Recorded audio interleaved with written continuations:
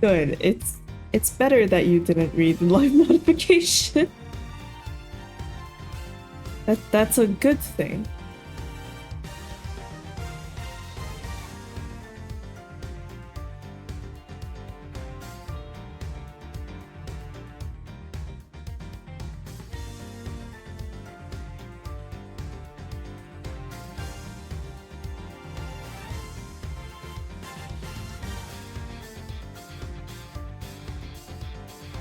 About it.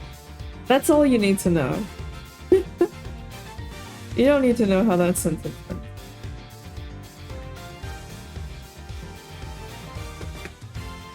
Okay, I'm definitely gonna be sweating by the end of this.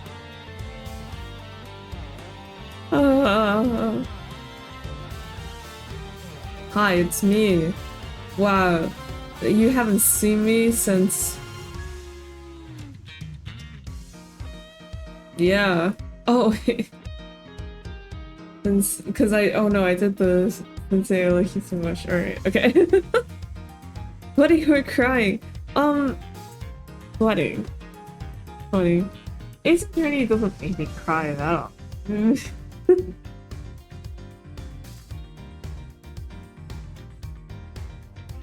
Okay. Right. So, sweat. Why? Okay, hang on.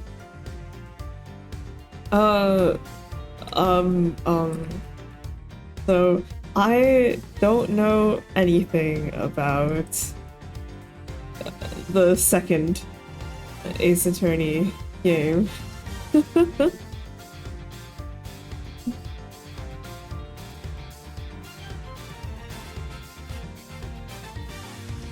I only know like there's like a few characters that I've seen around, but I don't know much about them really.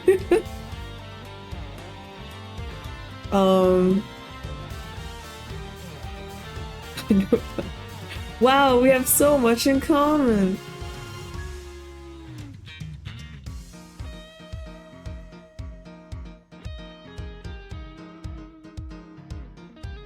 Well, that's not good. There we go. Okay, so there's not much that I know. I did come across one spoiler, I think, when I was looking up images or like sprites,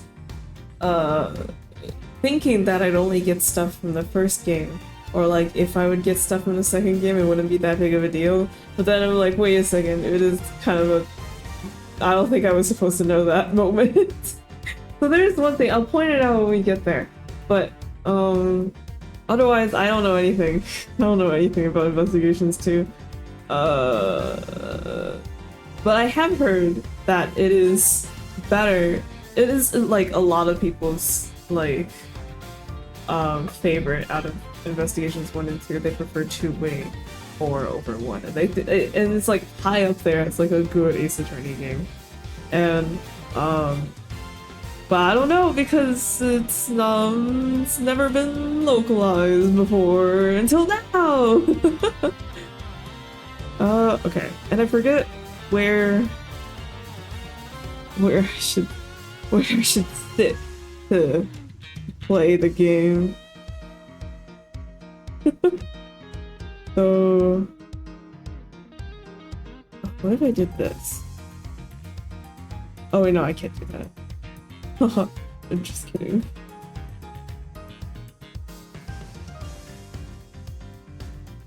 Move things around. Hee hee, tee hee hee. Alright. The usual FNAF animatronic side peep. What? Oh! This. Oh wait, hold on. Actually, I can make it good.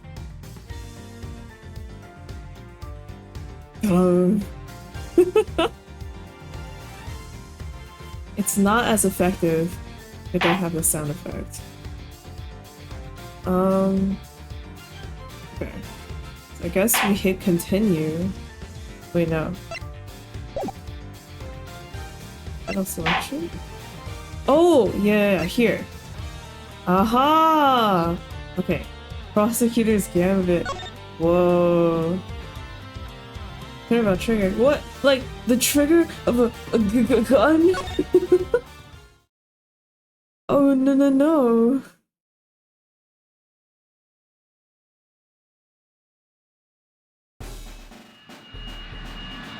Oh. Shit. Okay, hang on. Here he comes, the presidential plane, blah blah blah, making its final approach. It lands right on something. Alright, we did have like a lot of diplomatic stuff in the first game. Welcome, Junfa. Welcome, Mr. President. Oh shit. And now, sir, your audience awaits. Wow.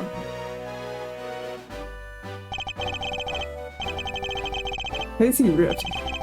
Odious criminals that dodge my beloved nation, blah, blah, blah, thanks to the prosecutor's office of your great country. Oh! You have our most heartfelt gratitude. However, friends, do not forget, the battle against evil rages on. Here, today, I make you this solemn promise. What? We shall crush the wicked and righteous hammer of something. Oh! No! Ah! Oh god. Run, run, run! Call the prosecutor's office. Get Miles Edgeworth here right away! If anyone can solve this, he can! Damn, Miles Edgeworth by name. Oh shit! Oh my god! What? Oh! Damn, what sexy, sexy man is that? Is that Miles fucking Edgeworth? Is that the lion from Zootopia? I'm sad to say I had the same thought. Like, why is he shaped like a lion? Okay. Okay, I honestly, wait, I vaguely recall this. I think I like half watched a playthrough of the first case. Now it's like coming back to me. Do I remember any of the details? No. But like the situation, I'm like, oh wait, this is familiar. I think I watched through a playthrough when I was like half asleep, so I got like zero of the information. Okay. But by the way, let me know if the music is loud or whatever. March 25th, 2:46 p.m. Ward Lake Spectator Area. Oh my god, is that Miles Edgeworth? The news must have been halfway around the world already. Oh my god, is that Dick Gumshoe? Okay. After all, it's not every day an attempt is made on the life of the nation's president. Oh, it's an attempt. No one died. Oh.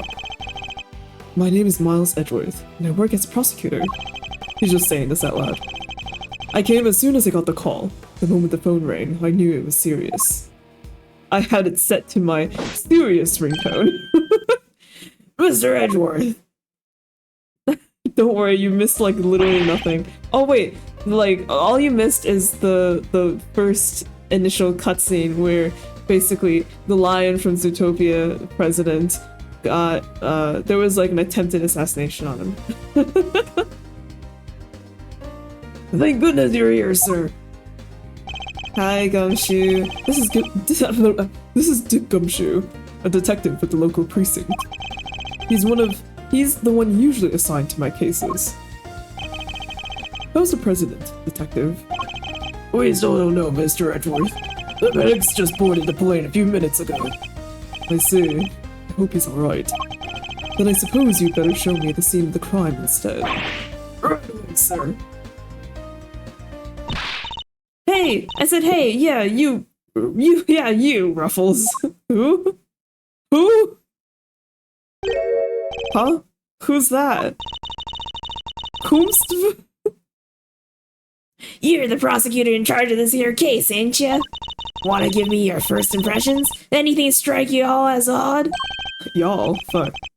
No comment. Detective Gumshoe with me. Come now, Mr. Prosecutor, don't be like that. Mr. Edgeworth, wait for me! Maybe I shouldn't have given him a raspy voice.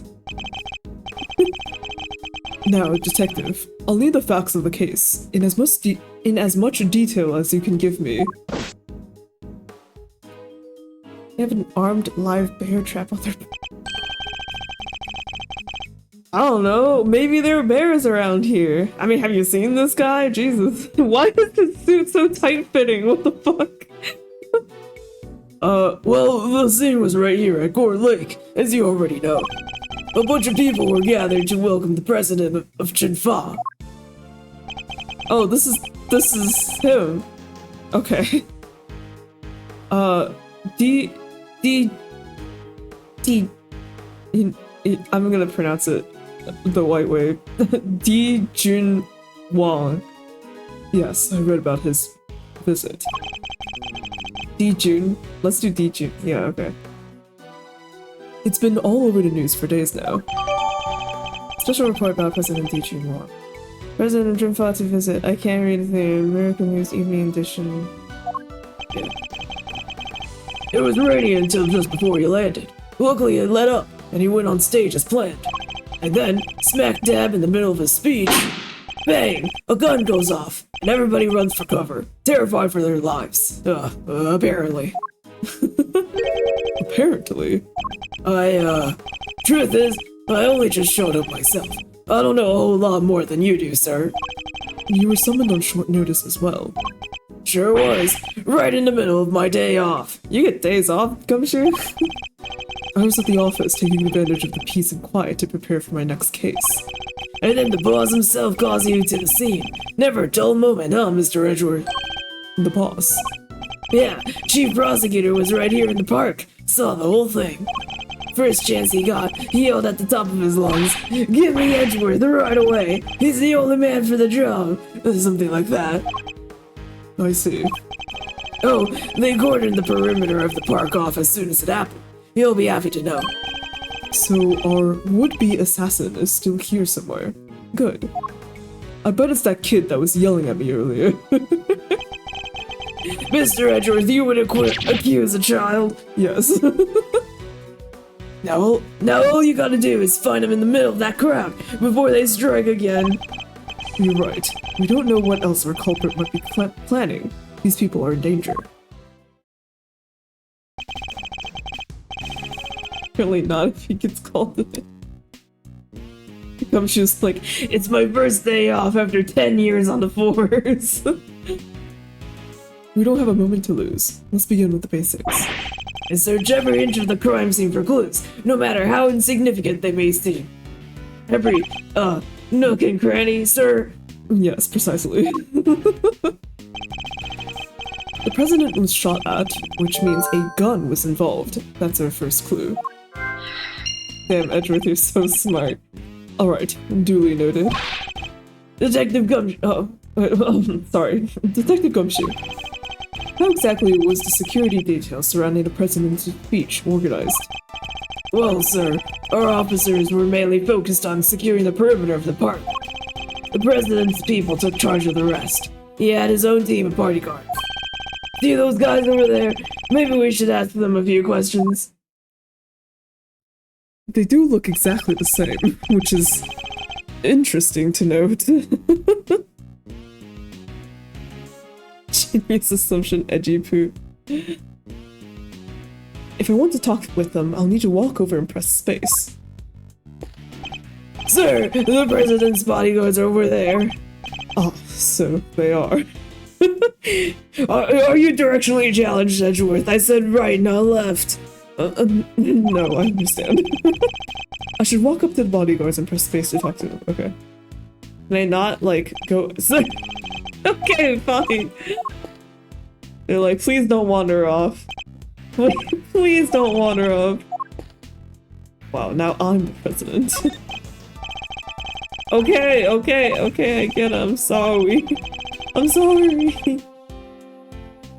Sleep soundly with your male voices. Good to know. That's all I dreamed to achieve. No. Can I help you? You're one of the president's bodyguards, correct? Could you tell me how the security detail was arranged during the speech? 2 of our senior operatives were attached to the president. The rest secured the stage. This isn't our first rodeo. Anything suspicious in that crowd, and we would have spotted it right away. I see. said the president's security was tightly orchestrated for the duration of his speech. Okay. Let's investigate further. We should speak with other witnesses and continue to look over the crime scene. We can't afford to leave any stone unturned. Huh? Okay, so he, they, them, I don't know. So that's how y'all go about it, huh? Sure is some seeing the pros at work. Care to share a little about what happens to that information once you got a hold of it? Bystanders. This one seems persistent, but I can't afford to get distracted. Hey, Ruffles! I ask you a question, damn it. What happens next? Well, we put all the information together and try to find connections. Alright, sir? Detective! Aw, don't be so hard on the poor guy. So, Connections, you say? And, what next? Well, I guess you say we connect the dots, connect one piece of information to the other. It's Mr. Edgewood's forte. He's a logic master. I can view what information I have with Q, and then connect them with T. I should try now. Just a quick press of Q, and we'll be off down the path of logic. Oh, I'm being forced to press Q. Okay, so President was shot at. Event security detail was high. Connect. Oh boy, I bet it's like, gun must have been concealed. Despite the president's tight security, the perpetrators still managed to carry out their attack, completely undetected by a contingent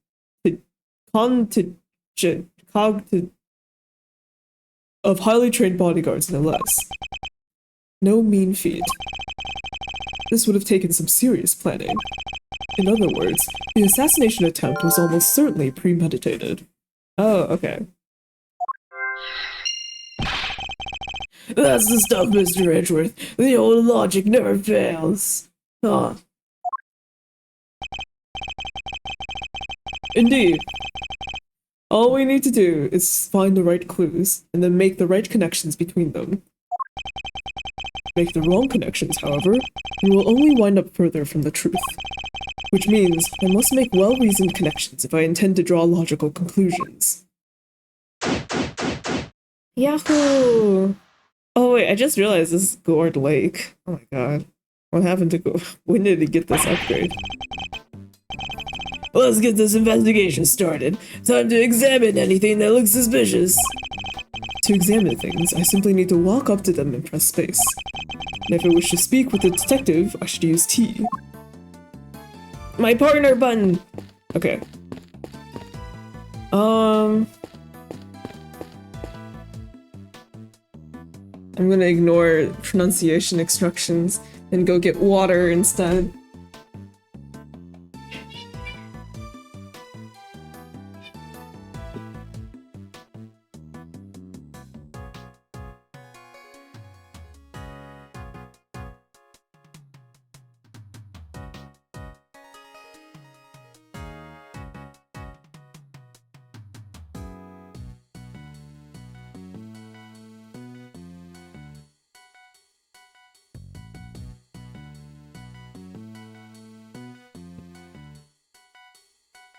Hee. It's so hot! It's so hot! I say it complaining as if it's not hotter somewhere else. It's always hotter somewhere else. Alright. Hello, sir, on the ground. Have you found anything of note, officer? No, sir, not a thing. No fingerprints, no footprints, nothing. That is to say, none that stand out, sir. Not after everybody touched and walked over everything. Detective Gumshoe, did he sound pleased about having no evidence to catalog? I'll speak to his commanding officer about it, sir. The salary review's coming up soon and all. Contingent. Contingent! I knew that word.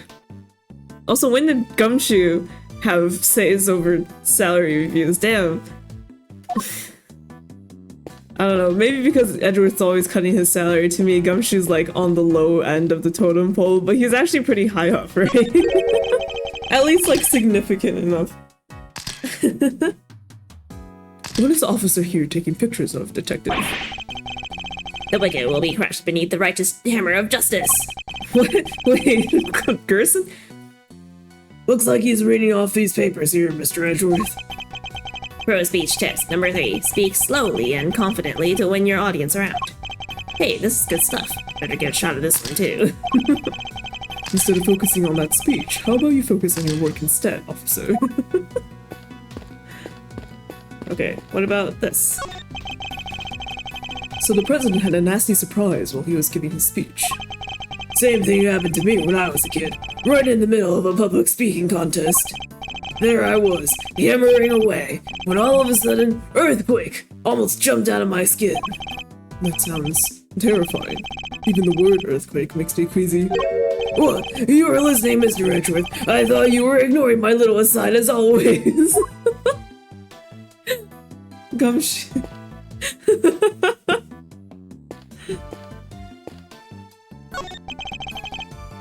Is the president okay?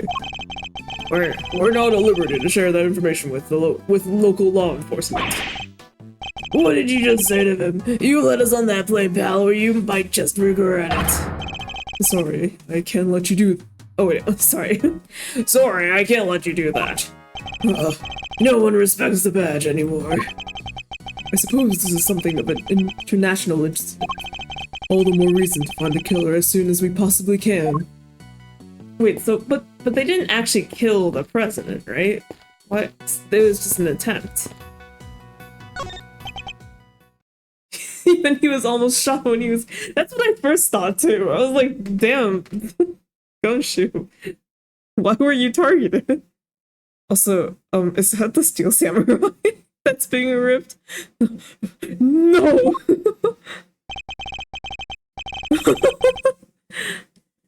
I was just as surprised as you, sir, but there's no mistaking it. It's the Steel Samurai. The Steel Samurai, Warrior of Neo of Tokyo. It's a popular TV show. Old, young, doesn't matter. It truly has something for everyone. I love how, because it's the Edgeworth games, the Steel Samurai always has some sort of, like, low-key important role in the story. Beats me why they had a Steel Samurai balloon as a welcome party for a foreign president. It is a little odd. However, although, now that I think about it, what better hero to represent our nation? Get out of here, Jet. You can't be here.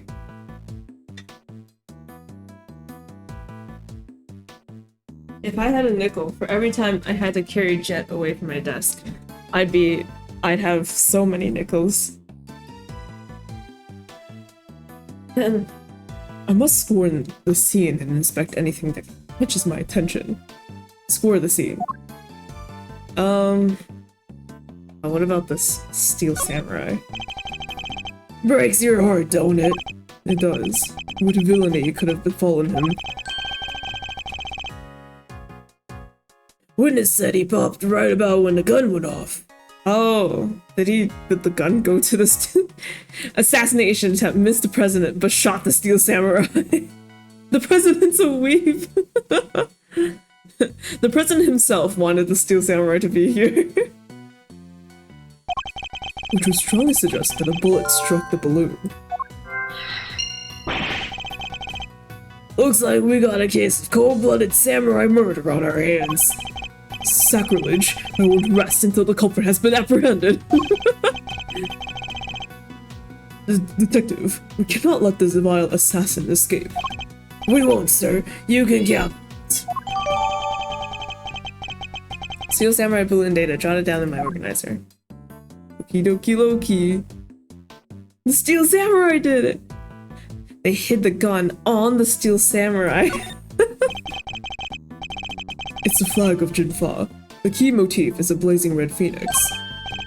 Wait, Phoenix? Hold on a second. Also, move, Jet!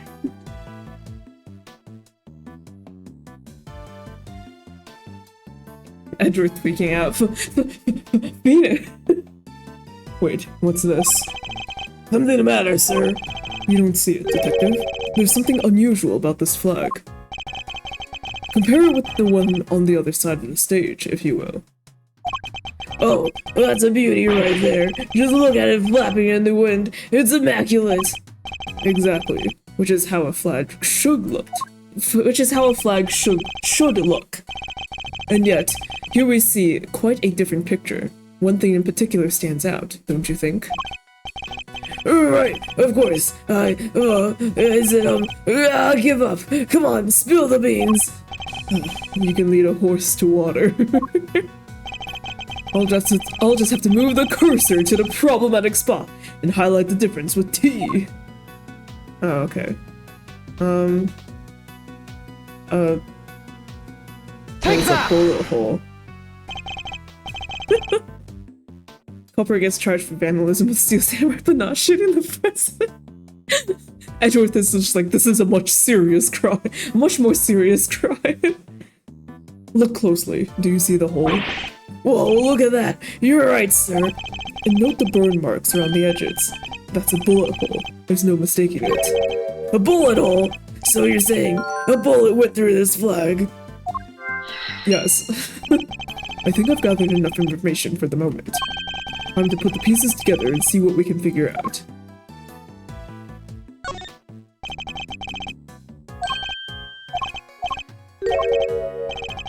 The fabric looks pretty fancy, I guess.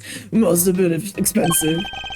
Even more expensive than the drapes in your office, huh, sir? The price of my drapes is neither here nor there, Detective. I'm concerned with rather more important matters. For example, compare this flag to the one on the other side of the stage. Okay. Note the burn marks are okay. It's a bullet hole, there's no mistake. A bullet hole? Oh my god. So you're saying a bullet? Okay. Is there anything else around here? The flowers! These flowers are in full bloom. They look exotic, but I don't know the species. Oh, my favorite flowers are maybe roses? Yeah, roses and lilies. Roses make me think of weddings. Ah, the romance. And lilies, well, that's funerals, I guess. Sad, but part of life, you know. It's no coincidence that both types of occasions tend to feature a free buffet, I imagine. Come on, sir, that's not fair. Can you, like...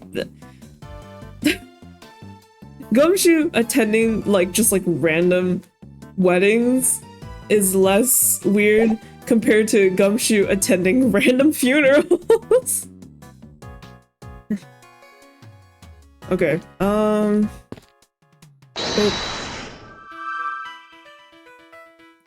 Popped balloon. Popped the moment the gun went off, pierced by a bullet. Assassination attempt. Connect!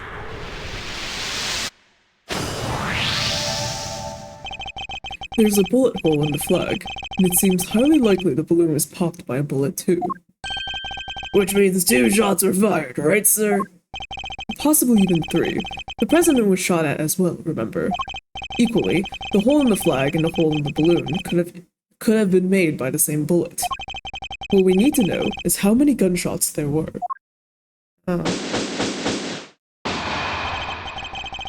Alright, on with the huh? Oh my god! Ruffles! Ruffles! Y'all figured something out, huh? Care to share? Who exactly is she? This is the girl! Who exactly is she? Why does she keep shouting at us? Rubbernecker, I guess. Seems pretty interested in the case. Come on, give me something here. We do need to speak with some witnesses to find out how many gunshots there were. Fine, let's see if she can tell us anything. Oh. There y'all are. Tabby Lloyd! No! Also, Jet, you gotta move. Okay. You can sit here if you... Alright, time to go.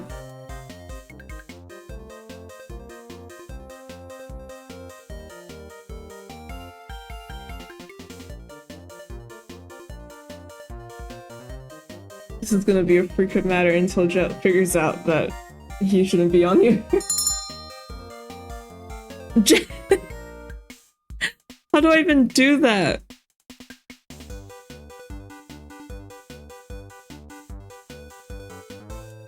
Spray bottle?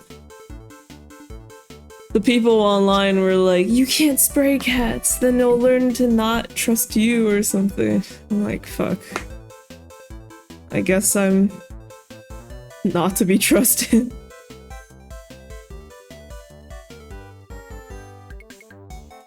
Chat. Put him on your head, IRL. I will die. I weighed him today. He's like... Wait. What was it again? I think he's like 13 pounds.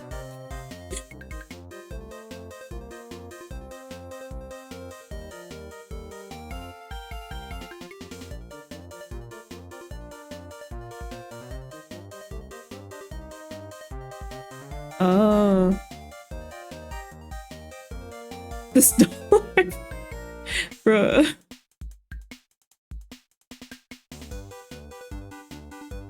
Also, this song makes me lose brain cells. Break out the neck. Y'all. Speaking of y'all. Tabby Lloyd at your service. I'm looking into a case for, well, just for me right now, but... Looking into the case. Miss Lloyd, or was it? Miss Lloyd. There's something I'd like to... Well, what can you tell me? Any exclusive details you want to share?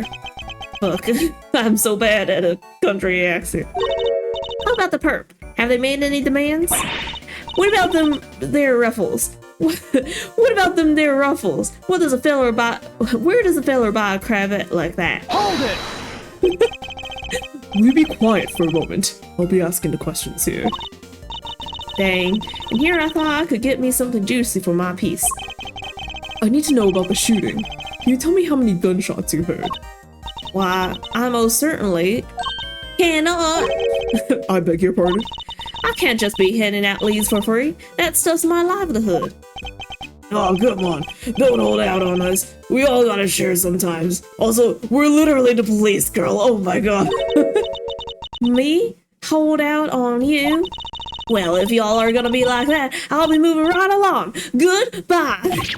Wait. Wait for what exactly? Huh? Huh? If you got nothing for me, I'm gone. We're fresh out of moves here. Out of the moves, huh? I wouldn't be so sure. What do you mean, Mr. Edgeworth? As you know, detective, I like to play a little chess. I like smart people games. And what does one do in chess when an opponent adopts a defensive position? Why, the board offers any number of options. Some are more effective than others. Sorry, sir, but this is all going way over my head. No matter how impenetrable an opponent's defense may seem, he can always be overcome. Watch and learn, detective, as I shatter my opponent's resolve with the power of words! You think Edgeworth plays a Wordle and you won? Oh my god.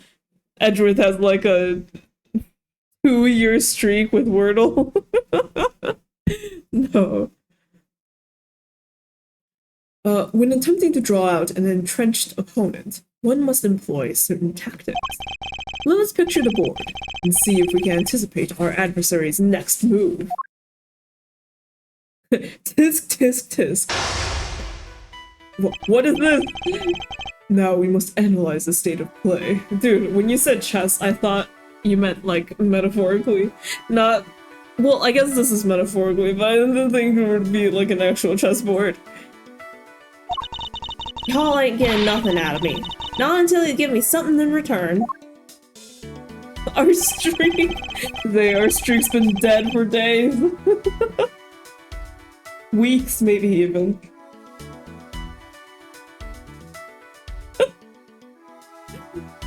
My opponent has... Hi, sniper. My opponent has dug herself deep. her defenses won't be easily broken. But I can't afford to try her patience by taking too long to plot my next move. In other words, I must be conscious not just of my strategy, but also of the passing of time. That said, I can't afford to waste words either. In fact, it may pay dividends not to. If my opponent gets too agitated. If you're fixing to ask me something, will you deign well asked already? I may be able to gain a tactical advantage by calmly bidding my time. Then, when I see a crack in my opponent's armor, I pounce. I should begin by finding out what it is she does. Alright, time to make my opening gambit.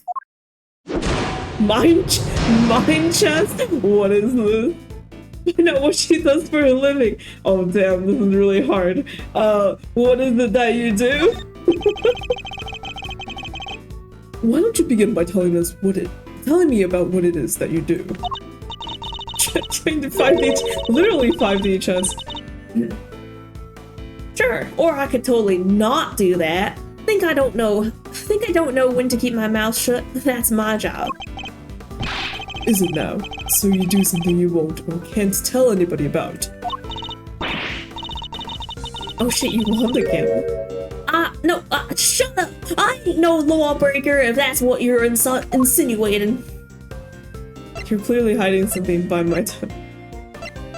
What? I don't know. You're clearly hiding something. Don't you see? There's nowhere left to hide. I'm not rather sure what you're getting at here, Ruffles. Curses! I should have picked my words more wisely. Oh boy, I don't know what you want. Okay, alright. It's more effective to buy my time the more agitated or upset the opponent seems. Oh, okay. And when they're vulnerable, that's the time to go on a verbal offense.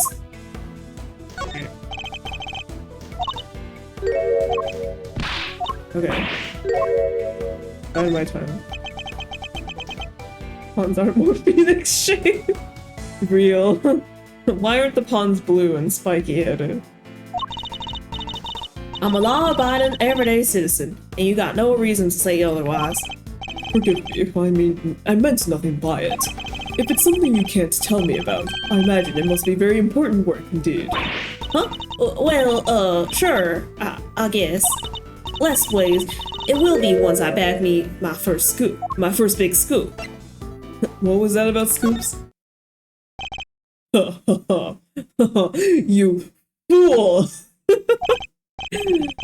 I see. It's a scoop you're after. So you're a journalist, is that correct? Dang! Sure, I'm your friendly neighborhood reporter. The hungriest cub on a bait. That's the mystery of what she does for a living solved. Perhaps our hungry young cub has gathered information vital to the case. Let's make that our next line of inquiry. Oh, it refills. Wild. With the opening moves concluded, the mid-game approaches. What else does she have to tell us? Where's the record of your reporting? Were you at the scene at the time? Were you at the scene? At the time of the incident, were you present at the scene of the crime? Come on now, Ruffles. You ain't gonna give little old Tabby something first? Absolutely not. Then I ain't giving you nothing either. You think I'm a sucker? Think again. Dot. Come on, this is my career we're talking about here. You gotta give me something. What about you and that blue lawyer boy?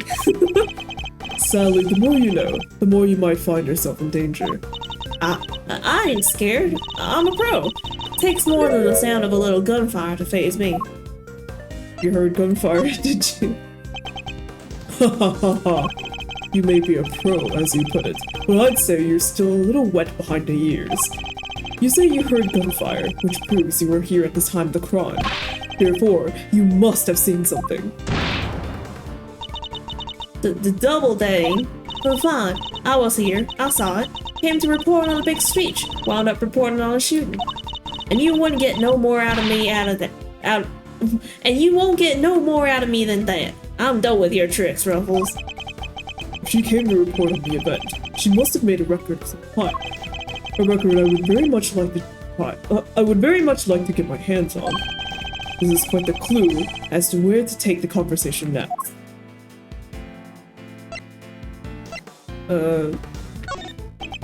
You're a reporter, which means you must have been making a record of some kind.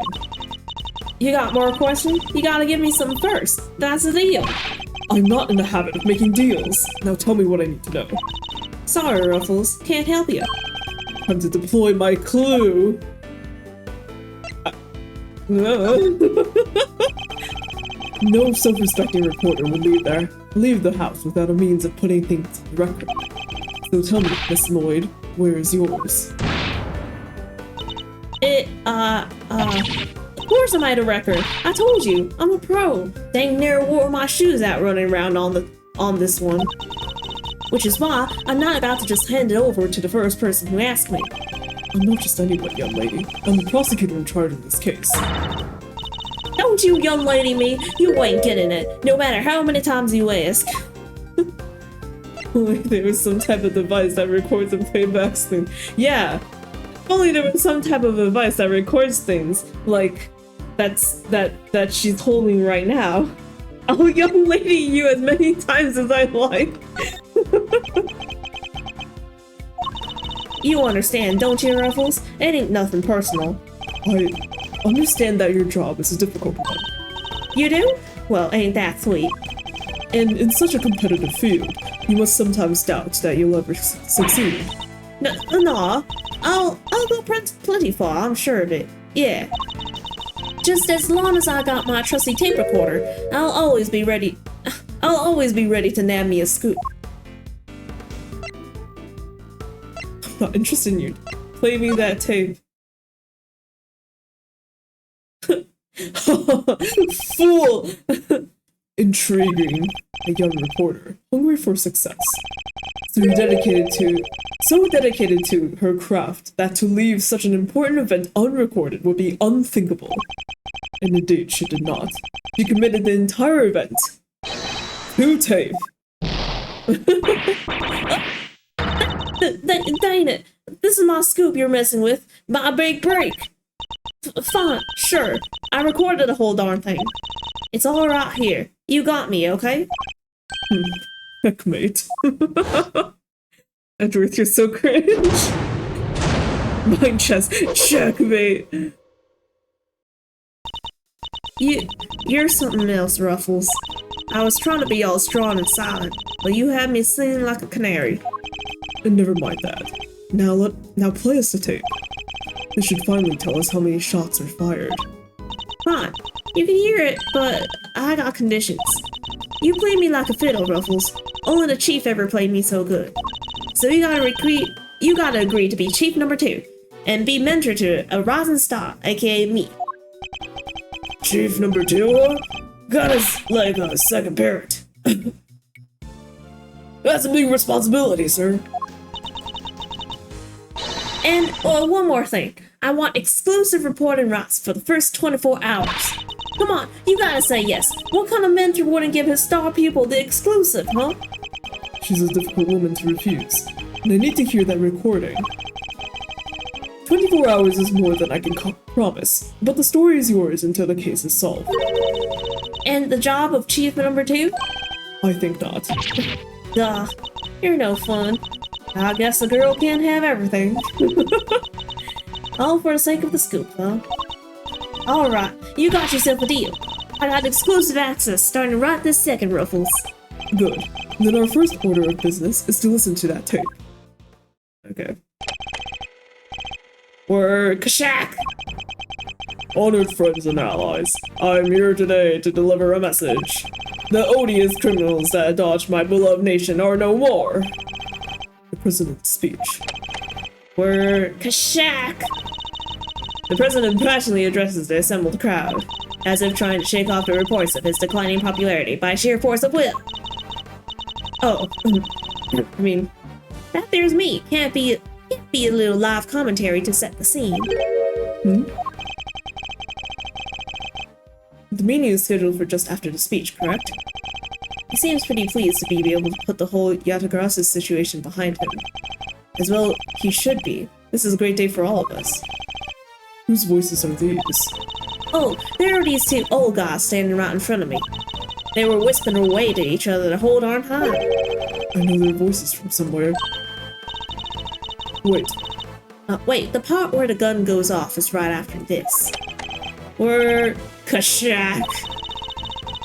The president thrusts his fist into the air as excitement reaches a fever pitch. the battle against evil rages on. Here today, I make you this solemn promise. We shall crush the wicked with the righteous hammer of justice. What the? Ah! The shirk. Hiss. Okay, so there are 2 gunshots. Miss Lloyd's tape data jotted down in my organizer. Edgeworth is like, holy shit, that was so much work just to learn that there were 2 gunshots.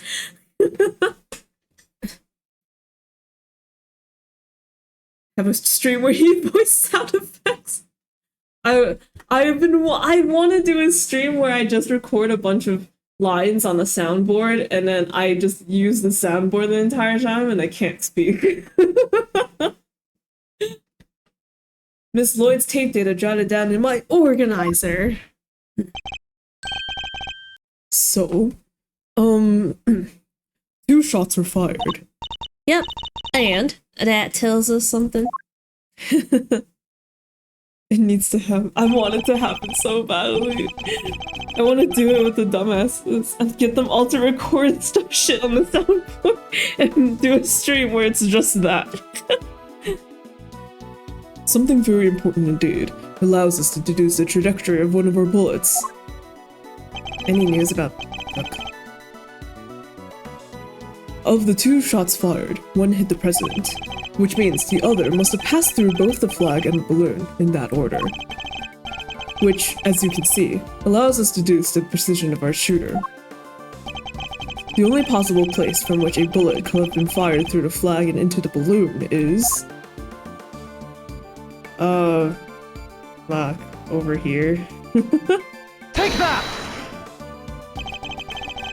Drawing a line between the flag and the balloon gives us the trajectory of one of our bullets, and places our shooter on the left-hand side of the spectator area. Bullet trajectory data jotted down in my organizer. You're a genius, Mr. Edgeworth.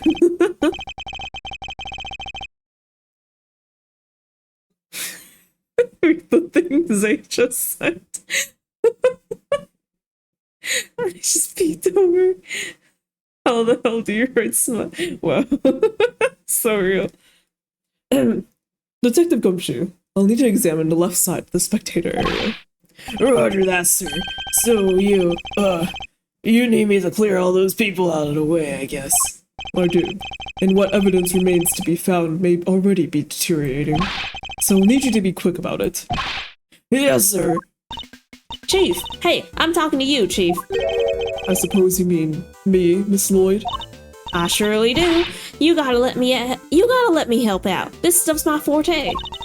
I'm the best crowd herder you ever did see. I'll prod, pummel, and push him wherever you like. A very kind offer, but I think a less hands-on approach might be preferable. Also, about this chief business, I'm nobody's chief. Whatever you say, Mr. Edgeworth, sir. Your wish is my command. I somehow doubt that.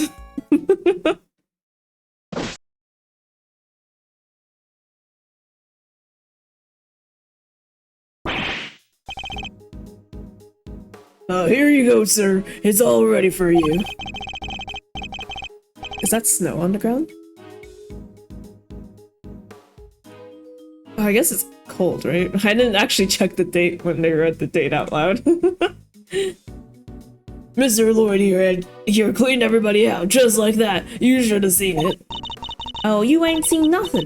The chief, my other chief, that is, she sends them running twice as quick. There's a date.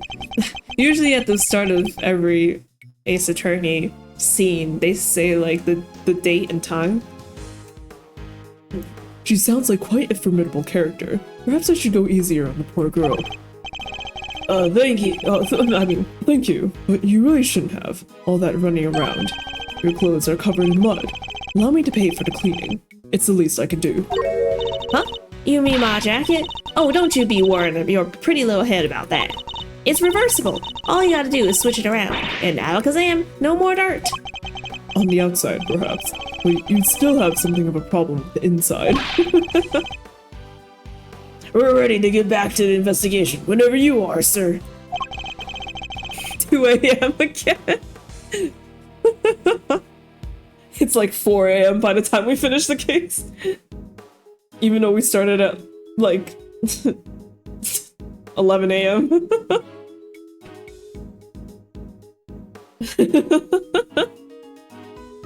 The crowd has trampled the entire area. We'll be lucky to find any traces of our shooter at all.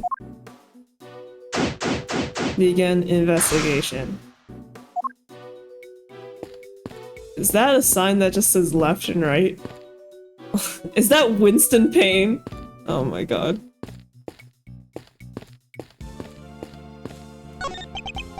Well, this is quite the situation, wouldn't you say, Mr. Edgeworth? Who is he again? It's Payne, Mr. Edgeworth. Winston Payne. We work together at the prosecutor's office. He's a prosecutor. What brings you here today, Mr. Payne? What indeed? Why, only the invitation of the chief prosecutor himself. His voice. I recognize it from the tape recording. Was he one of the men who was standing in front of Miss Lloyd? And where is the chief prosecutor? He had to leave, I'm afraid. He's a busy man. They let him, and only him, out through the cordon. So he had summoned me on short notice and then left before I even showed up. Rude.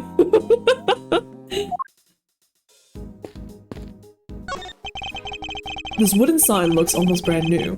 I imagine it was placed here recently. What's it say? 50 yards to the Gordy Museum. And 70 yards to the... never mind. What's the matter, detective? Just read it, will you? 70 yards to the boathouse. It feels like a million years since that whole sorry affair unfolded. Fond memories, detective. Yeah.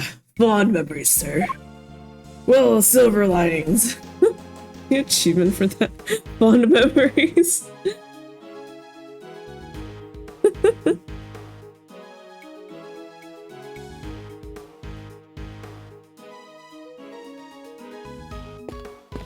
Wow, it's all connected. Okay. About the incident. You say you attended today's ceremony in order to gather material for an article of some kind. You bet I did. It ain't the kind of thing that happens every day. And when did the ceremony begin? Right after the rain stopped. We got lucky. It was raining all morning before that. Anyhow, the president's plane touched down right about 1:45. And the speech started at... Who wanna knows? And what about the shooting? Must have been maybe 20 after. So 20 minutes after the ceremony began. Yeah, shots ran out, tearing through the air that only moments before had been alive with cheers. Then, tragedy. The president dropped to the floor, felled by an unknown assassin's bullet. Oh wait, so it did hit him, but it didn't kill him. Oh, man, my brain dumb. Oh, it's a puddle. Okay. That makes more sense. So it's not snow. It's 2:25 p.m. on March 25th, and I've been reporting to you live from the scene here at Gore Lake. What was that all about? Sorry, just making some voice notes. Gotta get those ideas down the second they come into the old noggin, you know? Ain't every day you get to report on the assassination of a president after all. It's dramatic, it's emotional. It's got everything I need to write an article that puts the readers right there on the scene. And did the president really drop to the floor? Officers on the scene said his bodyguards escorted him straight onto the presidential plane. Hey, y'all can't blame me for getting a little carried away now, can you? I'd better take any testimony she gives with a good-sized pinch of salt. Stop it. Call me a reporter and all. It's kind of weird when somebody else says it. Still, Tabby Lloyd, reporter at large. Does kind of have a ring to it, don't you think? Almost as if my name was was written for this role. But you are a reporter, correct? Sure am. A reporter in training. Well, have you even had your articles published? Fixing to look up my work, huh? Well, that might be tricky. And yet you call yourself a reporter nonetheless. Well, I soon will be, won't I? This right here is a big old scoop. No mistake about it. And I got the whole thing on tape. Didn't miss a second. And it's all thanks to my trusty mic and my even trustier tape machine. I'm about to set the journalistic world on fire, just like my mentor before me. Watching mentor be Lotta Hart, oh my god, I'll cry. You know the Chief Ruffles, my mentor, my inspiration. No, but you have mentioned her repeatedly. Did I? Can't rightly say I remember. What kind of reporter forgets a thing like that? Well, it's just like the Chief always says. You gotta treat information as irresponsibly as you can. And what kind of mentor says that? Oh, you should have heard her the day she gave me his here tape machine. You be sure and bag yourself the juiciest, sleaziest scoops you can now, you hear? Oh, wonderful. So you're the kind of reporter who sees fire under even the faintest trace of smoke. Nah, I'm the kind of reporter who puffs out the fire till the smoke about chokes you. How is that any better? Great. Oh wait, wrong button. How do I leave? There. Okay. Can I look at this flag on the ground? Or is it just whatever? I guess it's whatever. Trash can! You even gotta pick through the trash yourself? A prosecutor's life ain't easy, huh? Detective Gumshoe. Right away, sir. I'm like, I just like, no way in hell am I touching the trash. The faithful detective scrambles through the garbage as the prosecutor looks on, his hands unblemished. Let's see now. Come to Papa, little treasures. Hydrate.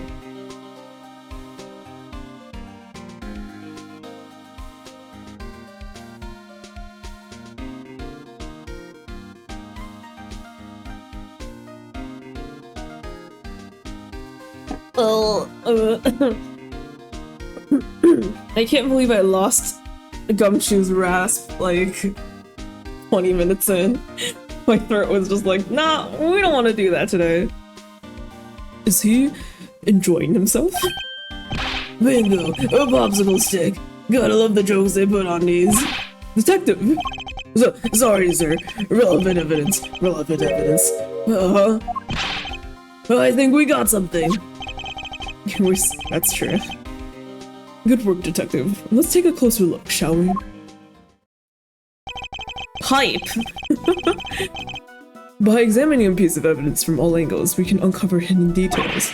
We sure can. Just tell me which way you want it, sir. We can rotate the item with the arrow keys. Just imagine, like, Gumshoe's holding the bag, and Edward's just like, no, a little bit more to the right, and Gumshoe's rotating. That bag's been in the trash. I don't want to touch it. If you want, I can move it closer and further away, too. I can use Q to examine an object up close, and E to move it further. Okay. When you spot something, just say the word. I can point out suspicious areas with the cursor and press space to inspect them more closely. Fun fact, how Gumshoe got his face bandaged. So he's a careful shaver. He got scratched by a missile. That's how he. And because it's always on his face, he got scratched by a missile. And every time he takes it off, and after it heals, he gets scratched again. All right, let's see what we can discover. Okay, pipe. Oh, a gun. This is a document of some kind. Oh my god. Presidential Security Plan, March 24th. Oh, shit. Okay, well, so much for high security. Lead Rook, second Knight. Rook repositioned in light of Knight's injury. Let's cover for Lakeside now. Eyes on this area. Knight to immediately escort President to plane in case of emergency. Stay frosty. We know who might be in the audience. What are we looking at here? Presidential security plan. Sure, there's a couple he was playing mine chess earlier. Oh my god. The chess, it points us to Miles Edgeworth. It's a diagram of the president's security arrangements. It shows how the president's bodyguards were positioned. It even has his people's name on it. Rook and Knight. So his bodyguards aren't natives of Jinfa. I heard he uses some private security film. But why not employ people from his own country? I know why not. Y'all want to hear a little tabloid exclusive? You really know something? Sure I do. I was over at their embassy not long back sniffing out a story. While I'm there, one of my sources tells me that the president's got more enemies than you got hairs on your head. Well, I guess I could have assumed that by the literal assassination attempt that went down. Including a bunch of bigwigs in the National Police Force. Interesting. He was unable to trust his own domestic law enforcement. I wonder if one of these enemies could have been behind the attempt on his life. Well, it wouldn't be an ally. Come on, Edgeworth. But what was it doing what was it doing dumped there in that bag? You raised an interesting point. It's a document relating to a matter of national security. It would surely be highly classified. Huh? Hey, there's something else in here. Dun dun dun!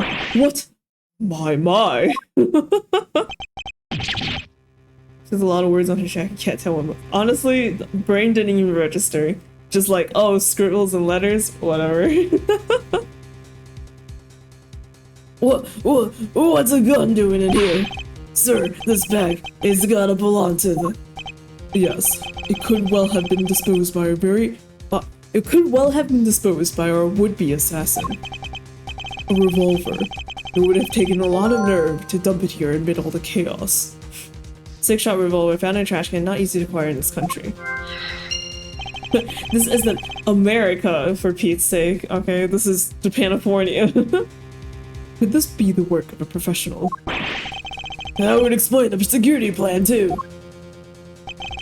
I think we need to take a very close look at our latest find.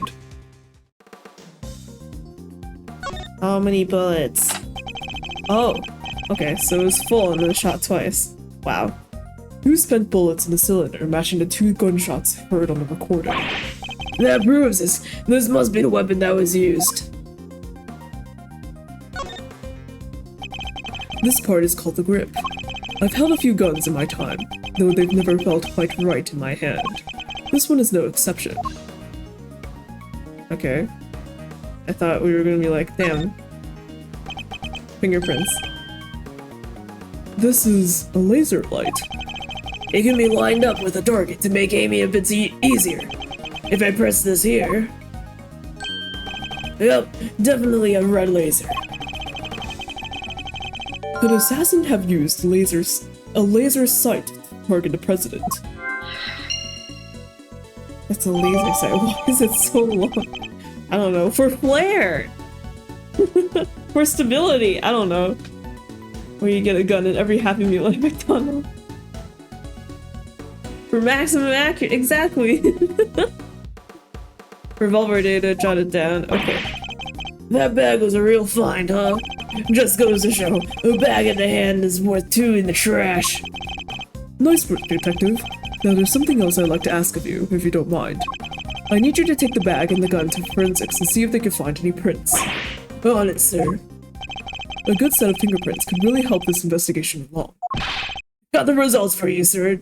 Damn, that was fast. What the hell? That was quick. You bet it was. Told the techs it was ultra super high priority. But, they came up empty. And they checked everywhere.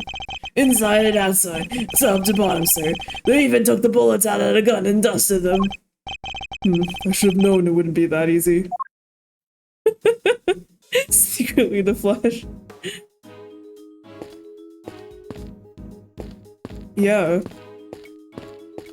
They were really in it to win it. The television truck appears to be stuck in the mud. Reminds me of the time I pushed your car out of that ditch, sir. And then you just drove away and left me there. It's so good. What the fuck, Edgeworth? Did I do that? I think I might have. You came back though, Mr. Edgeworth. Only left me there in the mud for maybe 15 minutes. I know you never forget about me, sir. Of course I wouldn't. I'm burying those 15 minutes anyway. What the heck? Damn, Edgeworth, what the fuck? Okay. Hello, sir. You're with one of the news channels. Yep. Can I help you? You must have footage of the event. Do you mind if I take a look? Wish I could help you, but that might be a little tricky. And why's that, huh, pal? You got a problem doing your civic duty or something? No, it's just that my camera was knocked over in all the panic, and now I can't get it to work. That footage would have helped immensely. Yeah, just her luck. Ha ha ha. Ha ha ha ha. What the? You look like you need a little help, Mr. Edgeworth. I know that voice. Oh my god! Kay! She's here! Okay, I was like, oh no, there's no way this reporter lady is our new female assistant, right? Oh no, Kay's still here. Okay, great.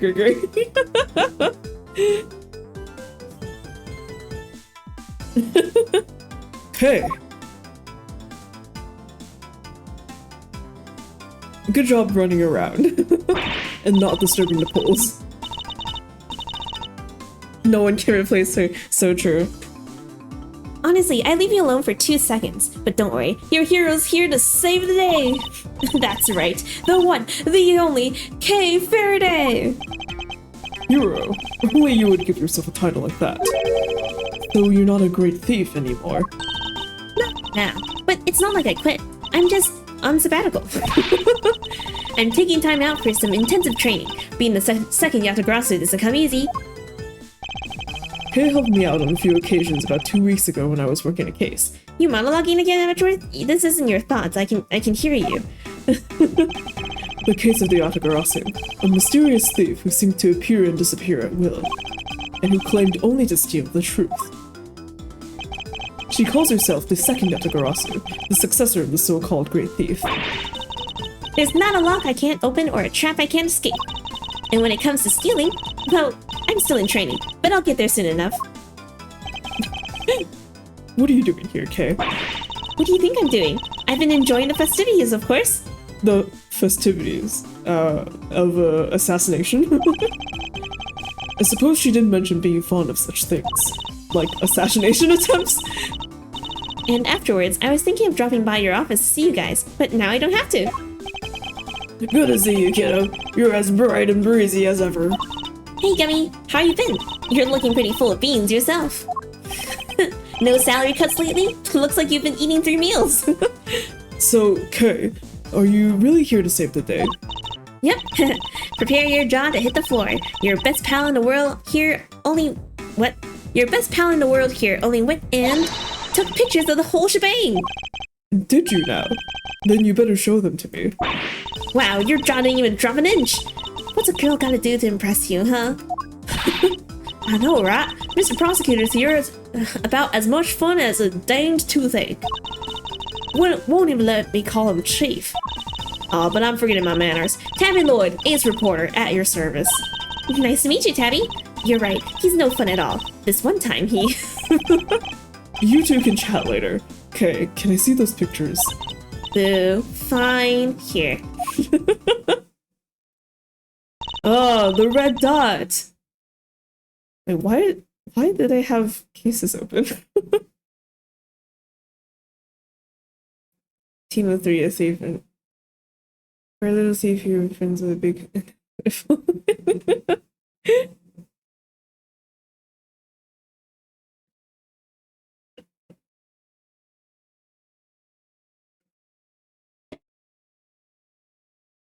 I took this one right when the gun went off. It was total chaos. People running everywhere. The president and his 2 bodyguards. The names on the security plan were Knight and Rook, I think? What's that? Thank you indeed, Kay. I think you've provided us with a vital clue.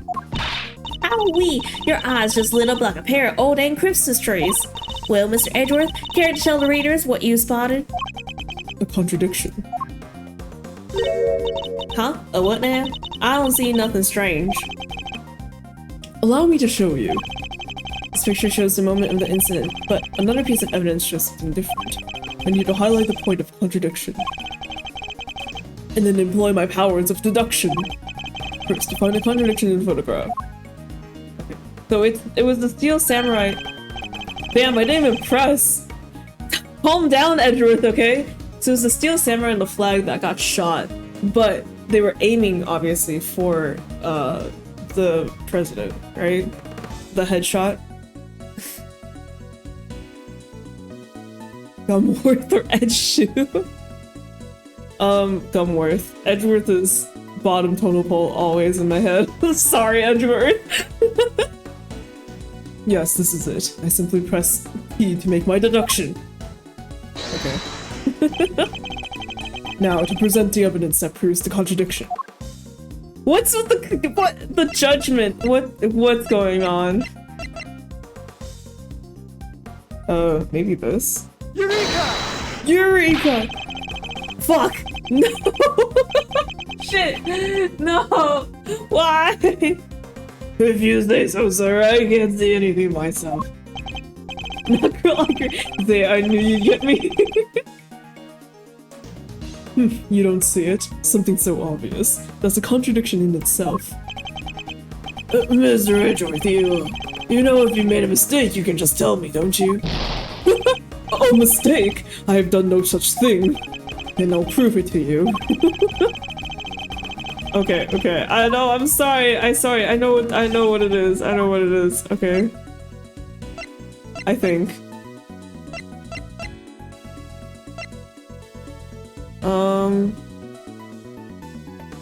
Actually, no, I don't know what it is.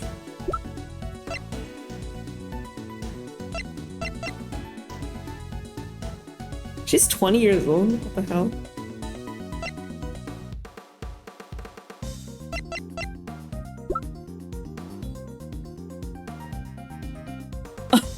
You didn't realize?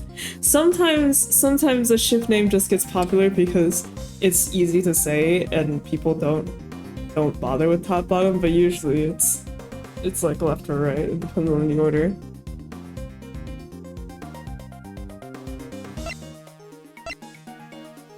Okay, well, then maybe the samurai that got popped. Fuck me. What? Am I stupid? Wait. What's going on? What do you mean? I get it. It's like, oh yeah, they pointed for his head, but they didn't shoot his head, right?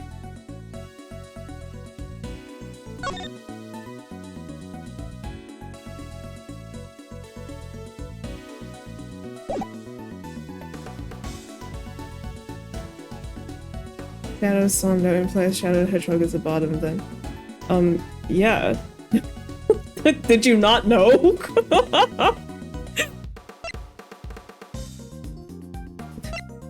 It's like, always has been. No. Why are you so much?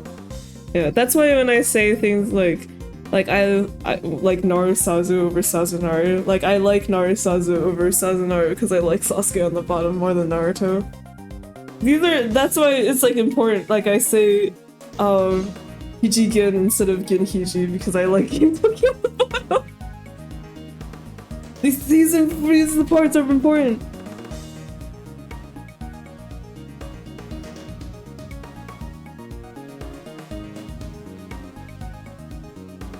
Yeah.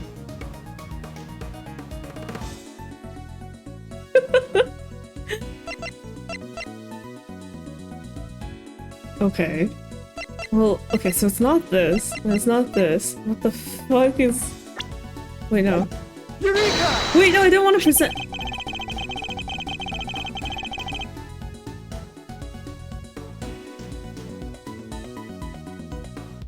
What?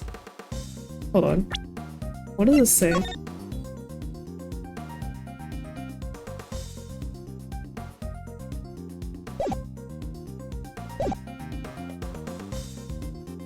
I'm so confused. What's the contradiction here? Hold on.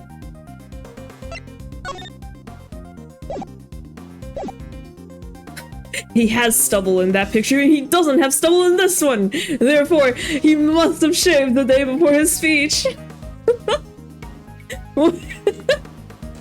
What do you mean? The microphone is different! I swear if Edgeworth's just like, that picture doesn't have a red dot on his head. And that means that the red dot must have come from the laser of the gun! Yeah, we knew that. Wait, I'm so confused.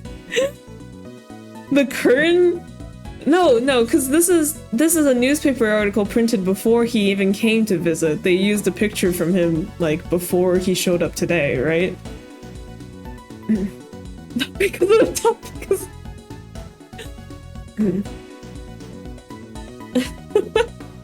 Look closely at the picture of the president in this newspaper clipping if you would, Miss Lloyd. Now look at Kay's photograph. Compare the two carefully. Huh? What am I looking for here? Well, I'll be. Indeed, there is something on the president's forehead. Something that wasn't there in the other picture. Oh, it is this. Oh my god. Come on, Edgeworth, we knew that already. Fine. Oh yeah, he has pointy elf ears. Yeah. What is that? Some kind of birthmark? Yeah, guy's got a big red birthmark right in the middle of his forehead. Red birthmark. Homeboy, like... Kay, you were there! Like, you must have seen the mark appear, right? What the fuck? I highly doubt a birthmark just sprang up there since the other picture was taken. Did he get bitten by a bug then, maybe? Yeah, that's it. That right there is a big old bug bite. And here I thought it was something important. The look on your face. You should know that the road to the truth is paved with just such seemingly trivial details. Ooh, again with the face. Alright. Duly noted, Chief.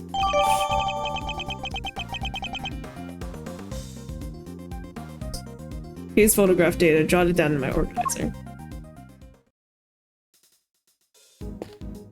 Oh my god. Y'all suck. I guess I can talk to Kay. Hey, Mr. Edgeworth. Did you like my big entrance? I bet I really am your hero now, huh? Well, your evidence helps things along, certainly. Hey, I'm the second Yatagarasu, remember? All in a day's work. Kinda wish I could've showed you how far I've really come with the whole Great Thief thing, though. The training you mentioned? About that. Don't worry, I haven't stolen anything yet. I promise.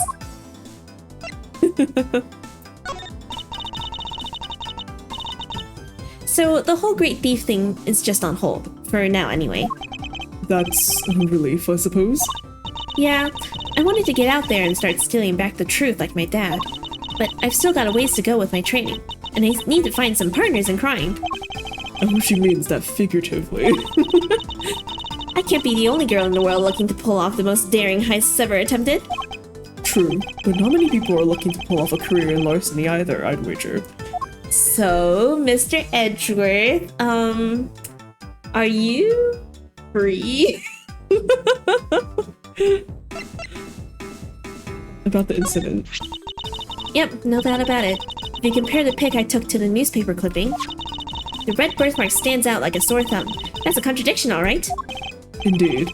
Though I very much doubt it's due to a birthmark suddenly appearing. Art, bro. Oh, okay, so you're joining. Oh, that reminds me. I might have to steal that line of yours. The road to the truth is paved with seemingly trivial thefts. Funny, I don't remember that being an exact sequence of words I used. Why just rob a house when you can rearrange the furniture too? You may call it rearranging, but I call it irretrievably corrupting.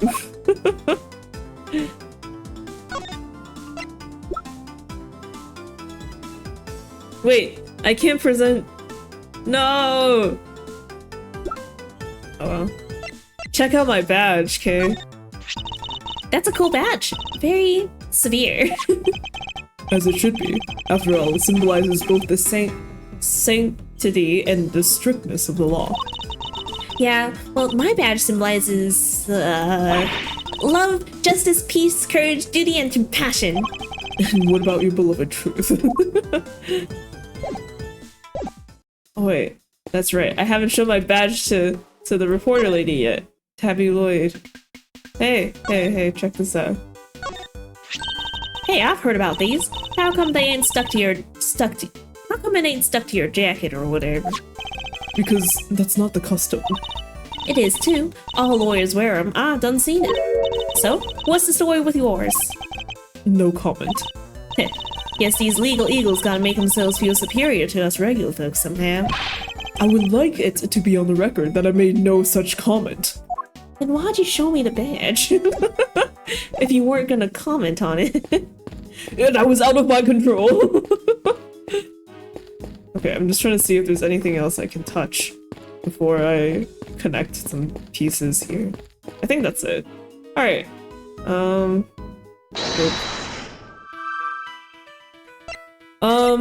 Okay, fucking this. Can't believe this shit. I have solved the mystery of the red birthmark. Really? So it wasn't a bug bite? No. What we're dealing with isn't something that would itch for a day and then disappear. It is, in fact, the beam of a laser sight. Then our killer was aiming to shoot the president square in the forehead. And shortly after this picture was taken, a second shot rang out. Yeah, that's gonna do more than itch. Indeed, I fear the president may be in even more danger than we thought. And that the gun we found was the weapon used in the crime. Fitted with those 2 spent bullets used in attempt. Okay, yeah.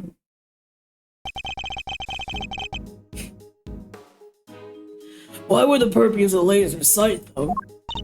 He's right. You'd stand out like crazy using something like that. Pew pew pew. It's not like you can just go around shooting lasers all over the place. No, and anyone who saw it could trace it right back to the shooter.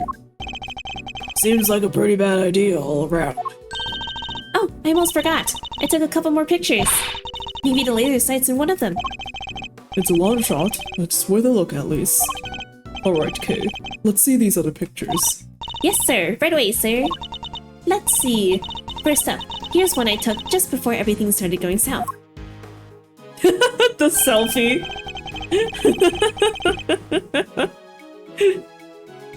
Oh, okay. You can see Winston Payne whispering to that guy over there, right? And then then Edward said that he was the guy in the recording that Tabby Lloyd had and they were talking in front of her, right? About some shit, you know? And then behind him, there's a red jacket hood that seems interesting. I thought it was really weird that, like, Payne is here and he's talking in front, but you can't see Tabby Lloyd, right? Is it possible she's... But she doesn't seem like the murder type, you know? Like, it... I don't know. She seems more like a Lotta Hart type of character. Or maybe that's the point, and they're trying to throw us off. Because you noted 2 things that I feel like are kind of suspicious, right? One is that she was here recording everything, but she, or not, I guess it wasn't her note, but our note that, like, Payne was chatting and she was in the crowd when it happened.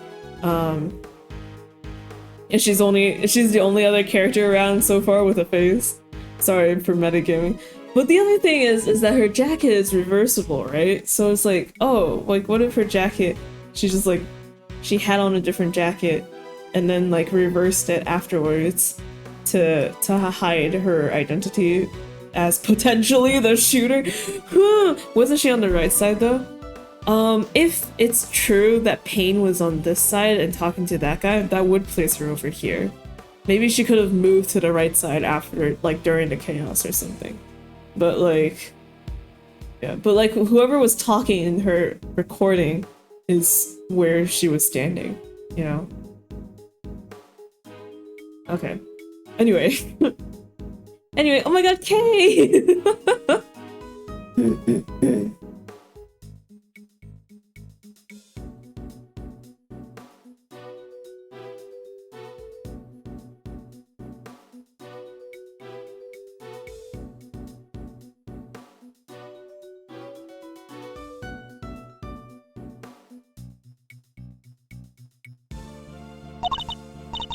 Back reading. Like, could you have taken a not selfie? Can you blame me for wanting to get a selfie with the president? Lucky for you, this was right before the gun went off. Oh wait! Oh my god! Wait, did you see that? There was a laser!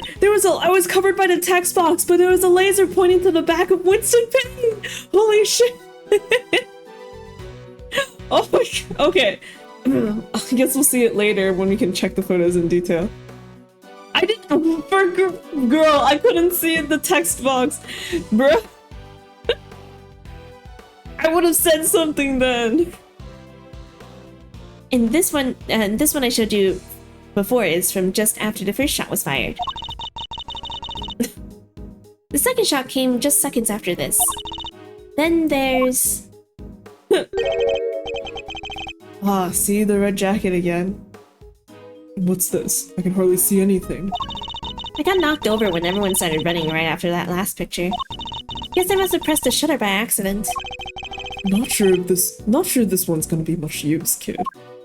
Oh no, that was Gochu. Not sure this was gonna be much use, kid. And that's all of them. Here's photographs. Time to take a closer look. That's crazy. I can't believe. Okay. Is there any hint of the laser sight here in this picture? Well, Can I examine? No, I can only present. Like, can I examine Kay's face? Take that! There, I see it. What is it, sir? Look closely at the person with the red hood. Whoa, there it is! Indeed, that's our laser sight right there. So that's our perp. The one in the red hood must be... The shooter, yes. We found them, and all thanks to yours truly. Indeed, you led us right to the greatest treasure of all, Mr. Thief, the truth. Sorry, my voice is weird there. Hehe. You may have captured our would-be assassin in one of your other pictures too. Let's take another look. Another one of these photographs from after the shooting. Is the person with the red hood here somewhere? Oop. Take that! Look, right here! A red jacket. That must be our suspect. Looks like they took advantage of the confusion to make their getaway. Why is there two people looking to the right?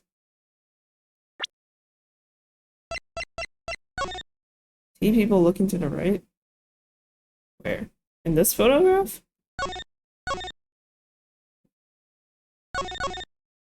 I don't know. Maybe they were just like, the president's kind of ugly. Maybe I'll just listen instead of watch.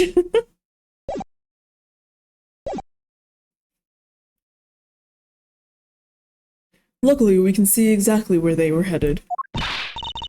The samurai dog stand! Precisely. Which means they escaped towards the right-hand side of the spectator area. Detective Gumshoe. On it, sir. Consider it cleared. Good. I'm counting on you.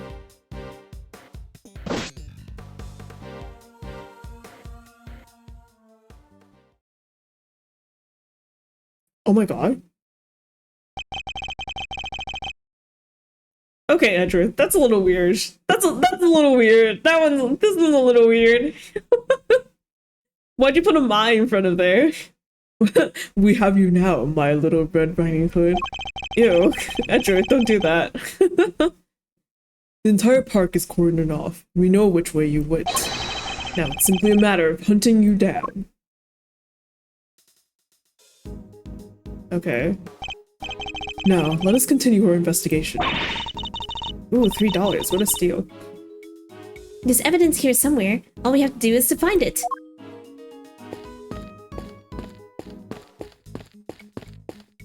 Mogus. No, how dare you? How dare you put a Mogus in my chat? Okay, let's chat. Oh wait, no. We have chatted already. No more chats. Samurai dogs. I must scour the scene and inspect anything that catches my attention. What happened to every nook and cranny? Wait, no, I didn't want to. Fuck. Who leaves a shoe? Sometimes in your panic it just slips off. What is this? The puddle reflects the clear blue sky. All that remains of the rain. You're a regular poet, sir. A very funny detective. How would you describe it then? Let's see, a pool of water left behind after a real heavy downpour. Just like I get left behind after a really heavy dose of Mr. Edgeworth's logic. Gumshoe!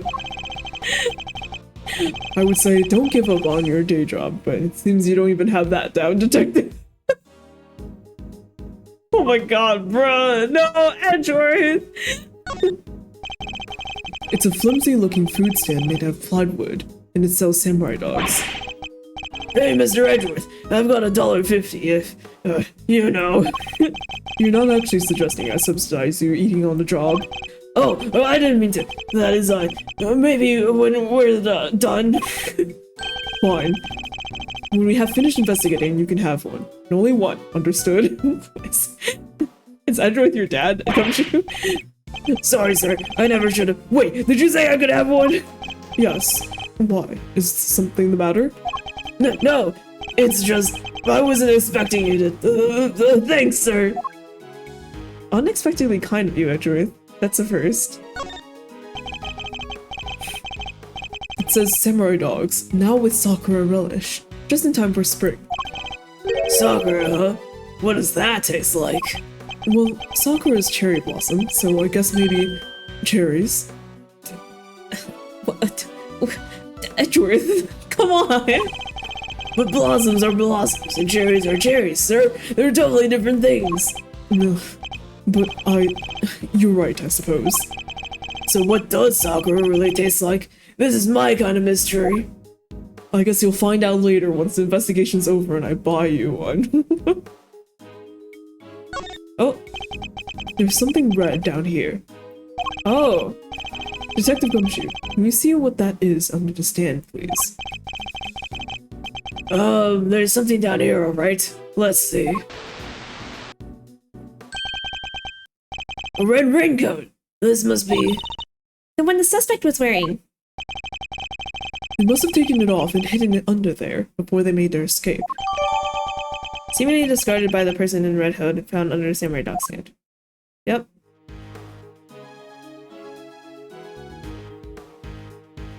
The sleeve? Oh, the sleeve is inside out? The sleeve. It's inside out. The button is missing too. Oh, but the button's here, right? Oop. What's this?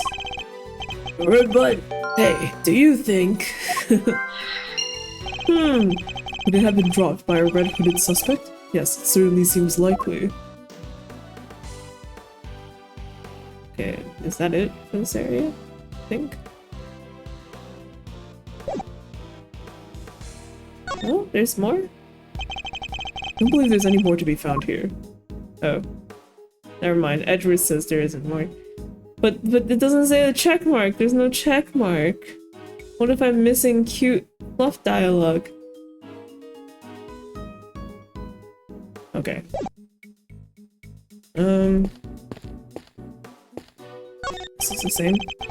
There are 12 rifles lined up along the counter. Oh, a rifle range. I'm good at these, sir. A regular sharpshooter. I thought you said you hated guns. Oh, I don't hate him. I just don't really like him. Isn't that basically the same thing? Every nook and cranny. Exactly! I need to see the check mark. Come on, Edgeworth. There's gotta be something else for me to look at that doesn't have a check.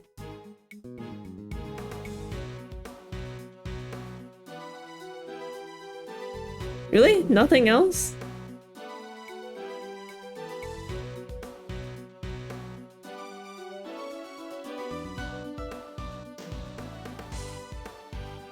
Okay, I guess they just hate me.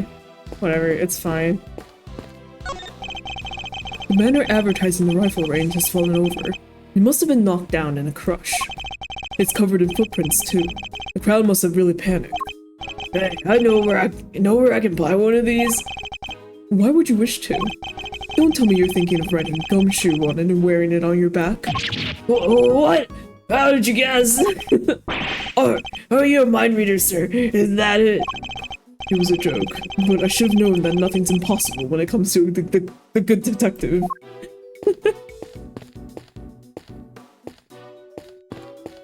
Okay, I think that might be it.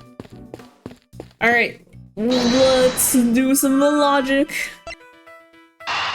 Red button, raincoat sleeve. Wait.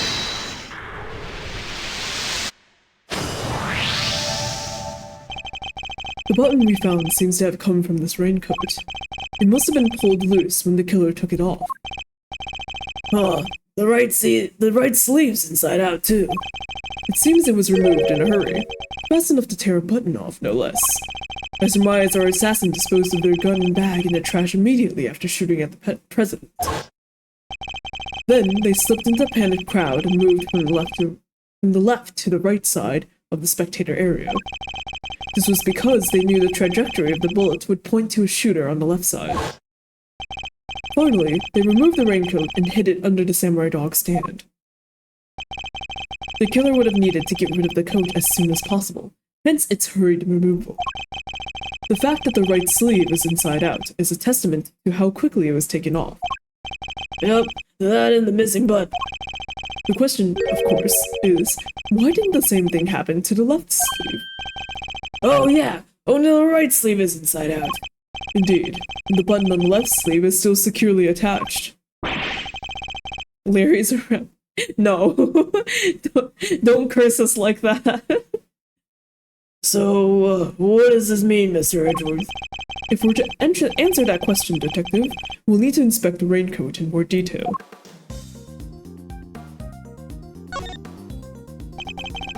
Let's take a closer look at the inside of the raincoat. Detective Gumshoe. Oh, Detective Gumshoe. Yes, sir. Flip. Blood? This is a blood stain. And considering where it's located, I say the blood belongs to our would-be assassin. So we're looking for someone with an injury. Not just any injury, Detective. An injury on their left arm. Huh? How do we know that? It's simple.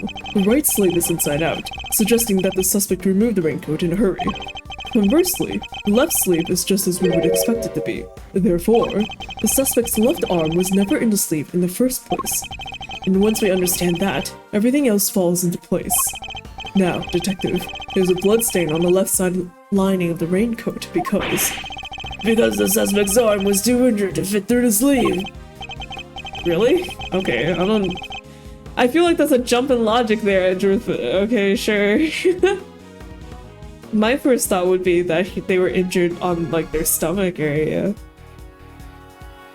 But I guess if you're factoring the sleeves into the question, precisely, or at least we can say that there is a good probability that was the case. Okay. The pieces are starting to fall into place. Yippee! Detective Gumshoe, I need you to go and search the crowd for likely suspects. Yes, sir. Suspicious characters with injured left arms coming right up. You're even smarter than you look, Ruffles. Taking all them itty-bitty pieces and put them together like that.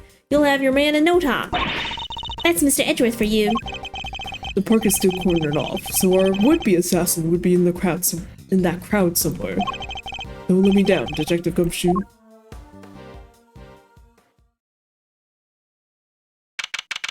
Gumshoe's like, So nobody has an injured arm? March 25th, 3:27 p.m. Ford Lake Spectator Area. Mr. Edgeworth, we found someone who fits the bill perfectly, sir. Never mind. Way to nab the assassin, Gummy. Hold on, Kay. It's a little soon to be jumping to conclusions. For the moment, they're a person of interest and nothing more. Understood? Okay, no jumping. But he's our shooter, sir. I'm so sure of it. He's the guy who tried to take out the president. In broad daylight, surrounded by a crowd of witnesses. This is no ordinary assassin. Bring him over here, detective. Carefully. Yes, sir. Come on, boys. You heard Mr. Edgeworth. Oh my god!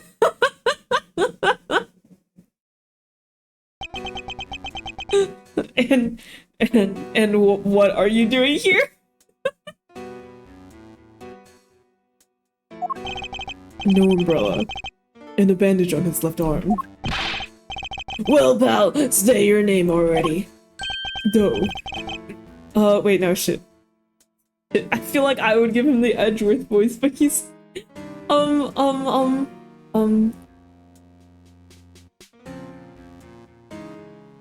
Well, he does characters all the time, right? Because he's, an assassin.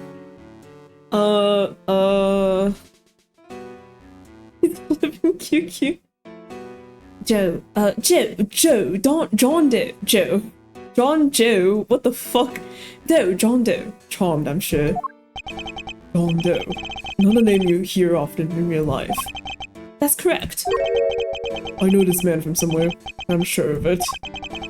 And you are Prosecutor Edgeworth. You know my name. Of course. I've been following the day's developments with some interest. You've been rather loud. It's kind of hard to not notice. Now, perhaps you care to explain why you've asked to speak with me? As you've been following our investigation, you're no doubt already aware of who we're looking for. So let me ask you, do you recognize this raincoat by any chance? Forgive me, but I'm afraid I do not. I see. Well, I believe its owner to be the would-be assassin we are seeking. The way that ice cream moves is really weird. My, well, isn't that just shocking? And this same would-be assassin happens to have an injured left arm. Just like you. All I can tell you is that I had nothing to do with this unfortunate affair. The two adversaries stare each other down, their eyes like deadly lasers. Care to tell the readers what happens next? Oh, showdown, that's what. A battle of wits. A battle of words. Dare I let him explain any further what he thinks this upcoming battle will entail? Sure, let the man blather on. In a battle of wits, you never know if or when the other guy might be lying or just be plain mistaken. But if you spot an inconsistency in a statement of theirs, you gotta present the evidence that proves it. And to do that, I'll need to first open my organizer with E, and then press T to present my evidence. And what if there ain't no inconsistencies to find? Then you change tack, press for more information, and see what you can shake loose. Indeed, I can press my opponent with Q. Yeah, I didn't realize it was gonna be a tutorial either. But like, okay, thanks, Gumshoe. Why don't you show us how it's done, Mr. Edgeworth? Stepping up to bat, our nation's top prosecutor. Once I'm able to quietly gather my thoughts, yes. Doe's disposition. I can understand why whoever wrote the raincoat would be of interest to you. But you have no proof that this person is injured as you claim. My left arm may be injured, but I can still use my right. When it started raining, I simply opened my umbrella. No raincoat required. So you contend that you were not wearing a raincoat, is that correct? It is. And is that so strange? Not everyone wears one after all. I happen to prefer an umbrella. Team Raincoat over here. They're perfect for when a girl really needs to move. Heck, I don't use neither. Come rain, sleet, snow, or shine, it's my trusty Parker every time. Not exactly the line of inquiry I was hoping to pursue. So you see, I'm not your would-be killer. And I'm not in the habit of making baseless accusations, Mr. Doe. Please, I'm just a simple ice cream sell. Oh my. Forgive me, my wound seems to have begun bleeding again in all the excitement. The owner of the raincoat is definitely our assassin. And said owner also has an injured left arm. I'm on to you, Mr. Doe. It's only a matter of time. His disposition. I can understand why whoever wore the raincoat would be of interest to you. Hold it! Hold it! To admit that whoever wore the raincoat is a person of interest. This man was not expecting. True, right? Like, I don't. Yeah, can you even do that? I feel like it would fall, like the cone would fall off. So you admit that whoever wore the raincoat is a person of interest. I know they are. I was able to follow most of your investigation from the spectator area. One never thinks one could get caught up in such an awful thing as an assassination. We have no proof that this person is injured as you claim. Hold it! So would you like to see some proof that the owner of the raincoat has an injury? I would certainly expect such a renowned prosecutor to have some. Ugh. I still don't understand how you know who I am. Come on, Mr. Edgeworth, you're famous. He probably read about you in the newspaper. I have also been observing you in your work, lest you forget. Also, the chief prosecutor did call you by name when the assassination happened, so it's not hard to assume. I don't believe a word he says. If I can prove he's lying, we'd be one step closer to apprehending our shooter. My left arm may be injured, but I can still use my right. Hold it! That looks like quite a serious injury, Mr. Doe. How long ago did it happen exactly? Oh, not long.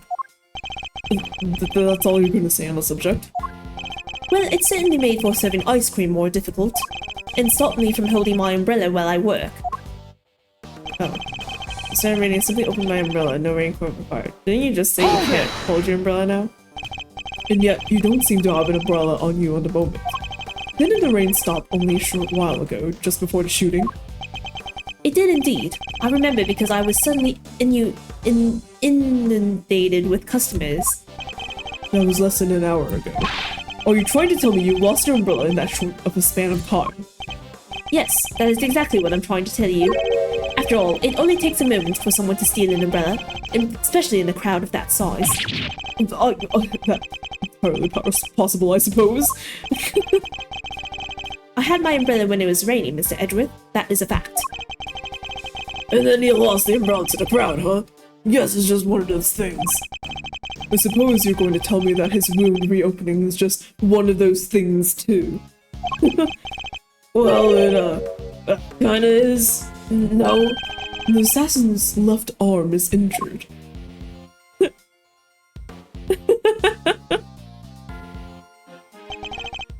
As is Mr. Doe's. Why, it's even bleeding as we speak. You're right. That is pretty suspicious. Nonetheless, we need to find something concrete that will link Mr. Doe to the crime.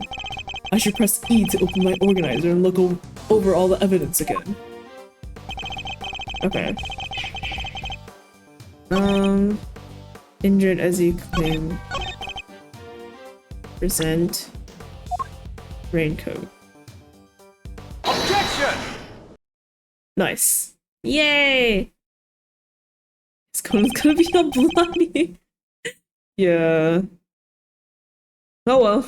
Then again, I don't think that ice cream's being eaten anytime soon. You seem like a careful man, Mr. Doe, but not quite careful enough. After all, you left something behind. Something of vital importance.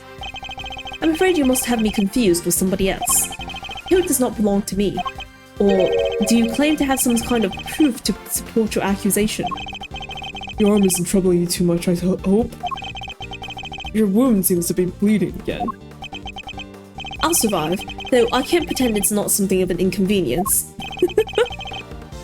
You have my deepest sympathies. Because if it wasn't bleeding quite so badly, you could have perhaps made a clean getaway. What exactly are you insinuating? As we have already established, whoever wore the raincoat is injured. And now I can prove that person was you. With this decisive piece of evidence. The ice cream starts melting. It's sweating instead of him.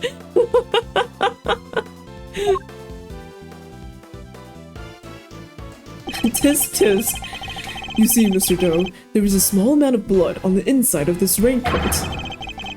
Blood that belongs to our assassin. It lands back.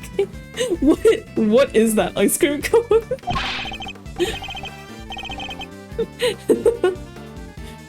Attempted murder of a foreign leader, causing a diplomatic incident. They'll throw a book at you. You can give us the silent treatment all you like, but we don't need you to talk. A simple blood test will give us the answer we require. All it takes is for us to compare the blood on your bandages with that on the coat, and that will be that. The ice cream cone. We have the evidence. Why don't you make it easier on all of us and come clean? Admit that you were the one who attempted to assassinate the president of Genva. I'm not your assassin. You're stubborn, I'll give you that. But if this were a game of chess, you would already be in checkmate. Now do the honorable thing and admit defeat. He doesn't look like a man with no moves left to play. Very well, you have me. I'll admit it. I was wearing the raincoat. He confessed. Say the word and I'll slap the cuffs on him right now. But I did not shoot at the president. What? Mr. Edgeworth, the only thing you have proven is that I was wearing a particular raincoat. As far as I'm aware, that is not a crime. That was disposition part 2. I'm no assassin. I'm a simple ice cream seller. One who happened to be wearing a red raincoat while watching the president speak. I was as surprised as anyone when his bodyguards sprang into action and the shots rang out. That's when the spectators panicked and started running and screaming for their lives. Now, are you finally satisfied that I am telling the truth? As if your story stinks. You don't scare me. The evidence is on our side, you know. Look, it's right there, plain as day. The assassin, and they're wearing a red raincoat. Intriguing, but that is not me. Oh, come on. Tell me, Mr. Edgeworth, do you really think I was the only one in the entire park wearing a red raincoat today? I do, actually. But then, why does he seem so sure of himself? I'm no assassin, I'm a simple ice cream seller. Hold it! A simple ice cream seller, but a knowledgeable one, I assume. On the subject of ice cream, at least. But of course, ask me anything you wish. So, how does your cone not melt? I don't know the first thing about ice cream.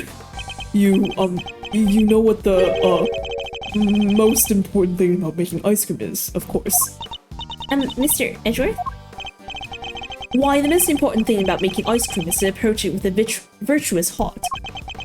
And what does virtue have to do with anything? Without proper reverence for the craft, I'm afraid all you'll ever make are sweetened crystals of ice. There, I hope that you now see. I'm nothing more than an ice cream seller. One who happened to be wearing a red raincoat while watching the president speak. Hold it! Hold it! Why a raincoat? Why were you not using an umbrella? Is that so strange? It was a rainy morning. Most people were wearing a jacket of some kind. Well, I'd say it's a pretty strange choice considering you couldn't get one of your arms into it. Better that than have one of my hands occupied by an umbrella. I had ice cream to serve after all. Then why go to such lengths to avoid testifying to that fact in the first place? Forgive me, I simply hadn't remembered until now. It's been an eventful day after all. Eventful. Well, I hardly know what else to call it, Mr. Edgeworth. The president of Jinfall was shot at. How so surprises anyone when his bodyguard sprang into action and the shots ran out. Hold it! So you saw the bodyguards move before you heard the gunshots? Yes, if I recall correctly, they moved first. At least, the one on the left did. You're rather observant, Mr. Doe. I'm blessed with keen eyes, even though they never open. The names of the bodyguards were written in the top left corner of the security plan. And the one on the left was Rook. That's correct. Bastion Rook, I believe. I'd expect he noticed the light from a laser sight. You know their names. The man is no amateur. Mr. Doe knows a little too much about the business of being a bodyguard for my liking. I'd say our friend here is no amateur either. I'd like you to append what you just said to your testimony if you don't mind. As you wish. Okay. Bastion Rook was especially quick to respond.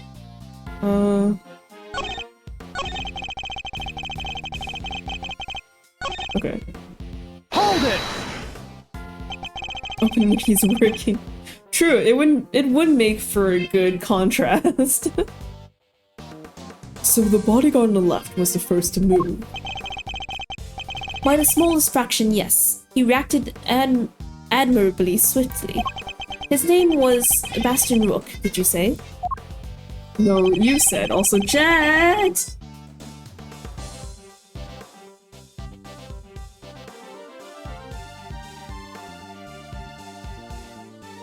It appears you've assessed the situation quite astutely. No more so than anybody else, I'm sure. He's good. He didn't even flinch. As when the specters panicked and started running and screaming for their lives. Kitty taps. True. So you yourself didn't start running and screaming? I was hardly in a position to. Oh yeah? And what position were you in? One of extreme pain. Somebody bumped right into my wounded arm. Hard. It was excruciating. I thought my eyes would pop out of my head. Yeah? Well, they clearly didn't. Well, Kay, his eyes are closed. We actually don't know that yet. Of course they didn't, Kay. In any event, the shooter was wearing a red raincoat. We have photographic proof of that, and yet... Mr. John Doe here swears it wasn't him. The guy's lying through his teeth, I tell you. No one gets away with disrespecting Mr. Edgeworth, pal. Not on my watch. Calm down, detective. We will get the truth out of him by catching him in a lie. Yeah, so let's keep at it. He'll let something slip up soon enough. Okay. So, like, he knows their names, right? That means he, is aware of this paper? Objection! Is that the idea? Tisk tisk, fool. As I suspected, you're more than what you claim to be, Mr. Doe. You're overestimating me, Mr. Edgeworth. Oh? Then tell me how a simple ice cream seller knows one of the presidential bodyguard's names. What? You jest, surely. You were the one who spoke their names aloud. Rook and Knight, was it? Objection! We only know those names thanks to the security plan. But look closely, only their surnames appear. Yet we all clearly heard you say the name Bastion Rook. How did you come to possess such information? Information we ourselves didn't have. Seems pretty darn suspicious to me. Well, how did you know? Explain yourself. It was merely a slip of the tongue. Another lie! He is the assassin, just like we said. The ice cream steaming with anger. Come now, miss. It's a little soon to be. Shit, sorry. That's Edward. Come now, miss. It's a little soon to be jumping to such conclusions. I did know their names, yes. And the reason for that is... Well? I know Mr. Rook. He and I are acquainted. What? We have something of a connection. And his is a name I could never forget. You think we're stupid, pal? Stop lying. I'm not lying. I am, as I have always been, a simple ice cream seller. An acquaintance of Bastion Rook. Yes. Objection! And I suppose Mr. Rook will confirm that. It should be easy enough for him to remember his good friend, the slippery ice cream seller, correct? Please, you are more than welcome to ask him. Although I think that might be difficult right now. I would imagine he's rather busy ensuring the president's safety. But I suppose if you are able to speak with him, and he does deny that he and I are acquainted, how will that help you prove I was the shooter? Objection! If you weren't a shooter, why take off your raincoat? Because it was no longer raining. In fact, it had grown quite warm. Far better to let my wound breathe, no? Or would you rather I had let it fester? Is he actually going to worm his way out of this?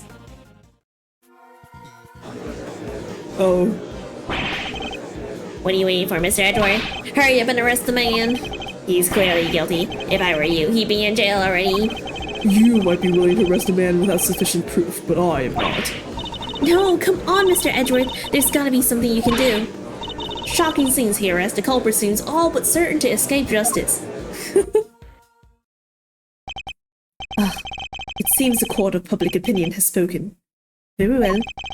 As I will clearly be viewed with suspicion no matter what I say, I might as well share what I know. What you know?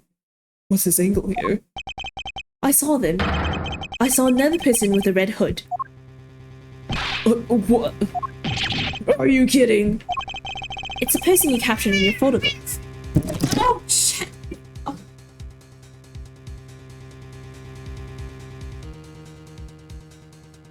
Jet, we were doing so well. You were doing so well. Come on.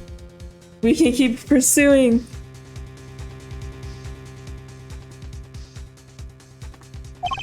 I first noticed them just before the president's speech began. It was still raining then. Their outfit was the same color as my own, which is what drew my attention. As did the laser beam that was aimed directly at the president's head. He's claiming there was another red-hooded person. Preposterous.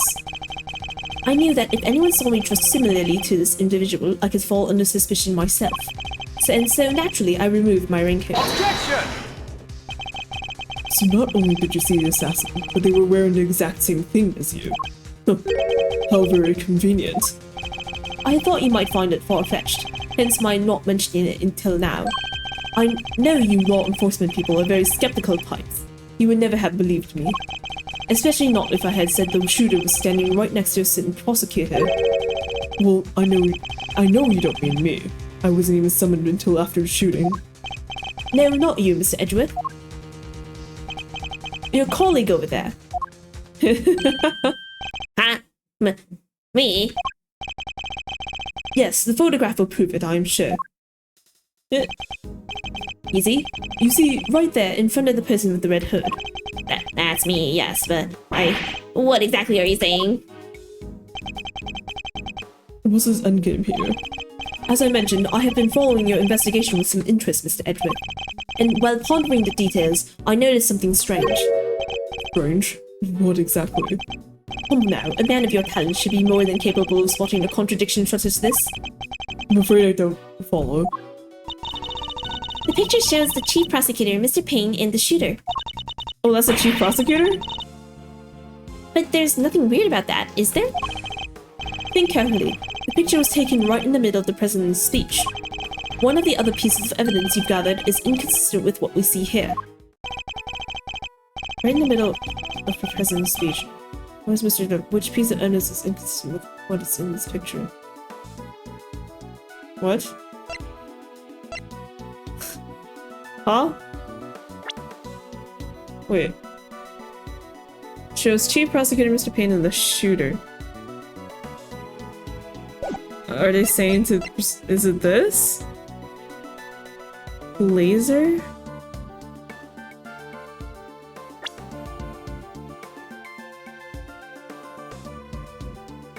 Right in the middle of the president's speech.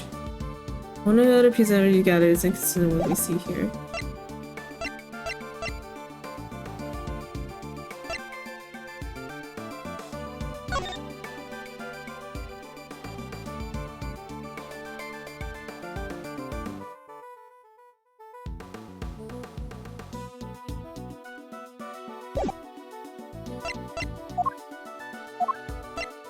I mean, well, we might as well try this one. Maybe. Oh, wait. President. Deliver message. Me is... Okay. High-pitched gentle and older. High-pitched gentle is probably not Max Payne, Winston Payne. Me is good for just other preach. I don't want to things please me. He's really pleased to be connected.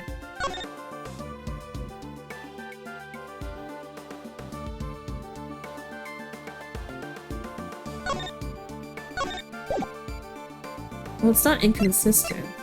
Unless we're talking about Tabby Lloyd being the other person. Take that!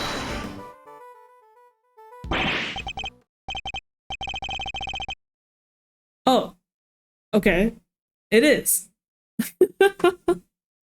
Ah, of course! The tape contradicts the photograph. Oh, so you have noticed at last. What's he going on about, Mr. Edgeworth? Okay, yeah. Like, we should have seen Tabby Lloyd in the picture, but she's not here. Something's missing. Someone who should be here. Huh? But who? Who indeed? The person who's missing from this photograph is... I want to see the John Doe, an ice cream seller who's currently... He ticks all the right boxes. Okay. Take that! Oh, man. Okay, here's a thought, okay? What if Tabby Lloyd, right, is like Mr. John Doe or the killer or whatever, where they're actually like an assassin for hire? It would also explain their like very awkward journalist reporter cover-up story, right? Where they're a brand new journalist but haven't written anything yet. So like, what if... but they were talking about a chief, right? Like a mentor. Like what if the killer is their mentor and they were like an assassin in training and they just failed. But this would be like such a big thing for some random assassin in training. I just kept thinking about like how she mentioned having a chief and a mentor, and I'm like, what if it's just the killer? Like, because why else would he be here? the second stab across. Huh? Miss Lloyd.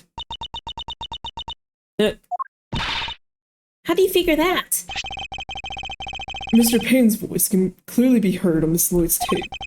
Considering that he was conducting a private conversation with the chief prosecutor. Oh, there were these two old guys standing around in front of me. They were whispering away to each other the whole darn time. She must have been very close indeed to capture it on tape. Right!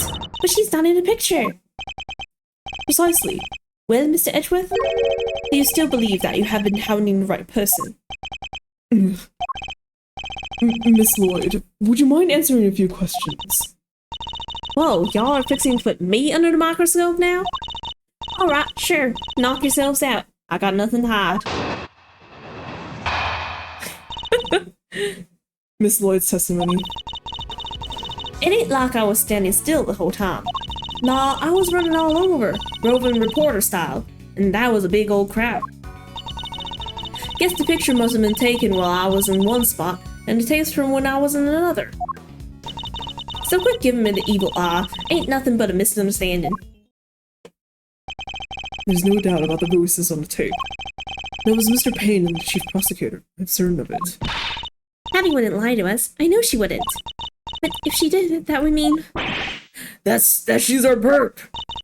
Would you all quit messing with me? As if I could have done a thing like that. Little old me.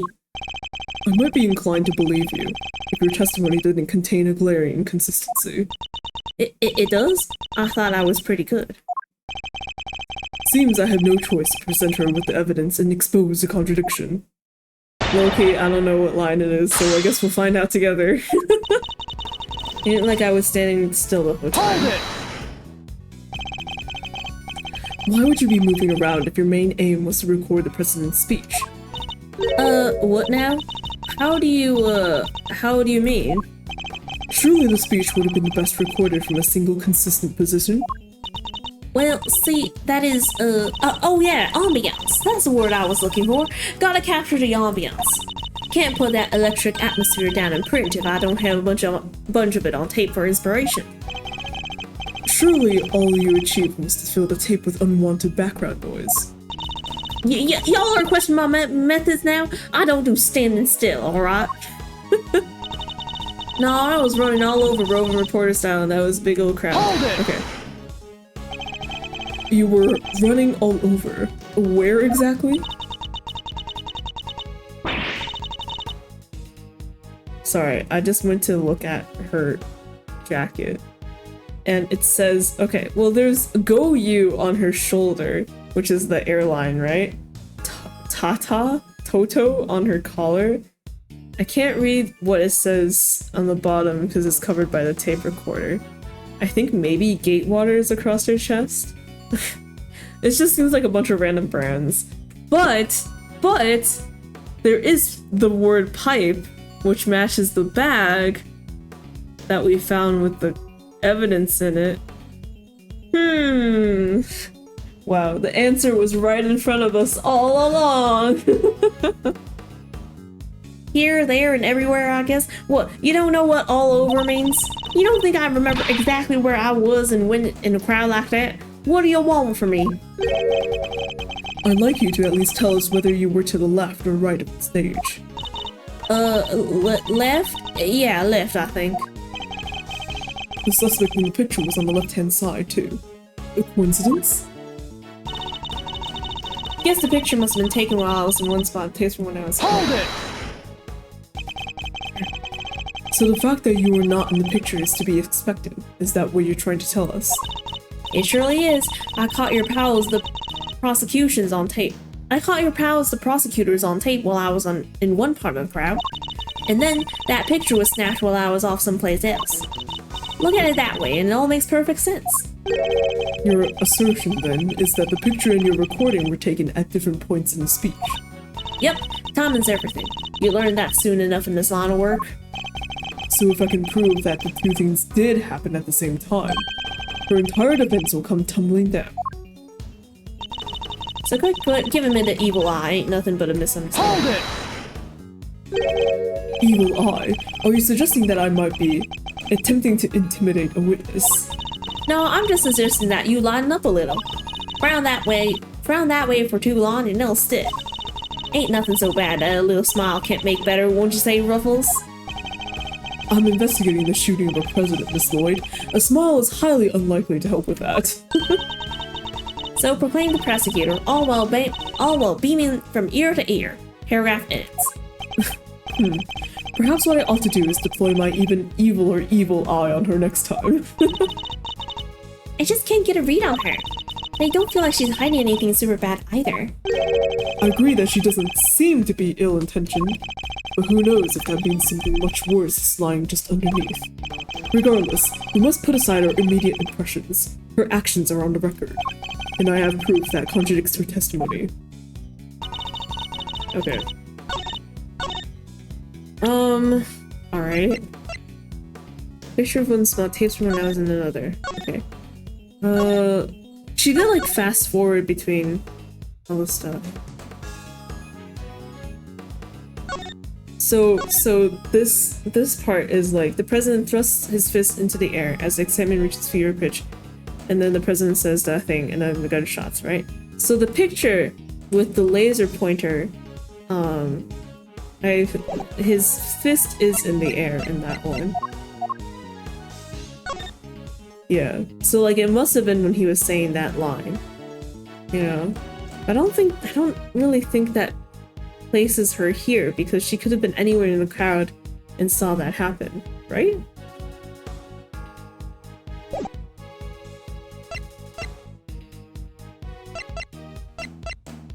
I don't know, might as well try. Objection! Okay. Tape has her next to the two guys right as the shots right now. Is that part of it? I remember when she was showing us the tape though, she like fast forwarded between spots. Like so she like showed the first part and then she fast forward and then like the second part when they were gossiping, and then fast forward, and then like the last part with the gunshot. So there is time between it, you know? But yeah. I don't know. Miss Lloyd, it's imperative for a reporter not to lie, wouldn't you say? You're dang right it is, and I don't lie. And yet, the photograph and the recording were definitely taken at the same time. What? You can't prove that. Oh, but I can. The evidence is right here in these pictures. This one in particular shows something that lines up precisely with what you were making with your recording. What part of the picture indicates that it must have been taken at the same time as Miss Lloyd's recording? Okay, let's just say a fist. Take that! See here? The president has his fist raised.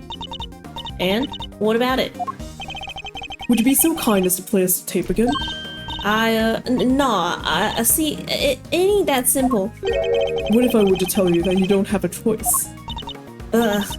You don't make it easy, do you, Ruffles? Remember, we are concerned with the moment the president raised his fist. Okay. No criminal organization, no matter how big, is above the law. The president thrust his fist in the air as the excitement reaches a fever pitch. There, that's the moment right there. Right. We've now confirmed when it occurred in the recording. Which means Tabby should be in the picture too. And she is. Right for all to see. I guess they mean like if she's on the left side of the crowd, and that's when she was recording. She must have been in this picture, maybe? I don't know. But okay, whatever. We got her! For Miss Lloyd is in fact the person with the red hood! What? So you're our shooter, huh? No, I don't even own a jacket like that. That's right. From everything we know, the owner of the red raincoat is... Gonda. We have already proven that the raincoat belongs to Mr. Doe. You, Miss Lloyd, were wearing something else. Something that also happened to have a red hood. So there were two people with red hoods all along. Indeed, Miss Doe's last statement is true. Wait, but we only found one raincoat. Where's the other one? Our ice cream seller never mentioned a raincoat, only a red hood. So, tell us about your jacket again, Miss Lloyd. Oh yeah, I think it's reversed and the inside's red, right? It is, yeah. Huh? This whole thing? Well, the best thing about it, like I said, is if you get mud and such on it, it's reversible, see? So you just turn it inside out and... Ah! Just as I thought. The inside of her hood, it's red! That's right. When the incident occurred, that's the side of the hood that was visible. What's going on here? What were you really up to, huh, pal? Well, oh, wait, I never even wore it that way around. Perhaps you would allow us to examine it. We could confirm that for ourselves. And y'all are gonna confirm that how exactly? It was raining right up until the president's speech, correct? That much has been established already. And as you yourself said. Heck, I don't use neither. Come rain, sleet, snow, and shine, it's my trusty Parker every time. If you haven't reversed your parka since the rain, then the inside should be dry. Well, wait a second now. I got this big old backpack on, see? So I can't take off my jacket, yeah. Maybe I could show y'all some of the other time? You think an excuse that weak is gonna wash, Mr. Edgeworth? What are you waiting for? If you're innocent, take it off and show us. It wasn't me, I swear. I never shot the dang president. I would never. If that's true, Miss Lloyd, then your best option is to cooperate and tell us the truth. Is there a particular reason why you chose to wear a parka with a red hood here today? I'm sorry, Ruffles. There's something I never told you. It's something I couldn't. But I'll come clean, I promise. Just go easy on me now, you hear?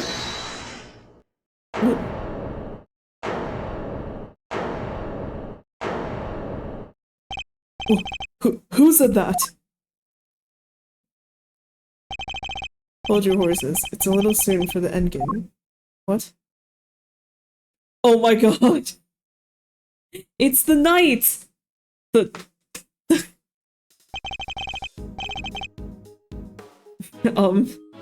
I don't know what to think of this guy. God, why are there so many guys in Ace Attorney?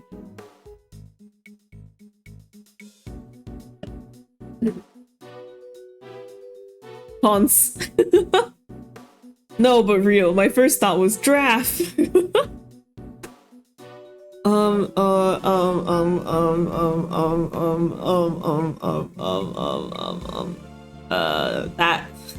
That goes for you too, Mr. Prosecutor.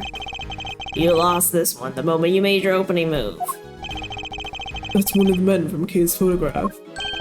Guess I better introduce myself. Oh my god. Whoa, whoa, whoa, chill there, man! Oh my god, whoa, whoa!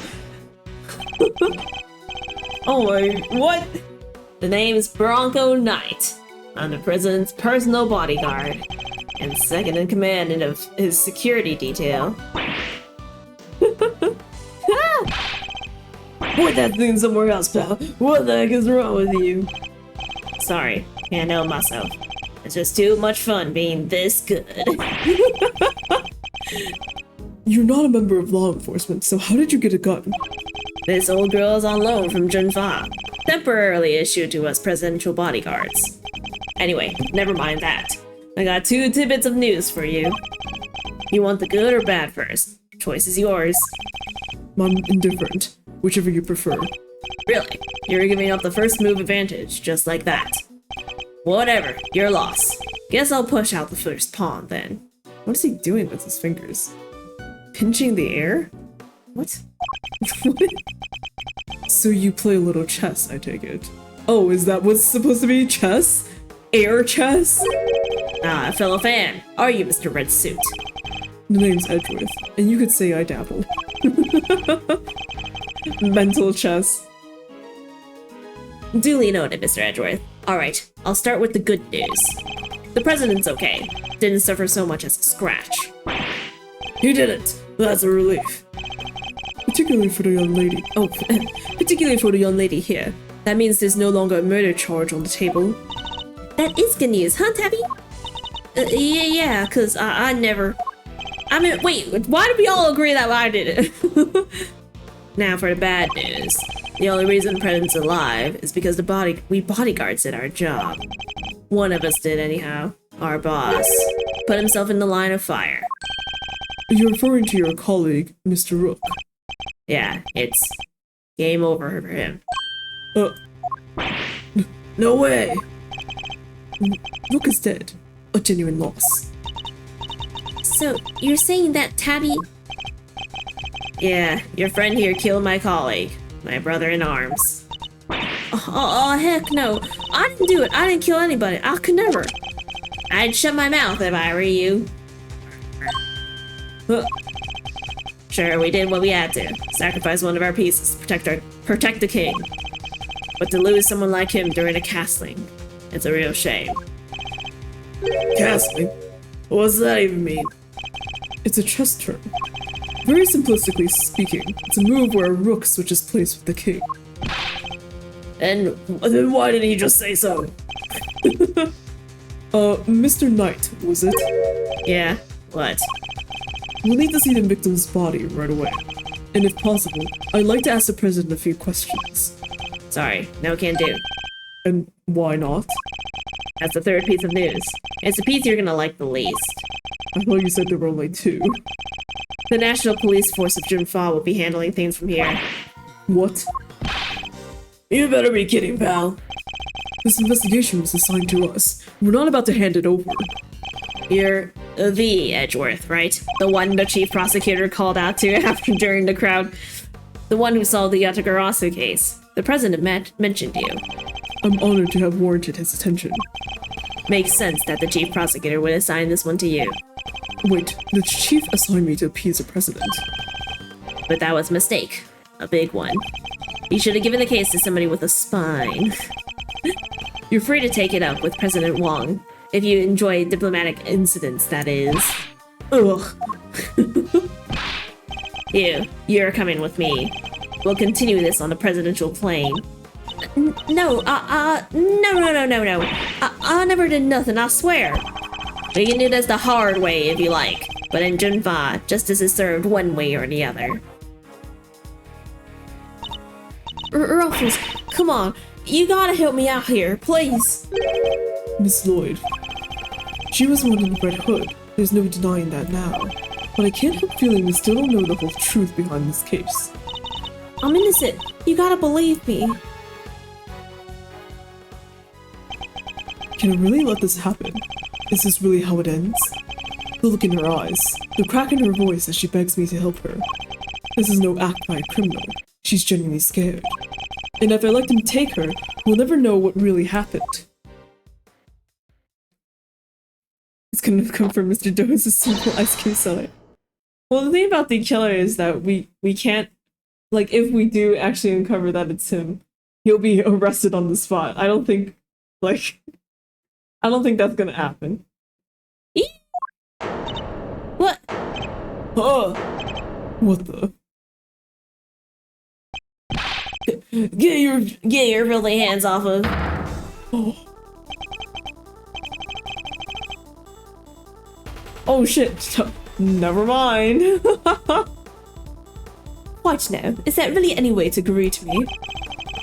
Your neck has barely begun to heal, and you've already forgotten who I am. I'm disappointed. Never mind. Wait, what if they really are in cahoots together? Here's my ice cream knife. What? It's you. Oh, so you do remember. What do you think you're doing, pal? Put the knife down and give it up. You got some nerve pulling a stunt like this in front of a bunch of police officers. Don't even think about it. You don't stand a chance against this guy.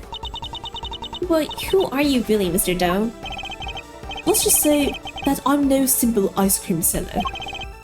The guy's a pro, a hitman. His name's Shelly the Killer. The killer? There's not a legal professional in the country who doesn't know that name. Except for maybe a lawyer named Phoenix, right? An assassin capable of taking down any target, any place, any time. This isn't the first time our paths have crossed. It's been too long, Mr. Edgeworth. But of course, this is the first time we've met face to face. You're the assassin we've been looking for? In a sense, yes. A certain someone did indeed hire me to carry out a contract. And that contract did indeed specify that I was to assassinate President Wong.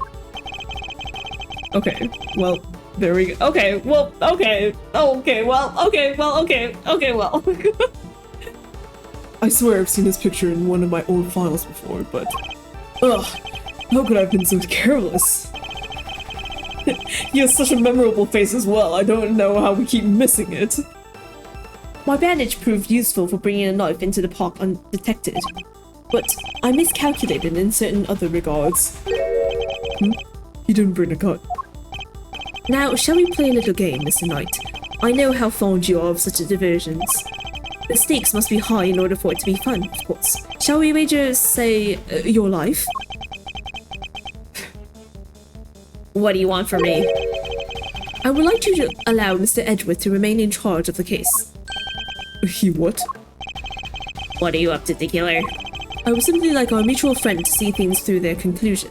Huh? But why? Bastion Rook was a man of great skill, one with whom I felt a certain connection. Okay. It is only right that the truth behind his death be brought to light. With Mr. Rook's departure, the case is now yours to investigate, is it not, Mr. Knight? I'm simply asking you to transfer that authority to Mr. Edgeworth. It's not something worth losing your life over, surely. You're just using the investigation as an excuse to get close to the president. Am I really? I suppose it's true. It is true that in order for the oh my god. I suppose it's true that in order for the investigation to proceed, we will need to enter the presidential plane. You think I'm gonna let you near him? I'm his chief bodyguard. Are you? And here I thought you were only second in command. Rook's not around. That means I'm number one. I wonder if you have what it takes to step into such capable shoes. You. Of course I do. I'm the leader now. Me. If that is indeed the case, then I would ask that you make a choice worthy of a leader. Will you needlessly throw away your life, or will you allow the investigation to continue? Is he really doing this to gain access to the president? Does he even need to? What is he plotting? You have no objections, I trust, Mr. Edgeworth. Come, let us continue the investigation. What do we do, sir? Oh wait, no, that's Gumshoe? Or was it? Whatever. It would seem we have little choice but to do as we're told. That said, listen, detective, and listen well. I'll buy some time as I investigate. Meanwhile, you gather the other officers. Have them surround the plane and make absolutely certain there is no way he can escape. Yes, sir, you got it. Yeah, that's what I was thinking. I was like, if the killer reveals himself as the killer, there's no way Edgeworth is gonna be like, okay, thanks for your help, see you later. But like, he's gonna say see you later, as in jail.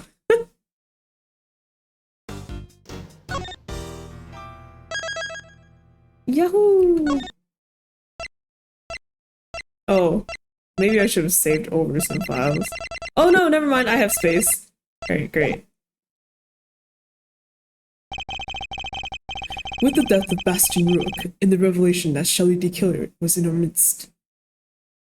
Yeah, exactly, right? I'm like, there's no way they would reveal that it's the killer, right? Because then it would be like a whole thing. And then the game was like, what if we make it a whole thing?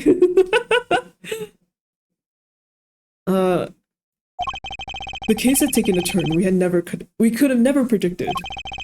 Mr. Knight ordered that the door to the presidential plane be opened, and the emergency personnel attending to Mr. Rook's body were asked to leave. With the scene cleared, we stepped cautiously aboard. Oh, damn. Not gonna lie, it looks like he was just murdered here. Like, not like shot outside and carried in here, but like just in here. It was the president, he was the murderer. March 25th, 4:15 p.m., Jinfao presidential plane. No president in sight. Now where could he be? Who knows? Oh, so he's hiding behind the bulkhead door over there, is he? As courageous in the face of danger as ever. Ha! Sorry to disappoint, but did you seriously expect him to be standing here waiting to meet his assassin? As we've already established, my interest lies only in the successful conclusion of this investigation. Now, Mr. Edgeworth, if you would be so kind as to examine the body. Alright. My only option right now is to play along. The rest is up to you, Detective Gumshoe. So the attempted assassination of the president has become the murder of a bodyguard. You look like you could use a little help there, Mr. Edgeworth. Not that I need it, but yes. That's what I thought.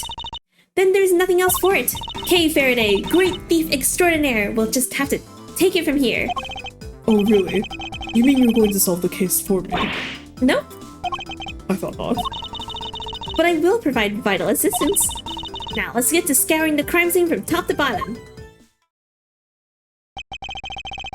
It will take Detective Gumshoe a while to assemble our backup, so we'll need to draw this part of the investigation out for as long as possible. Okie dokie Loki. Okay, immediately there's weird why are there 2 gas masks on the table, and why are there 4 like those alarms that you pull to make a sound as like a citizen to call for help?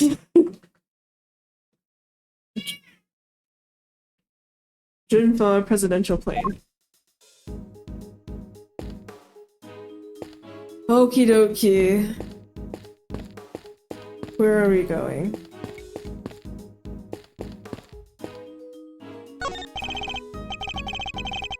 Two gas masks, in case of a poison gas attack, I suppose.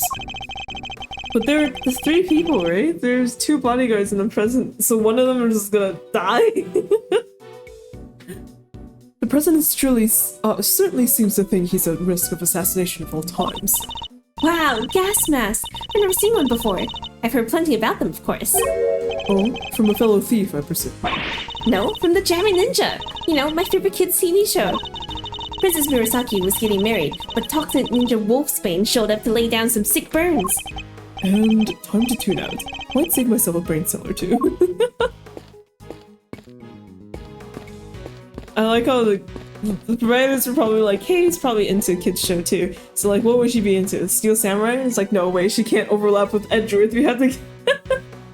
She's more ninja coded anyway, so it makes sense. Someone has left an inflatable boat and an oar here. Probably so it's ready to go out at any time. Wait, but there's only one oar. You can still row with one oar, you know. Okay. How are you doing? Oh wait, let's check the back first. There's a wide selection of protective equipment here. Bulletproof vests, hazmat gear. No way, there's even a spacesuit. I get the sense that the president thinks he's very much in need of protection at all costs. But what if he was in a gunfight and there was poison gas everywhere? And he was in space? What would he do then, huh? Then he'd simply put on the bulletproof vest, the hazmat gear, and the spacesuit. Probably easier said than done. Also, how would you put the hazmat, or not the gas mask on with the space helmet?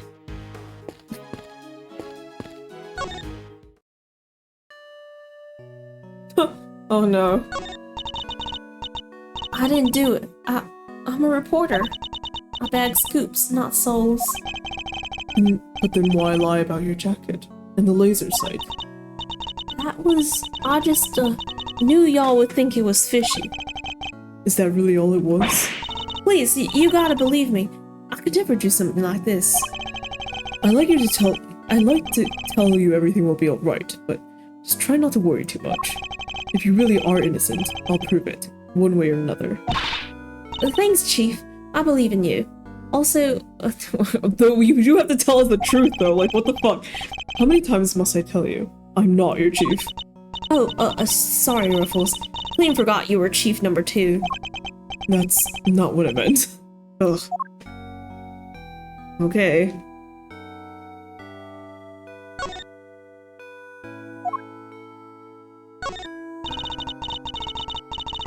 Damn it.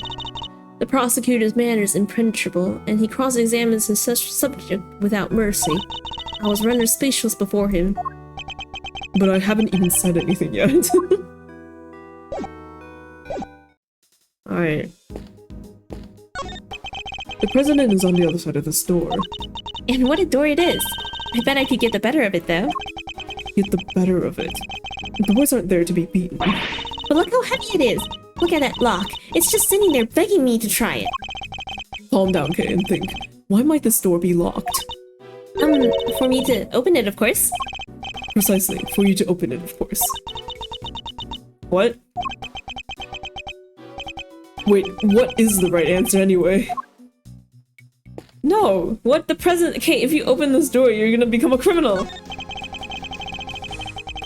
Well, not that you already aren't- well, never mind. It's a bank of monitors displaying camera feeds from in and around the plane. I must scour the scene and inspect anything that catches my attention. What the hell is going on? What on earth is this? Oh, it's the president's favorite plushie. It's a memento of something. Anyway, don't touch. But if that's the case, then why has it been- That's put there like nobody cares about it? Yeah, that's pretty weird. It certainly wouldn't be the first place I would think to display a beloved item. Wait, are those bars of glass underneath it? I thought something seemed strange about this cubbyhole, but now I'm sure of it. There's almost certainly another monitor here. Security monitor to jot it down. Okay. These monitors are displaying the cockpit and parts of the plane's exterior, but I don't see anything out of the ordinary.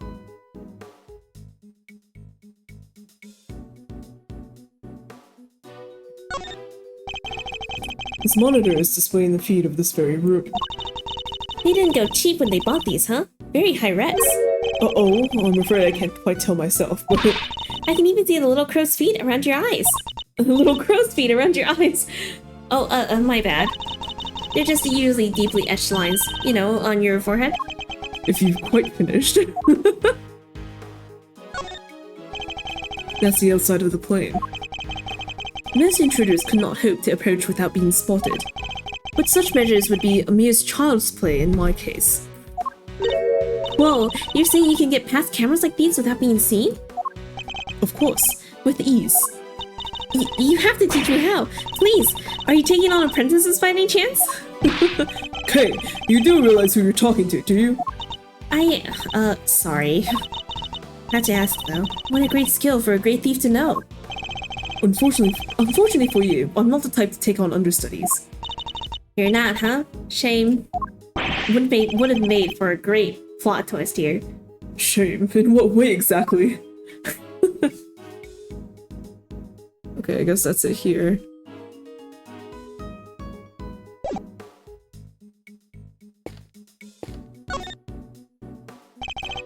I must scour the scene and inspect anything that catches my attention.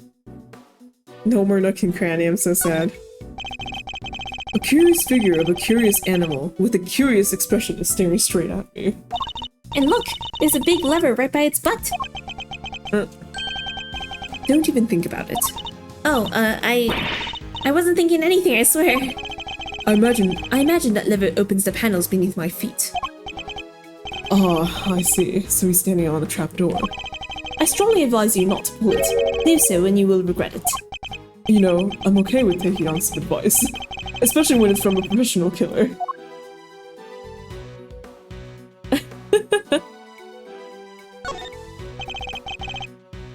Documents of some kind. We can always steal a glance? Oh! Another security plan.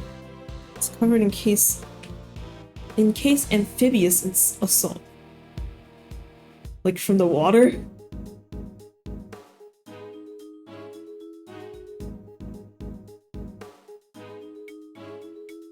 Another security plan. Oh yeah, like the one for the trash can. Precisely.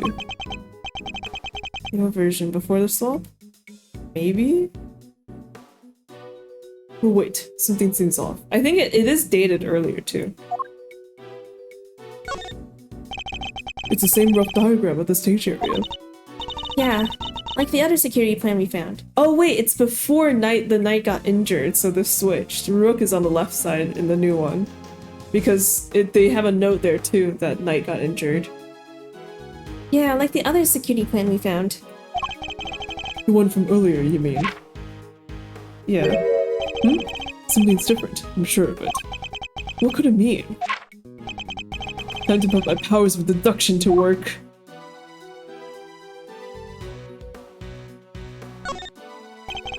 It's the same rough diagram of the same area. Yeah, like the other security from earlier, you mean? Okay. Deduce. Consent. Two plans are different. Was the security detail reorganized at some point? Huh? Oh, you're right! Yeah, we made some last-minute changes yesterday. President's orders. Why the urgency? Because of what happened the day before. The killer here tried to take him down. He infiltrated the security detail, posed as one of us. Rook figured it out first, but not before the guy got within striking distance of the president. Oh my god. Holy shit. If our leader hadn't stepped in just then, we all would have been out of job. But he made it, and our friend here wound up with a seriously twisted arm. Rook put a bullet in it for good measure, too. Oh. And where were you while this was happening? You were the first one I ever powered, were you not? Oh, that's embarrassing. Shut up, kid. Oh, now I get it. Your neck has barely begun to heal, and you've already forgotten who I am. I'm disappointed. Being choked the fuck out. Yeah, exactly. What is you? Busted up my neck so bad I can't even look to my right. I was somewhat astonished to have sustained an injury at all. A testament to Mr. Rook's skill. He was truly a master of his craft. Unlike a certain other someone I could mention. Huh. I'm just as good as he ever was. You were a pawn to his queen, my young friend. What the heck do you know? I'm a knight. It's in the name. So that's why you remembered Mr. Rook's name. You admire his skills as bodyguard. Indeed. While I was serving on the team, I learned the names of all the operatives, but his in particular stayed with me. It joined the very short list of those who have ever successfully wounded me. So that's the connection he was talking about. Stay close and combat, impressive, yeah. Honestly, more scary that way. He has basically like the scary part of him is that his expression never changes. He's always blank-faced. And that's why we changed up the security plan. Had to be sure there weren't any more assassins in the ranks. The president didn't want anybody on stage he didn't trust, and he only trusts 2 people. Me and Rook. Security plan data updated in my organizer. How does that explain your change of position? Oh yeah, he switched over to the right-hand side. I told you, I can't turn my neck to the right. I can only cover the president's left side. So I wound up moving to the right side of the stage. Okay.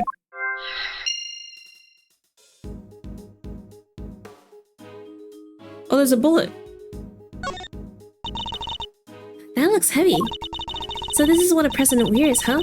Must be made of something super special. Wait a second. If the president was wearing this and has a bullet in it, and the other bullet went through the steel samurai, that means the bullet in the guy here on the ground is definitely not from the gun in the trash can. Which means that, Tabby Lloyd didn't do it.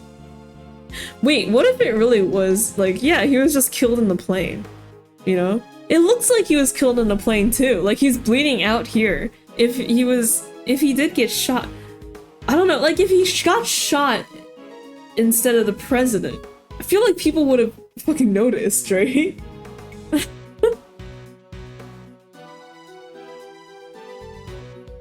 So this is what a president wears, huh?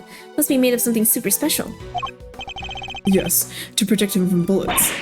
What? So it's not just for show? Of course not. This is a bulletproof vest.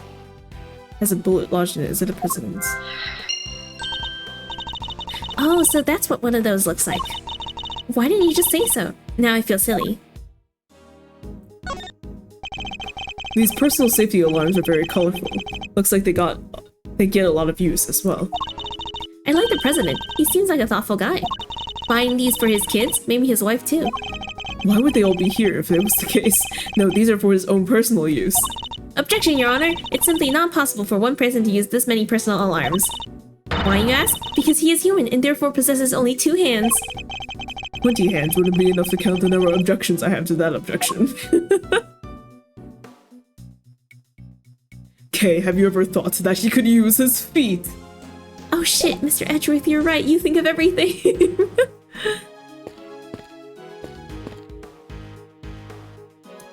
First shot put him on the defensive. That was in samurai probably.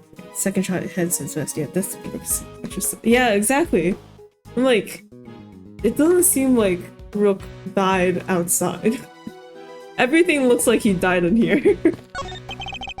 It's a solid circular life preserver designed to be used in case of an emergency underwater. Or rather, the sea to be precise. Oh, the sea. I love the sea. We should go sometime. Sorry, but you'll have to make that particular chip without me. Aw, don't be like that. Come on, it'll be fun. We can have lobster rolls, ice cream, all that good stuff. Something tells me the sea isn't the main attraction for you, is it? Bird? Oh, never mind. The shield, right. A riot shield, and next to it, a canary in a cage. Aw, she's so sweet. I want one. Though, did you ever see a cuter partner in crime? Partner in crime. Well, yeah. She could help me with lockpicking, stuff like that. A great thief has no greater ally than nature, Mr. Edgeworth. Sadly, such birds are most commonly used for detecting poisonous gases. Wait, really? I didn't know that. Wait, this one isn't actually for that, is it? Could be, there's gas masks and shit. What up? Okay, I want to look at the body last. Let's talk to these guys. I have high hopes for your investigation. I do hope you won't betray my trust in you. Mutual understanding. Things are progressing well, I hope. There's no need to worry. Things are progressing just fine. Remember, I absolutely despise betrayals of all kinds. Yes, I know. Indeed, you do. So please, do take care not to double-cross me, accidentally or otherwise. No, I really have no choice but to do as he says for now. Can't believe I let an assassin onto the president's plane. You know very well it was for the good of the investigation, Mr. Nook. Don't give me that. I know what you really want. You do indeed, because you heard me say it already. I wish to know the truth behind Mr. Rook's death. Well, you did also say you were asked to assassinate the president by a certain someone. You seem to have forgotten that there are more pressing matters at hand. Yeah. I don't often carry out unpaid work, but it's not entirely unheard of. Ugh, fine. I'll get back to investigation. Jet guest appeared. Jet, as long as you behave and don't try to tip my mic over, you can sit on the side, okay? Good. Good. I'm expecting great things from you, Mr. Edgeworth. Oh, wait, I forgot. Hey, Tequila. Hey. I must admit, I've never seen one of these up close. It's akin to a license, correct? I too. No, wait, you have a license to kill? No, but if I must spell it out for you. Nope, all good, thanks. You can keep that little nugget of truth locked up nice and tight in your heart, okay? So even a great thief's bravado quickly crumbles in the face of an assassin?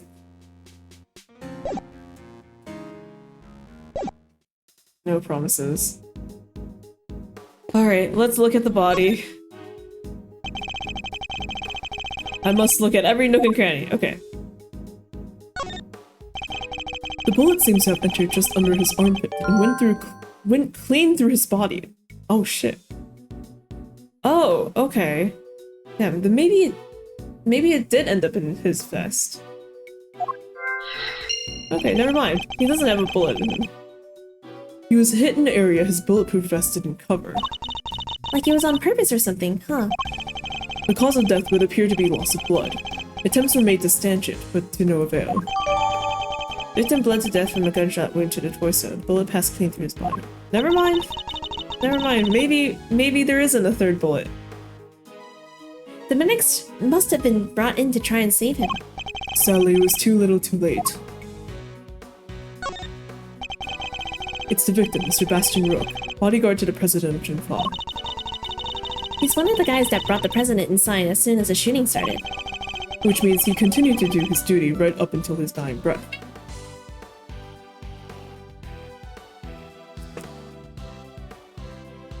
What? Wait, why are you dirty? Oh, it's from the scratching thing. Oh my god. Girl, ugh. Okay.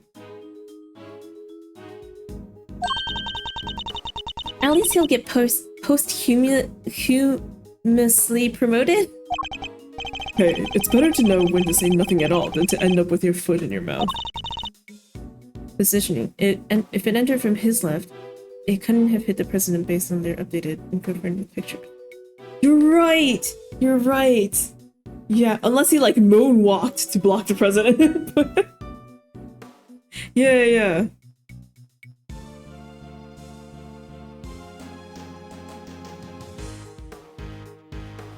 Nope. Shit. What did I say? If you don't touch the mic, you can sit here. You're going to the couch.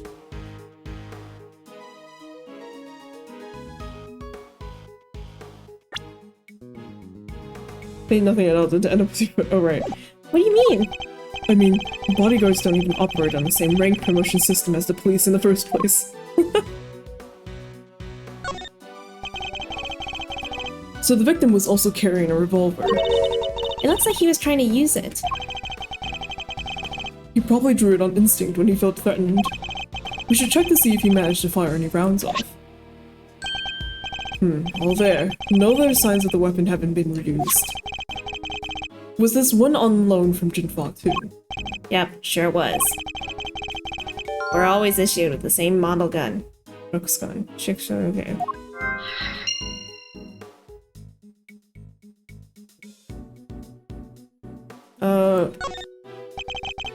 It's a trapdoor connected to the lever on that curious figure.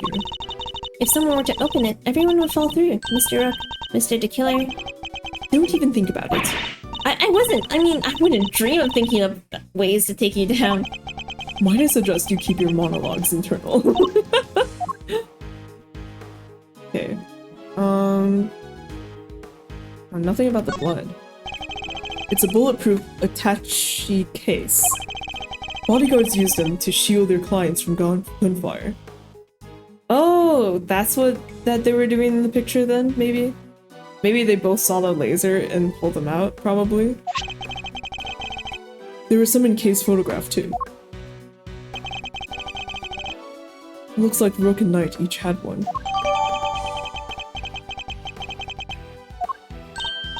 Oh hey, that's the photo I snatched. You can hardly steal a photo at a public event. But I'm snatching up a moment in time with every picture I take, you know? Baby kitty jail for you. Away you go. I take it snatch is your new favorite word. Maybe. Alright. I think that's everything here. Okie dokie, it's time to make some connections, right, Kay?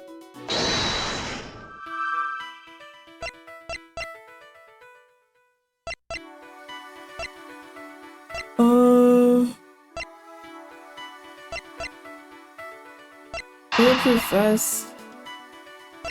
Bulletproof body?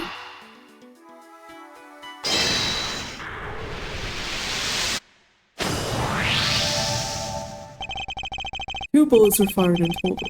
We know this because 2 shots were hurt. One traveled through the flag and into the balloon. The other took Mr. Rook's life. But there's a bullet in the president's vest too, right? How's that possible? Oh indeed. The numbers don't add up. However, there is one possible explanation. There is? After passing through his body, the bullet that took Mr. Rook's life then found itself lodged in the vest. In other words, 2 of our bullets were in fact 1. No way. He's right. If the president hadn't been wearing that vest, things could have been a lot worse. And he wasn't injured at all by the impact. Even when obstructed by a vest, a bullet can inflict serious damage. Sure, I've known guys who got broken bones that way. But the president's okay. He's made of strong stuff. Sounds like he didn't even need a vest. Let's not get carried away here. I want that bullet's ballistics markings analyzed. Remind me what those are again? Guns leave a unique pattern of grooves on every bullet they fire. By examining these grooves, we can use them to identify which gun it came from. The climb felt of it. Think of them as fingerprints of a sort. You can tell all that from a bullet? Then what are we waiting for? Analyze away! Might be easier said than done. The bullet hit solid armor. The impact would have completely flattened it. You'll be lucky if there's anything left for forensics to find. What? I was set for some analyzing. Damn.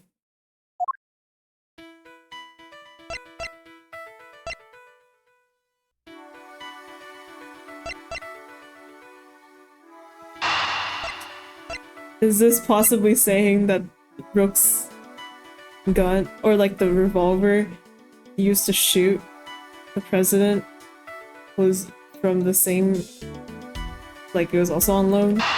It was the same type of gun.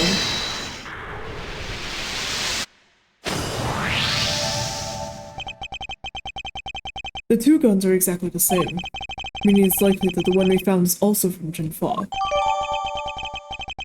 Okay. The bodyguards all got their guns from the Jinfa authorities, right? Yes. Are they, like, super rare or anything? No, I don't believe so. This model isn't exactly easy to come by in this country, but it's certainly not impossible either. Boo, in here I thought they might be valuable treasures. Yes, it is something of a shame. Hydrate, but I'm out of water, so I guess I can't. Recording heard 2 shots. Yeah, so it's still a gun that we found in the trash can, assuming, right? That did 2 shots. One that went through the Steel Samurai and the flag, and then one that went through Rook and hit the vest of the president. Something of a shame. Oh, I just mentioned treasures and you actually responded for once. I only mean to point out that if the guns were rarer, it would be much easier to trace them. Which would have made them treasures of the evidence variety, I suppose. Ha, see? Everything's a treasure hunt one way or another, including this investigation. You could say that.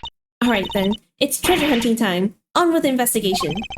She certainly seems a lot more enthusiastic all of a sudden. That's quite enough investigating for now. Ugh.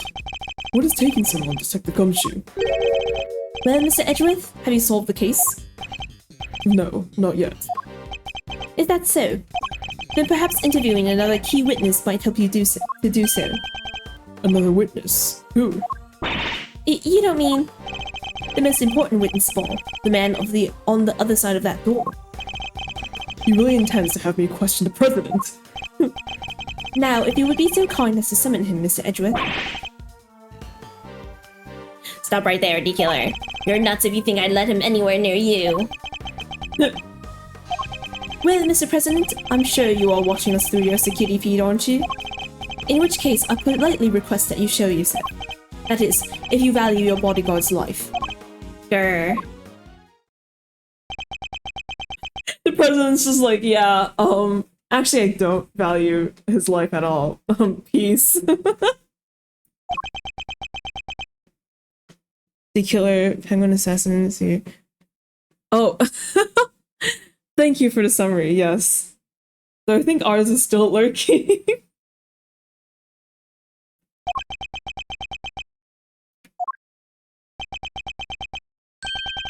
Well then, if nothing else, we now know what kind of man you really are. Mr. President! Stop, you can't do this. Let's all just calm down, alright? Come on, detective. Where in the blazes are you? Eek! The lights! What's happening? Listen well, Mr. Edgeworth. I would advise you to stay very still. It seems I will not be granted my audience with the president after all, even with Mr. Knight's life as my bargaining chip. No, stop. Ah. Eek! Oh shit. Hey, you won't get away with this, the killer. I've seen enough, and I now know the truth. Where are you? Where'd you go? Ah! Oh shit. Damn. So far all the CGs have been D-Killer. Or like most of them. D-Killer looking badass. I leave the rest in your capable hands, Mr. Edgeworth.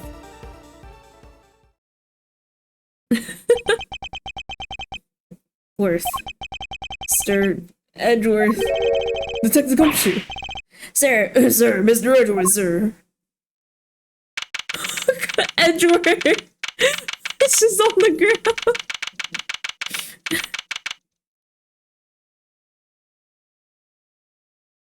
Wait, I want a screenshot of this.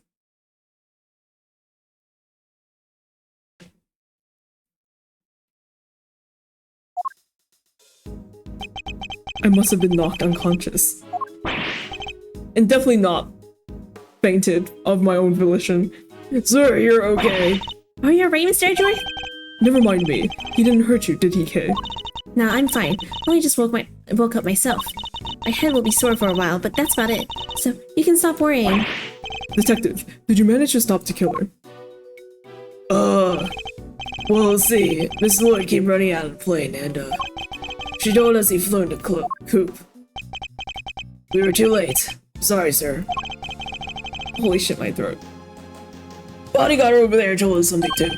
Seems there's an inflatable boat missing from by the window. The killer must have stolen it and rowed himself across the lake. What about the cordon around the park? I called everybody back in to stake out the plane, including the guy stationed across the water. No, so he's completely slipped through our fingers. Not the best look for the department, but yeah. Hey, Edgeworth. Mr. Knight, you're alive. Yeah, no thanks to that murderer. Oh, that reminds me. I found this line on the ground next to you, Mr. Edgeworth. calling card, marked with a seashell. Guess he wanted to leave a message. Left behind by Shelly the killer when he made his gun. Adorned with a scene. Okay. He's cool like that. Yes. The killer usually leaves these next to the bodies of his victims. But you're not dead, sir. But I could have been. Maybe that's the message. I can't stop thinking about his parting words. I've seen enough, and now I know the truth. I leave the rest in your capable hands, Mr. Edgeworth. Now I know the truth. The truth about what? Roger that. All clear out here, sir. Over. What's going on? That was the president. He's coming out. Now? Oh my god, this guy's jacked as all hell. Holy shit! So he's the president of Junfa, Mr. Di Jun Wang. Oh, Wang, sorry. I turned white for a second. And you are! He's just gonna be shouting the entire time. Apologies in advance. Muscles for day. Yeah, right. It's an honor to meet you, Mr. President. My name is Miles Edgeworth. The honor is all mine, Mr. Edgeworth. I am Di Jun Wang. Your efforts on behalf of Junfa have not gone unnoticed. You averted something of a crisis. Yeah, that's how he's gonna speak. You must be referring to the Yatagrasu case. Thank you, sir, but all I did was solve a few local cases of murder. You are too humble. I have been observing your investigation. You are an impressive operator, Mr. Edgeworth, even if the killer did get away. It's very kind of you to say. So he was watching through his security feed. Sally, I must inform you that this is as far as your investigation goes. What do you mean? Hear me, foolish prosecutor, for I shall say this only once. Knight has appraised me of the state of affairs. And from this point forward, the case will be handled by Junfa's police force, the finest in the world. Even with the killer out of the picture, they're still looking to get me thrown off the case. What do you think you're doing, pal? Nobody talks to Mr. Edgeworth like that. If it hadn't been for him, the killer would have... Detective! Forgive him, Mr. President, but I must confess to being somewhat confused. I fail to see how or why this case falls within Junfa's jurisdiction. You fail to see... Enough, puny prosecutor. You seek explanations from a head of state. I say no, 1,000 times no. I will not explain myself to you. Now hand over the evidence you have gathered and remove yourself from this plane. I'd do as he says if I were you, Mr. Edgeworth. This can't really be the end of the line, can it? I wonder what the pun there is. Di Jun Wang? I mean, isn't Di Jun like earthquake in Chinese? Or am I stupid? Am I dumb?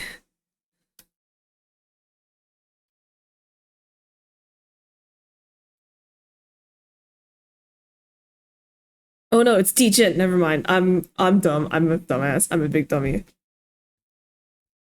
But I mean, well, one can be king. I don't know. Case evidence handed to Mr. Knight. Why? Why let us come so far only to pull the case out from under us? Now, you may leave. Knight, detain the suspect. Yes, sir, right away. Oh my god.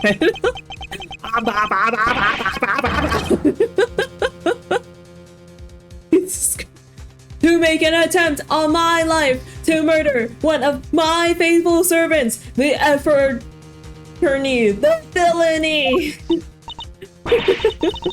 I didn't murder nobody. Cause shut your mouth, Mr. Journalist. Answer me this. In a world already lousy with lies, with deception, with sin, and iniquity, fuck, big words I don't know. Can we stand by and suffer with yet another crime to go unpunished? I say no, 1,000 times no. There can be no forgiveness. Can be no surrender. Why you ask me, then I will tell you. He's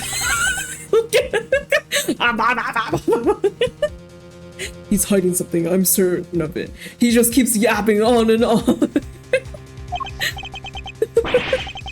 And if I leave now, we'll never know the truth. Mr. Edgeworth, sir. Mr. Edgeworth, there's gotta be something we can do. Dot dot dot. Think, Miles. Remember. How many times have you faced situations like this in the courtroom? I swear.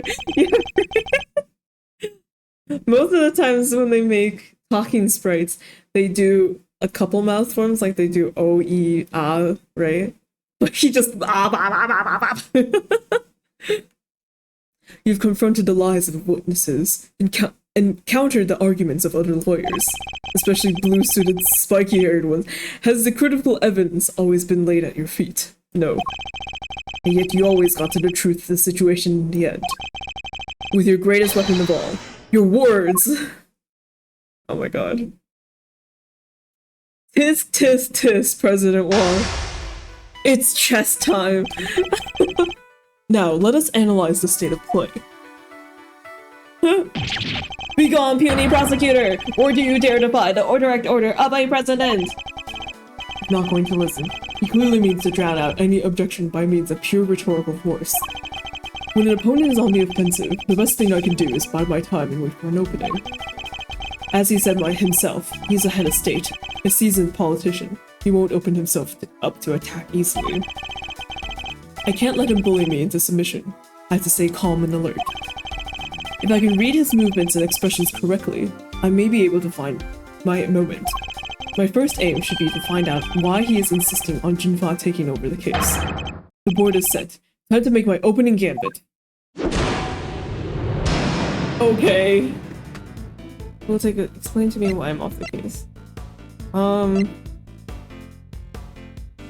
don't know.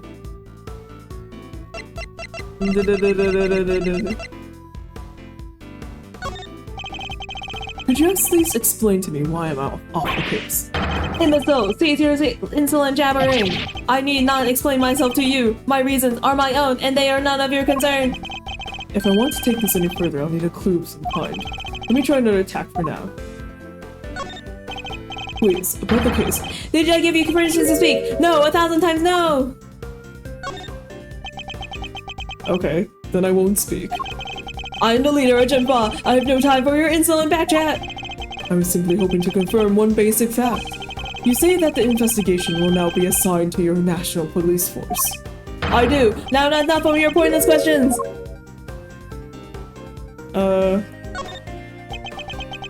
Okay. Huh, good boy. The interior of this plane is the sovereign territory of Junfa. You have no rights here. Is that so? Could it be that our current location itself is significant somehow? I should keep that in mind. It could be a useful clue. Could you at least explain to me why I'm off the case? Imbecile, cease your jabbering. I do not explain my reasons on my own. Perhaps it's time to employ my clue. And it relates to our current location. In the course of our conversation, I've deduced certain facts from your behavior, Mr. President. For example, you seem particularly aggressive when discussing our current location. Huh, you swarmy smart aleck! As you said yourself, the presidential plane is the sovereign territory of Junfa. And from that, we can infer that you believe the rules of extraterritoriality apply inside here. Is that correct? Enough! Cease your objectionable whining! Are things getting too hot for you?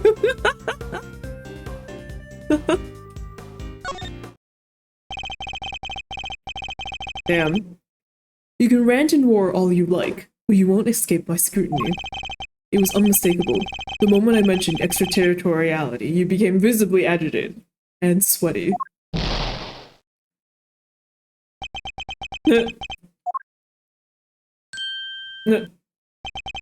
You think you're clever, don't you? Let me answer your little question. It's true. Extraterritoriality applies. Your laws mean nothing here. And why does that matter, you ask? It matters because it means you are powerless. You have neither influence nor authority here. Interesting. So the extraterritoriality issue does have something to do with all this. Let's dig a little deeper to the claim that the plane is sovereign territories, shall we?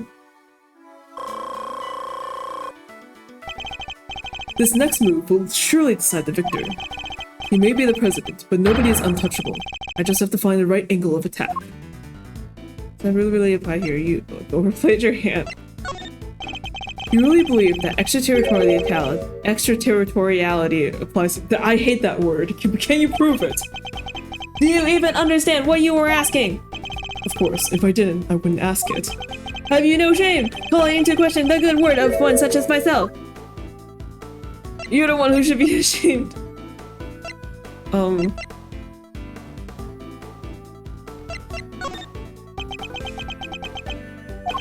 I have no more time for this. You clearly cannot be saved from your own foolishness. You needn't worry about me. I'm not the one who needs saving. That would be Miss Lloyd, the woman who is being wrongfully accused of this crime. Your chivalry is admirable, but it changes nothing. The right to extraterritoriality cannot be denied. That is Geneva. If I want to take this any further, I need a clue of some kind. Okay, let me try another attack for now. Oh. Okay. Different place laws. Truly you see that you have overplayed your hand. Nobody asked for your opinion. You only need to be me, nothing else.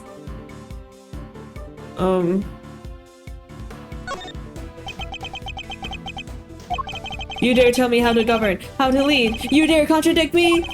On the matter of Miss Lloyd's guilt, yes, I do. No, she is guilty. She is the culprit. There is nothing left to debate.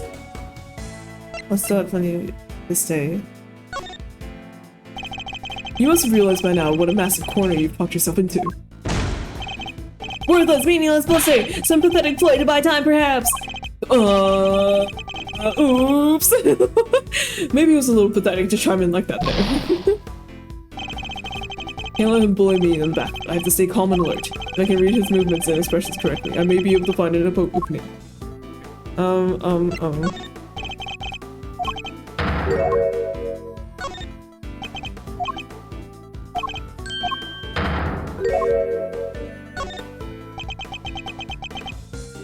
We have a real timer now, right? It's a real timer, but it's not, like, it functions the same as the health bar, low-key. Who else could have fired from outside the plane? There is no other viable suspect. Fascinating. So he's claiming that Miss Lloyd fired from him from outside the plane. Could be a vital clue.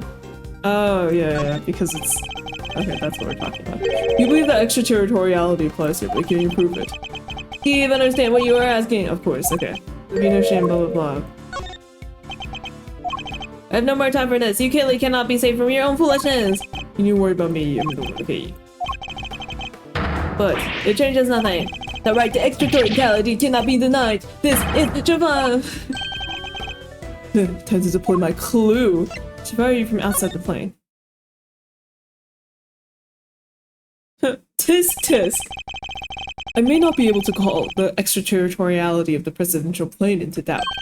However, according to you, she shot at you from outside the aircraft, correct? In which case,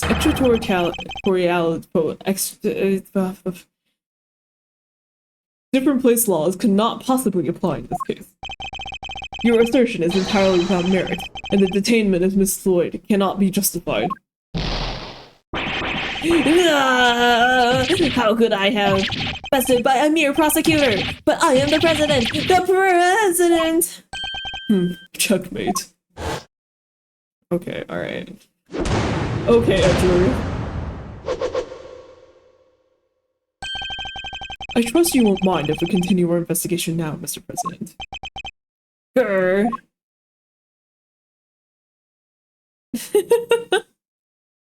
Just as emotionally devastating, the tisk-tisk and the checkmate. I hereby, officially, and unreservedly confer my approval. Consider it a gesture of the magnanimity and generosity for which my good office is known. Yes, for without noble acts such as these, unmistakably and irrefutably, for which reason we hereby. There can be no other outcome, for our goals are lofty and our hearts. People of Javat, I swear to you here and now, this investigation will continue. All that when he could have just said, okay, you got me? Mr. Knight, if you would care to return the evidence. Take it. Case evidence retrieved from Mr. Knight. We did it, Mr. Edgeworth. We sure did. And now the investigation can continue. Whatever. Enjoy your pocket full of pawns. I'll be over here enjoying how you put them to play. Then you will definitely enjoy my next move. Mr. President, one more favor if you would be so kind. What is it? Could you please give us your testimony concerning the incident itself? Now you want me to testify? Whoa, if that's your next move? If you want the president to testify, you'll have to take him to court. All in good time, Mr. Knight. He will get his day in court soon enough. But if a person of interest refuses to cooperate at the investigative stage of the process, they are obliged to provide detailed justification as to their reasons for doing so. That's... What's the matter? Is there something you'd rather we didn't know? Stand down, Knight. I'll do as the prosecutor asks. Thank you for your cooperation. Now listen, and listen well. Alright.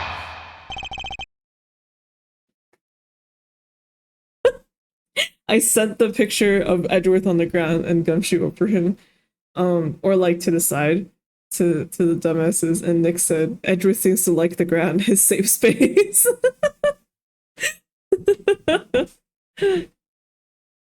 President wants testimony. Where was I when the incident occurred? The stage, of course. Suddenly, Rook and Knight jumped in front of me. Then, bang! A shot ran out, and a plain, unblemished balloon of red exploded nearby. Not hesitating for an instant, my bodyguards tried to escort me back to the safety of the plane. And then, the second shot. The bullet went right through Rook and launched itself into the bulletproof vest I was wearing. I guess if you look at it in one way, the president is also a victim here. Yes, the victim of an attempted assassination. Rook was simply in the wrong place at the wrong time. But that makes it even weirder. Why would the target of a crime try to obstruct the investigation? My guess is that there's something behind all this that he doesn't want made public. Cover up, Paul. I knew there was more to this case than meets the eye. And the president isn't the only one who knows the truth. Isn't that right, Mr. Knight? Also, I realized I was covering my face. Whoops. Time to get to the bottom of this once and for all. Okie dokie. Where was I when I was in the stage of course? Okay. Hold it! And how would you describe the incident exactly? Oh, you naive little man. Do you really think your silly simple question would shake me? I was involved in a craven attempt to silence me with cold steel, and while I was speaking to my adoring public, no less. Suddenly, Rook and Knight jumped in front of me. Hold it! When they stepped in to protect you, were you aware of the fact that you were being targeted? Was I aware of the— No! I was aware of my audience and nothing else! When I step up to the podium, I enter another world entirely! A place of rapture! A place beyond words! Yeah, I think that's called stage fright. I thought you were like a deer in the headlights. No, 1,000 times no. I remember every second, each moment is indelibly etched into my memory. When Rook and Knight stepped in, I was shocked, overwhelmed, taken aback. Then bang, a shot ran out, and a plain, unblemished balloon of red exploded nearby. Oh, oops. Go back, go back. Hold it! About that red balloon. Are you trying to test me, Mr. Prosecutor? No, Mr. President. I simply wish to confirm what you remember. Huh, very well. There were two very large, very round balloons, one on either side of the stage. Their deep crimson hues stood stark against the sky, just as the security plan said they would. The same security plan we found in a trash can, I suppose. Rook and Knight leapt to my aid just before the balloon exploded. Not hesitating for a moment, my bodyguards tried to escort me back to the safety of the plane. Hold it! You said they tried to escort you back onto the plane. Yes, that is exactly what I said. They threw open their attached cases. That must be the moment Kay captured on camera. and immediately moved to help me back onto the aircraft. 98 red balloons. And then the second shot. Oh, oops. Hold it!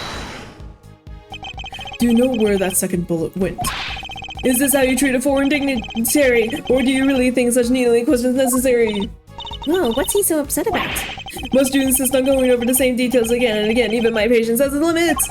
You know very well where it went. The bullet went right through the rug and lodged itself in the bulletproof vest. Hold it! If I may ask, what was the victim like in that moment? He was a man amongst men, a real hero. The mere impact of the bullet took my breath away, and yet he had the strength to grab me and rush me back inside the presidential plane. So you and the victim entered the plane together, is that correct? Yes, he offered his noble protection. I gladly accepted it. All was as it should be. That sounds nice and all, but doesn't that just mean he's always the first to make his escape? He's the president, detective. It's basically his job description to do so. Nothing he's saying seems too off base. Guy's the victim here. Wouldn't make much sense for him to lie to us, you know. Guess we gotta assume he's telling the... No, one of the things he said is clearly wrong. Think back to the scene of the crime. Huh? Did we miss something? Alright, let me see the evidence again. I might as well take another look myself. Okay, is this the thing that you spotted earlier where like the bullet went through but like it doesn't make sense?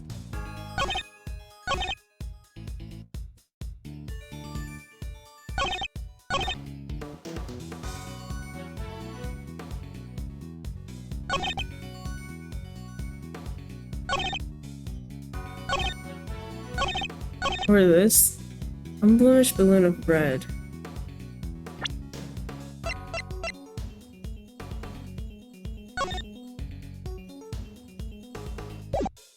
I thought the steel samurais would be like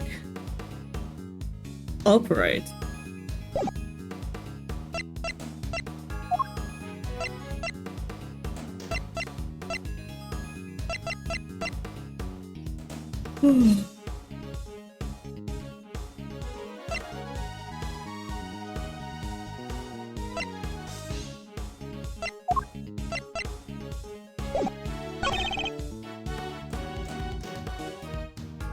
I don't know which one it is.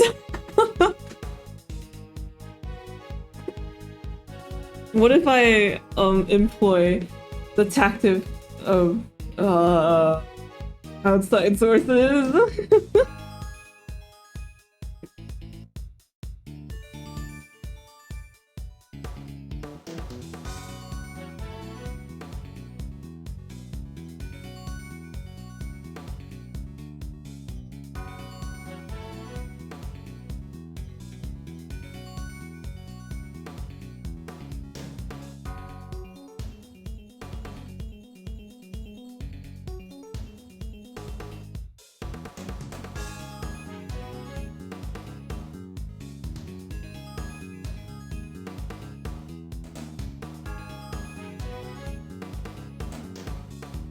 Oh, okay, no, it is the red balloon.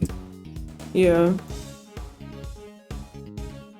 Shaw comes out, they move into prisoner's second shot, but now he's being ordered.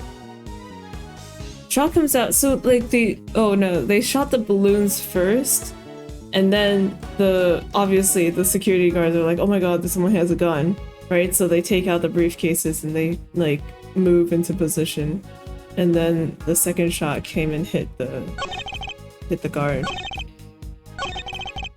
But we're talking about the balloon for some reason, so okay. Objection! So maybe it was weird that it wasn't just like red balloon and not steel samurai? Like, was it upside down or something? You say it was a plain red balloon that burst, but I strongly beg to differ. Well, take a look at this. I think you'd agree that it's hardly plain, wouldn't you? No! What the hell is that? What? Who is that? Mr. President, meet the Steel Samurai. I would have hoped you might recognize him. Especially if you were hoping to integrate yourself with the people of this country. Yeah, you need to watch the Jammy Ninja too. He's amazing. Ignoring that, so you see, the balloon that was struck by the bullet was anything but plain. It was, in fact, of the Steel Samurai. He's just like, and this is important how... But the briefing mentioned 2 plain red balloons. And there they are, right on the security plan. They do look pretty plain, don't they? It's just simple round balloons. Knight, what is the meaning of this? Explain yourself! Yes, Mr. President. It seems the Steel Samurai balloon was borrowed at the last minute, sir. Borrowed? That's what we were told. Yes, they only reported the incident to us bodyguards, though. Seems there was a little trouble here on site last night. One of the original balloons burst somehow. So they swapped it as an emergency replacement? Yeah, one of the stall holders happens to have it. From what I hear, he was more than willing to lend it out. You can see them. Oh. Like, I don't, like what? Like he has shit peripheral vision? Or... A happy-go-lucky kind of guy, he said. Lair. A happy-go-lucky stall holder with a Steel Samurai balloon to spare, huh? Seems like no one of familiarity comes to mind. They filled just a balloon part up with air to make it look like the other ornamental balloon. Oh, okay. That's why it was upside down. So while it was a Steel Samurai balloon, it was made to look like a plain red one above water. Is that the long and short of it? Knight, what was I not- I mean, wait, hold on. Knight, why was I not informed of this? Sorry, sir, we didn't think it was a pressing issue. And indeed, you saw it and knew no different, correct? Yes, I suppose so. We really have mistaken the Steel Samurai's pants for a plain red balloon. Still, Mr. President, I struggle to see how you wouldn't have noticed something different about the balloon. Of course! What's that outburst for? Now I remember! I could barely see the balloon! You couldn't see it. That's right, the wind was blowing too hard. The flags to the side of the stage were flapping insistently and blocking my view. Is that so? Oh, okay. Yes, those 2 flags. They were being blown back toward me. Oh. It would have been a strong wind blowing right at around the time of the incident. Why not to blow the flags in just such a fashion?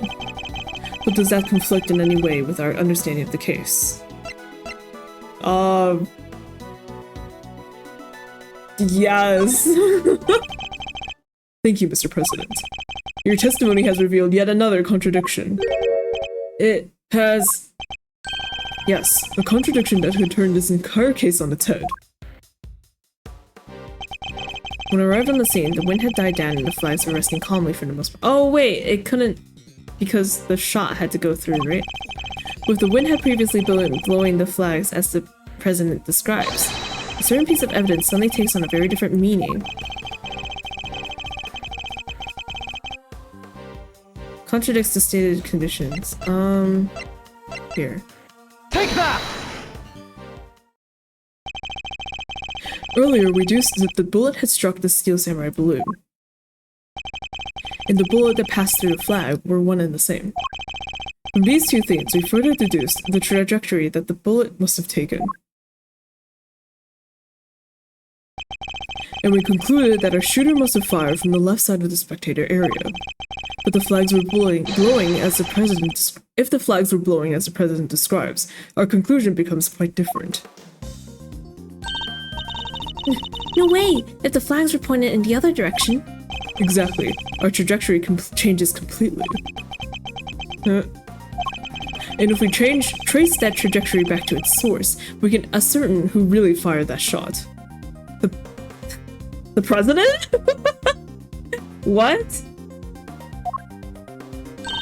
Wait, but Mr. Edward, that would mean... Yes, I know. We may not yet understand the reason why, but it can only have been one person who did it. Or, oh, Knight? Who does the billet's new trajectory implicate as the one who fired a shot? Bronco Knight.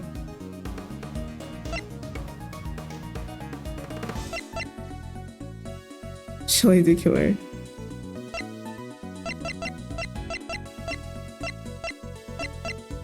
I was just checking ages. Okay. Take that! The person who fired that shot was none other than you, Mr. Knight. Oh, what? The path from the balloon back to the flag leads directly to the spot where you were standing. Bullet trajectory data updated.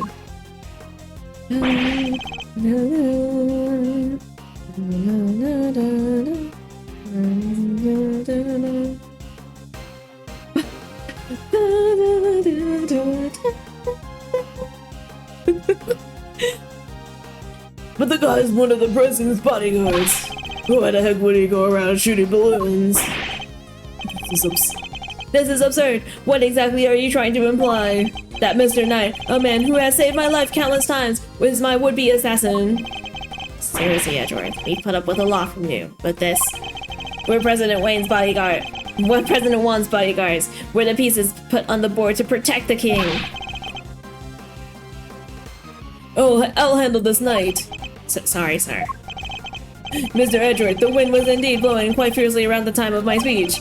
But the wind can pick up and die away in an instant, can it not? Therefore, I need proof that it was blowing hard enough to lift the flags during that crucial moment. The first shot was fired right around the time the president raised his fist. I have a piece of evidence that shows just that. Perhaps it can also show us what was happening with the flag then, too.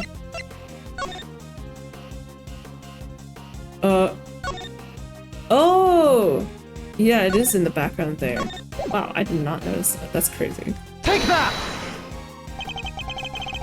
Your proof is in this picture right here. Huh, this should be good. Which picture? Where? We can see which way the flag was really blowing. Right here. Take that! Oh, and he used the suitcase to cover his gun. And that's why nobody saw. Well, do you deny that it clearly shows the flag? Here we have it. Proof that it was blowing toward you at the moment of the shooting. So that means that our pal over there did shoot the balloon. Making him the assassin? Mr. Knight. I don't think he is. I don't know. It doesn't seem like... This does not make sense. Let's just say no. Mr. Knight is not the assassin. He may have shot the balloon, but the president was on the other side of him entirely. Therefore, he can't have been aiming at his boss. Yeah, exactly. Besides, why would I even shoot the balloon? What would be the point? And watch how you answer, or I might aim for something else next. There was a point, I'm sure of it. If I can figure out what it was, perhaps I can finally put this whole conundrum to rest. Knight definitely shot the balloon. Okay. Yes. That fact alone changes everything about the case.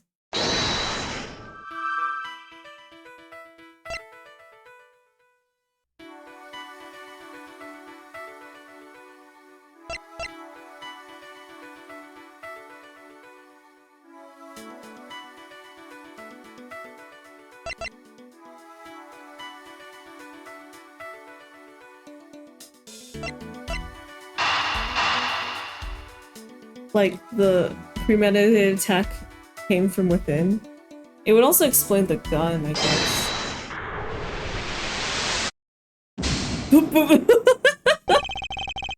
That's not quite right.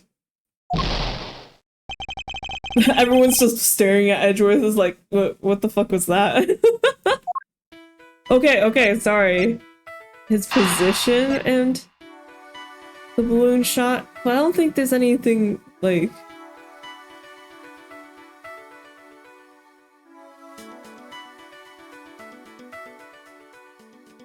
weird about it.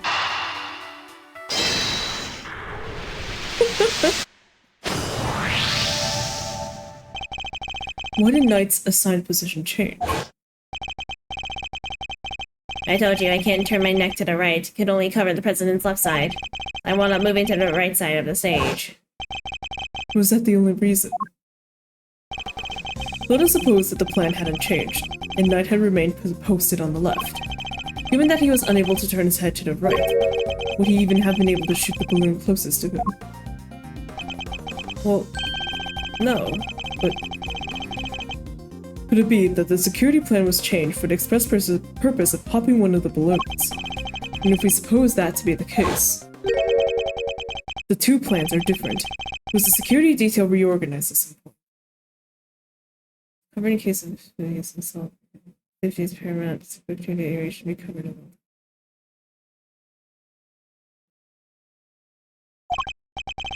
Yeah, we made some last-minute changes yesterday. President's orders. That's right. The president was the one who ordered the change. So Knight could pop the balloon.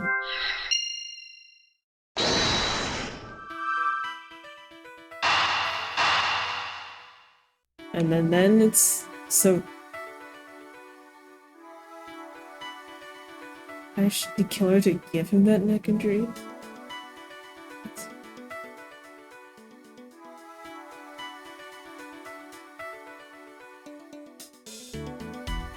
Wait, what if the okay, hold on. Here's the thing. What if the killer really is the killer and his target was never wait, no, I don't know. Like what if the killer's target wasn't the president, but Mr. Rook instead. And then he was ordered by the president to kill him? Yeah, like he was hired by the president. Actually, I don't know if the president would do that. Like he was hired by the president to kill Rook. I don't know.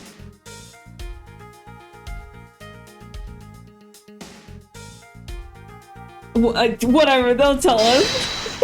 My conspiracy theory. If I'm reading things right, the president knew in advance about the balloon shooting, which means he must have had foreknowledge he would be in someone's crosshairs today as well. And if that's true, then everything else that's been bothering me falls neatly into place. How did a shooter get a gun past such heavy security? And why would they carry out the shooting wearing such a conspicuous item of clothing? Why use a laser sight that would give away their location in an instant?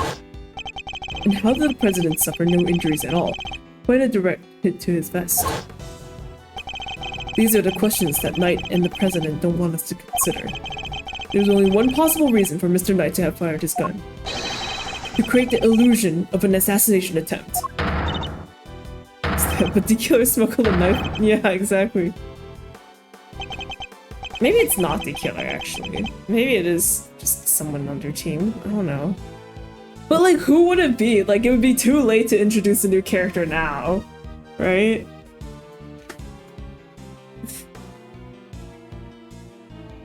Idiots. You do understand what you're saying? Oh, I understand all too well. I understand everything now.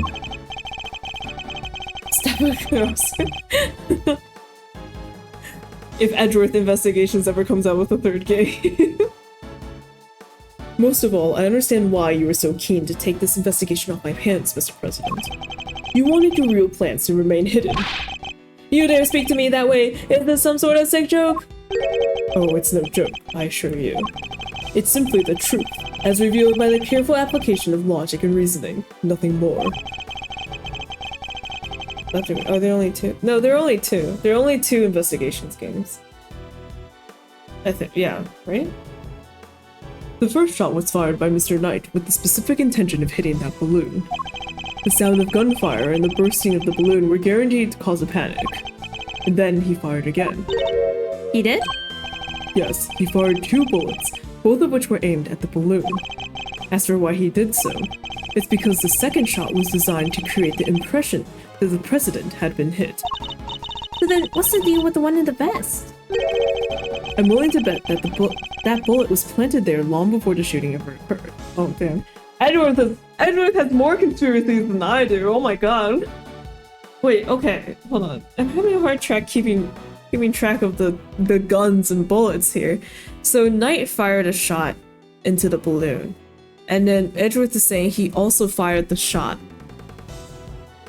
Maybe just like in the air somewhere elsewhere, just to give the illusion that the president was shot, but the bullet didn't actually go anywhere, right? So that means the 2 bullets are from his revolver. But then, what about the revolver we found at a trash can with 2 bullets missing? Like, whose revolver is that?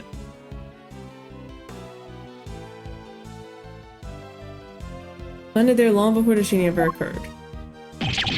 Murder! So Mr. Heroic President didn't take a bullet after all. That's not true! I was shot, I tell you! We'll be able to verify that for ourselves once we take a closer look at the bullet. At the very least, we can expect to find traces of Mr. Rook's blood on it, correct? But you said it yourself! You found the shooter in the photograph! The person with the red hood! Objection! I thought I made myself clear.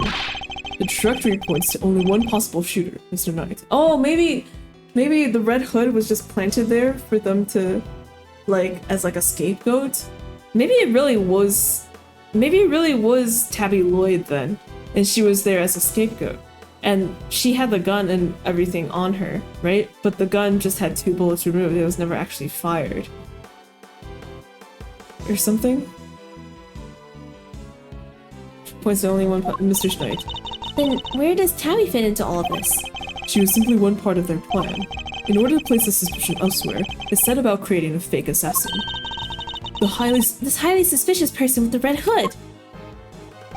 I have yet to ascertain exactly how complicit Miss Lloyd was in the whole scheme, but I can say with some confidence that none of the shots were fired by her. I suspect her only job was to point a laser sight at the president. That's right. I was... Cass was turning your jacket inside out the moment the crowd flew into panic, yes. Thus making the mysterious red-hooded shooter disappear in a blink of an eye. Then, when the gun and the security plan were later found in a trash can, it would all appear to have been the work of an assassin so skilled they can vanish into thin air. But then, the case would have gone cold. Exactly what our friends here were hoping for. Makes sense now why they wanted you off the case.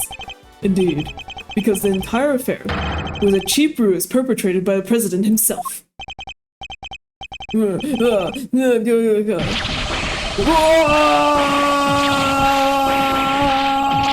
Holy sh! What the fuck? Oh!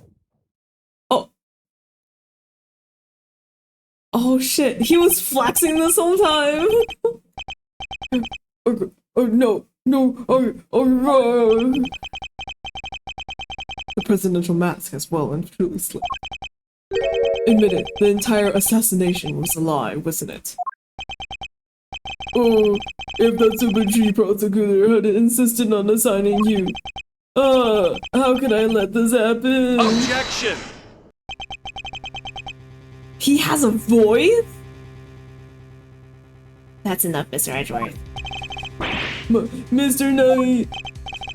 Sorry, but I'm speaking with the president right now.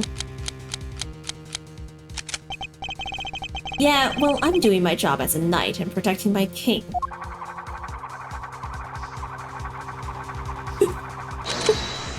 Inflated. More like deflated. So go ahead, keep running your mouth. But perhaps it would be better if we stuck to threatening each other with words. He wouldn't, would he? Nah, I don't need this thing to shut you up. Alright, my move. Question. You claim I fired my gun from on stage. How do you figure I did that in front of a crowd of thousands? An excellent point. Time for my countermove, I suppose. You had a certain something that allowed you to conceal your actions. A certain something, huh? Mighty specific. Whether or not use to hide his actions from the crowd. The case. Take that! My attach case? Yes. Take a look at Kay's photograph. Your right hand is completely obscured by the case. At the very moment this picture was taken, you were firing your gun. And in such a way that you wouldn't be detected. Objection! The way he says it. Objection, dumbass. You don't like to let the facts get in the way of a good theory, do you, Edgeworth? Shame you don't seem to have noticed. Noticed what? That theories are all you have. Conjectures, nothing more. The flag was billowing in the wind at precisely the right moment. I had my gun with my attached case. We changed the security plan because I couldn't turn my head. It's all just speculation. Circumstantial evidence at best. You can't prove any of it. Ugh. If you at least had the bullet that burst the balloon, you might have a scrap of credibility. Imagine, you could have run forensics to see if it matched my gun. But no, that bullet is at the bottom of the lake. You gonna go dredge it up? I hate to say it, but he's right. I don't have anything concrete. Unless, Gumshoe, time to go for a swim. I thought not. Maybe now you can shut your mouth.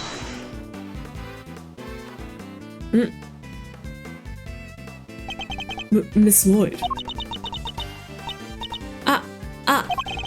Of Of course, she could shed some light on this whole situation. I just need to get her to talk. What's the matter? Something you want to say, Miss Journalist? No, never mind. That's what I thought. Miss Lloyd! I need you to be brave. If you don't speak up, the truth will be lost forever. You are a journalist after all, are you not?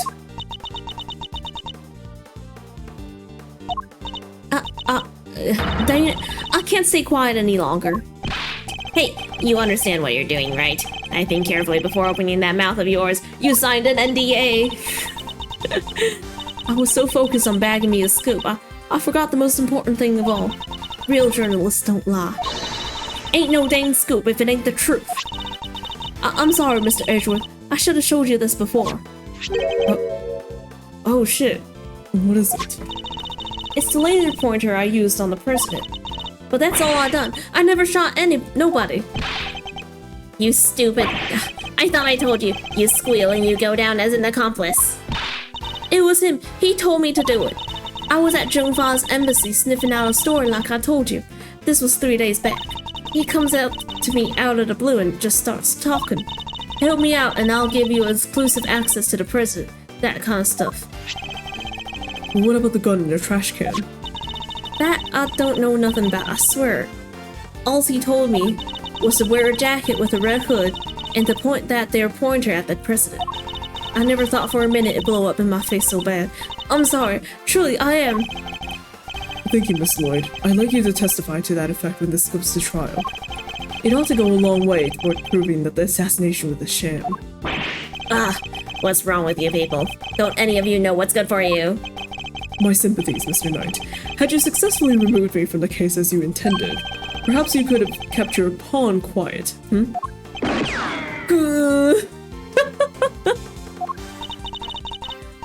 So let me get this straight. You told Tabby, if you let slip about our fake assassination plot, we'll have you convicted for murder? Or something like that? Of all the dirty. Oh, I said no such thing. Oh. President Wong. Give it up, Knight. It's time we came clean. It's our only choice. So, Mr. President, you admit it. You admit that there was a plot to fake an assassination attempt. I do. I'm sorry. But why? Why do something like that? My popularity has been on the wane back home. I thought surviving an attempt on my life might give me the boost I needed. I know what we did was wrong, so yes, it was all lies, all of it. And the bullet in the vest. It was planted ahead of time. I wasn't hit by anything today. Okay. Bulletproof vest data updated my organizer. But then, what was up with the killer? Our plan got out somehow. And then he just appeared, hell-bent on turning our fake assassination into a real one. Hence the red raincoat, I suppose. He hoped to get in close enough as the fake assassin to finish the job. There is one thing I don't understand though. Oh, and what would that be? Why did Rook have to die? If the whole thing was fake, how did he wind up getting killed for real? Okay, so maybe it really was the killer who killed Rook. And then, but it wasn't the president who hired him. It was someone else then? and we just leave case 1 unsolved. It's low-key. That's true, and therein lies the real question. He was a fine bodyguard, the best in fact. He may not have been a native at Jumfa, but he was someone I could fully trust. Mr. Rook must have been really something to gain the trust of someone who'd hide from his own shadow. Sounds like he was as trustworthy as the president as I am to you, huh, sir? I believe that's for me to say, Detective, not you. Mr. Rook must have known about the plan too, then, correct? He wasn't aware of any specific details, so not really. I tried to involve him, but he refused. And you would have done well to listen to him. This is a tragedy. The life of a good man has been wasted. Huh. What was so great about him anyway? What's gotten into him? He was just another piece on the board. There to protect you. Nothing more. Mr. Knight, how could you? Who was it that actually went along with your plan, huh, Mr. President? Stretch and hydrate, but I'm sweating so much. Oh my god, it's so hot in here and I can't turn my fan on because it will be caught by the mic.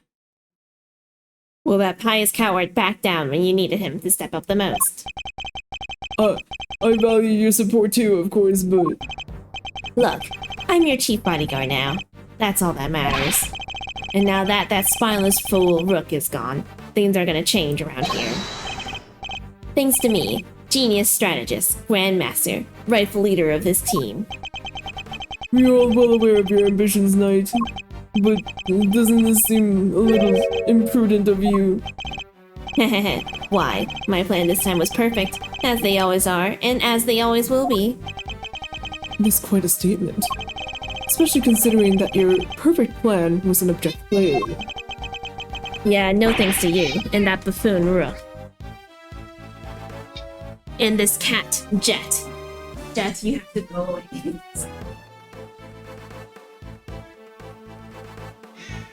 There's my stretch. And how exactly was it Mr. Rook's fault? If he hadn't died, the killer would have never come after me. And I wouldn't have to let you on this plane. Please, Mr. Knight, you mustn't talk like that. Fine. The guy died protecting you, Mr. President. I'm sure that's just what he always wanted. But he did die protecting the president. Wait, I thought the whole assassination thing was fake. Oh, come on, do I have to say everything twice? We planned a fake assassination, but somebody else came along and tried to make it real. 2 shots were fired, remember? Like you said, Edgeworth. One of them was the bullet I shot through that balloon. But the second? That wasn't me. Oh, okay. Oh, really? Then who did fire it? The real assassin, but not the killer. His plan was to come after the president with a knife. No, the most likely suspect here is that piece cowering quietly in the corner. Our lily white queen over there. What? Okay. So how could it not have been the killer? Like I can't think of anyone else who could have, because the way he was shot too, right? They explained that it went right, like it went through his side, but it went in through his body in a way that would have missed the bulletproof vest that he was wearing. And I'm like, if you were to shoot someone like that, you'd have to be pretty good at shooting someone, I'd say.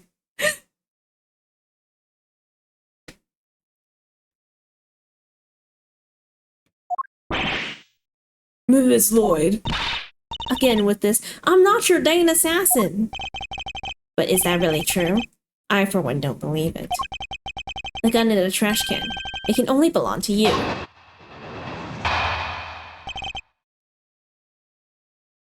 Wait, so the gun in the trash can wasn't part of the assassination attempt either? I thought that was. Oh my god, I'm so lost.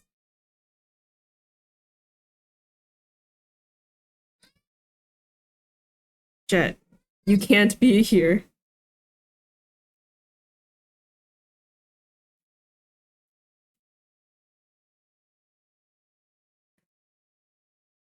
The killer is way off the to the side. That would work for getting to the side too with some explosive ice cream. Right? I don't know, like, there's a thing you mentioned too, where it's like if he blocked him with his body, it would have gone in through his other side instead of the side that he actually got shot on. I'm like, who could have shot him? As soon as I shot that balloon, I rushed over to help Rook escort the president back onto the plane. I left Rook here in this room while I secured the president in the safe room. When I came back out, Rook was lying there on the ground. Miss Journalist must have shot Rook while we were escorting the president off stage. That single killer shot was fired by the gun you found in a trash can. So you don't actually know when the victim was struck by the bullet, do you? The knight doesn't protect the rook, Muchworth. He protects the king. You want to translate? He means that his only concern was protecting the president. Lose a king and you lose a game. Isn't that the first rule of chess? But a win in which a key piece is sacrificed is a hollow victory indeed. Doesn't matter. It's still a victory. I kept the president safe. I win. Well, it's a bit early to be calling our little match, in any case. For this is where our battle really begins. Okay. As soon as I shot out the balloon, I rushed over to help Rick escort the president back onto the plane. Okay. Hold it! The victim really didn't take part in your little plan, did he? Nope. And we kept him in the dark on the details. So you really thought the president was in danger? But wait, you must have noticed that the shot came from right next to him. Maybe he did. Guess we'll never know. Even if he did know, it was a sham. He still had a job to do. He still had to protect his king. And he was able to make a judgment like that in a split second. Impressive. He really was as capable as they say. Not so capable that I couldn't read him like a book. I made it so he had no choice but to go along with our little performance. I left Rook here in this room while I was secure the president's safe room. Hold it! Oh wait, he left him in this room? Wait. When did he get shot? Was he really shot in here then? Why do that? You and the president both knew the whole thing wasn't real. But it had to seem real. There were people everywhere. Not a good look, right? Imagine if someone had spotted a man who had just been shot at. Hanging out in his plane, sipping grape juice like he didn't have a care in the world. And what was the victim doing during all this? Who knows? I was in the safe room, like I said. Anyway. When I came back out, Rook was lying there on the ground. Hold it! Where on the ground exactly? Right where he is now, the middle of the floor. The door to the outside was shut, though. Guess the bullet must have hit him right before he closed it. And thanks to his little blunder, my whole plan fell apart. Mr. Knight, he mustn't talk that way. He may have kept you safe, Mr. President, but he isn't here now to save your good name. I call that dereliction of duty. What would you call it? An honorable try, which is more than what you'd give, I say. Sorry, but that's just how it is. Mr. Journalist must have shot Rook while we were escorting the president off stage. Hold it! Oh man, okay. Weren't you and Mr. Rook both carrying bulletproof attached cases? Yeah, opened them right after Rook spotted a laser sight. We moved into covering positions and used them to shield the president. So the bullet that hit Mr. Rook traveled through a gap in that defensive shield. Playing again. Something like that. Except, well, yeah. Do you really believe Miss Lloyd to be that skilled of a marksperson? Heh, no, she was aiming for the president. That'd make her a lousy shot. So it was pure coincidence that Mr. Rook was hit, and the bullet simply happened to find its way past your attached case and through the gap in his vest. Seems crazy to me too, but the facts are the facts. It was a shot in a million, but the shooter hit the bullseye, and the proof is in your hands. Single killer shot was fired with a gun you found in a trash can. Hold it! So the second shot had nothing to do with you. Right. That one was fired by your little friend. Imagine the scoop she'd have bagged if it had hit its mark. I'm a journalist, you hear? I don't make facts, I report them. Yeah, a journalist who signed up to a fake assassination plan in hopes of getting a story. Ah, that's not... Look, I'll admit it, I set the whole thing up. And your role was to aim that laser pointer at the president. It's not my fault it wasn't enough for you. You were the one who decided to bring a gun to the party. Who knows, maybe you thought if you kept on shooting, you could shut me up too. So Mr. Knight's suggesting that he first fired one shot, then Miss Lloyd fired one more. Yeah, basically implying that Tabby also had a gun on her. Beats me where she could have got one from, but hey. His entire testimony is pure conjecture. He can't prove any of it. You're right. Let's hit him with some cold, hard, undeniable evidence.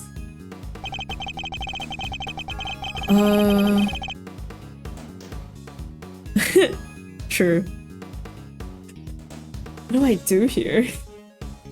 Shot the balloon, rushed over to help Rook escort him out. Rook in the room while I saved it. Lying there on the ground.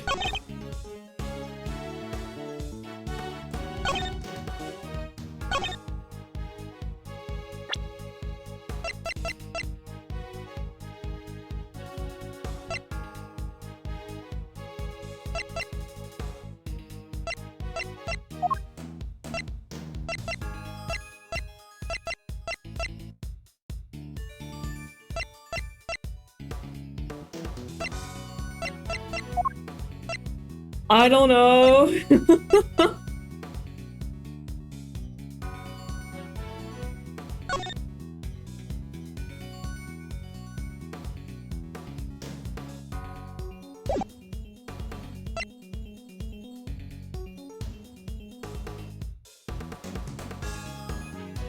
You can't be here.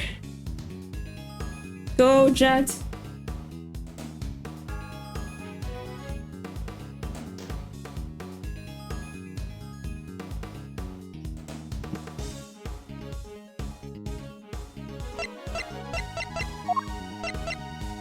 Maybe this. Objection! Damn it! No! Your chestnut just doesn't hold water, I'm afraid. It holds a lot more water than your pathetic rebuttals, Edgeworth. How long are you going to keep picking away, hoping for a break? Face it, you're unmatched. Maybe it's your head that's holding water. Can't be much else in there. Go, Jet!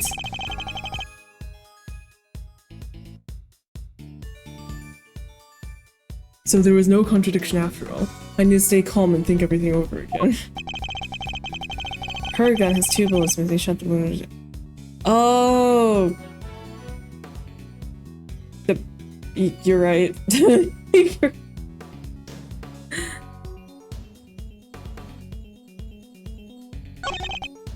That single killer shot.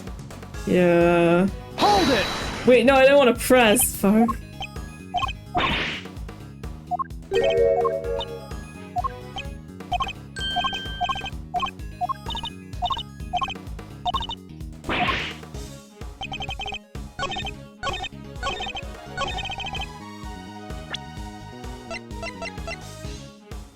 Objection!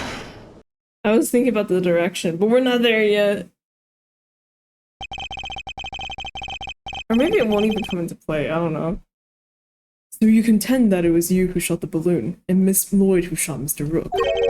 Are you sure about that? Sure, I'm sure.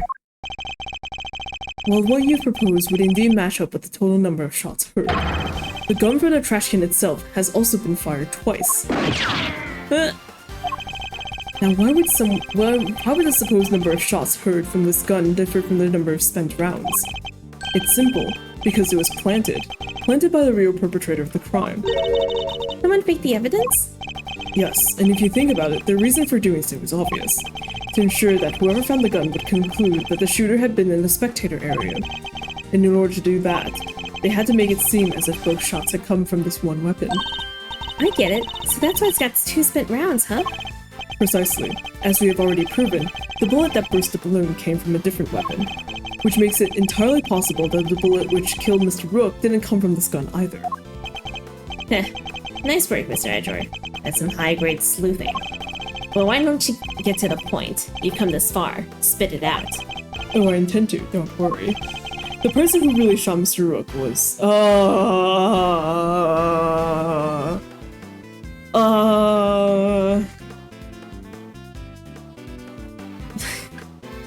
it be? Night? It seems the most... But I don't think it's... Oh my god.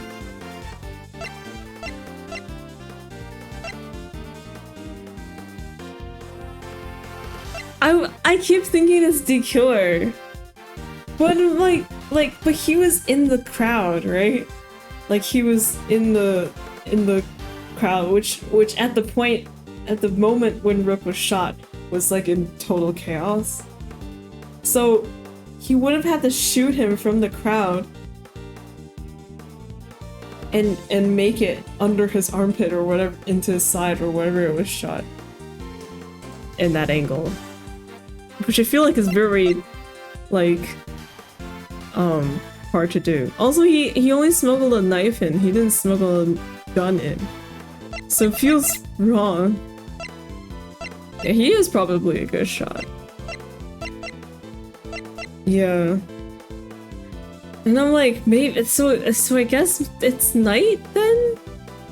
He doesn't like Rook, obviously, by the way he's acting, and he's glad that he's gone because now he's first in command instead of second in command.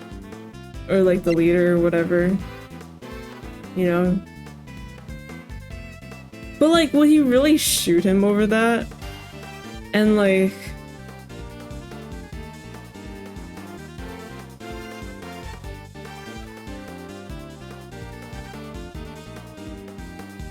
Same gun that both body. Right? I don't know. Okay, well, I mean... We've got 7 tries, so... Could you imagine it's like, hey Faraday, it was you! You, Mr. Knight. You're the one who murdered Mr. Rook. Oh, finally got up the courage to say it, huh? Surely not. Surely you wouldn't have... It wasn't only the killer who tried to take advantage of the fake murder plot. You killed Mr. Rook, hoping he would look like an accidental victim of the bungled assassination. With the president locked away in the safe room, and the door of the airplane tightly closed, it was just you and Mr. Rook, alone, together. Oh, yeah. Okay, so he did kill him in the plane. And the third bullet fired. Wait, so what did the second bullet prove? Was it just fired for fun outside the plane? It was definitely gumshoe. Oh my god. Right into your colleague's body. Objection! Wait, you really gonna claim there's a third one now? Also, the other thing that I feel like is hard to suspect Knight on is because he has a voice line. And I'm like, wait, if he has a voice line, he's definitely coming back later. So he wouldn't be arrested now? Quit metagaming shit. Wait, you're really gonna claim there's a third one now? You just said only 2 gunshots were heard. Wanna tell me how that works? Objection! The meta detective. Airplane cabins are practically soundproof, Mr. Knight. If you close the door, nothing can be heard from the outside, not even gunfire. But wasn't the president right next door? Very true, which means he may have heard the shot himself. Well, Mr. President? I didn't hear anything. Well, you can observe the room through your security feed, can you not? The camera in this room isn't normally on. I have to manually switch it on when I enter the safe room. And that's what you did this time too, right? Well, that is... I don't know what Jet's doing. What's gotten into him? Mr. President, this is vitally important.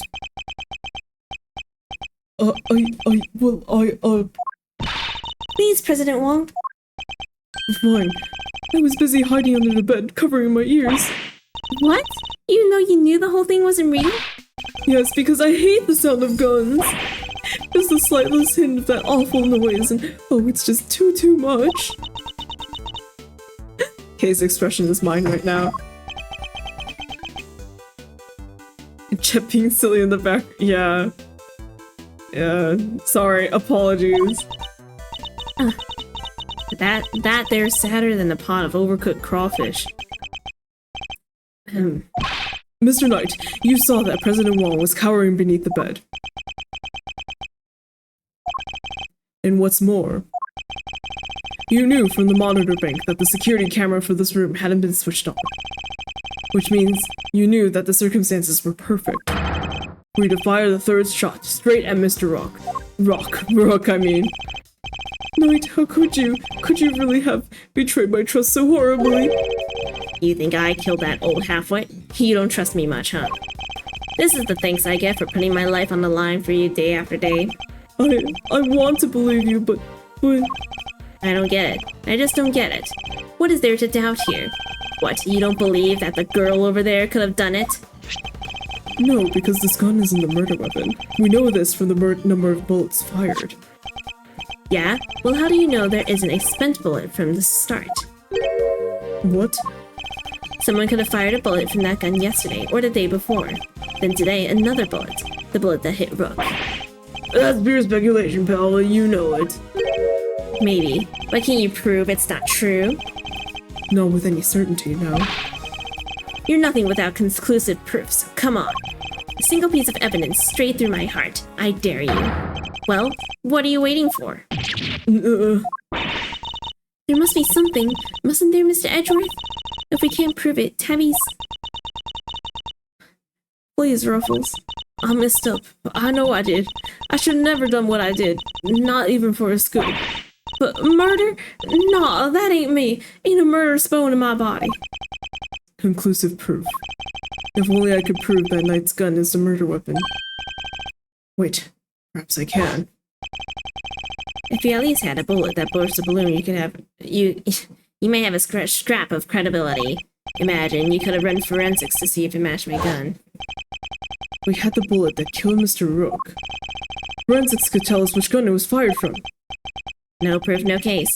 End of conversation. Objection! Hold her right there. What? What now? You're not about to claim you do have proof. Of course I do. This ought to be good. Alright, bring it on.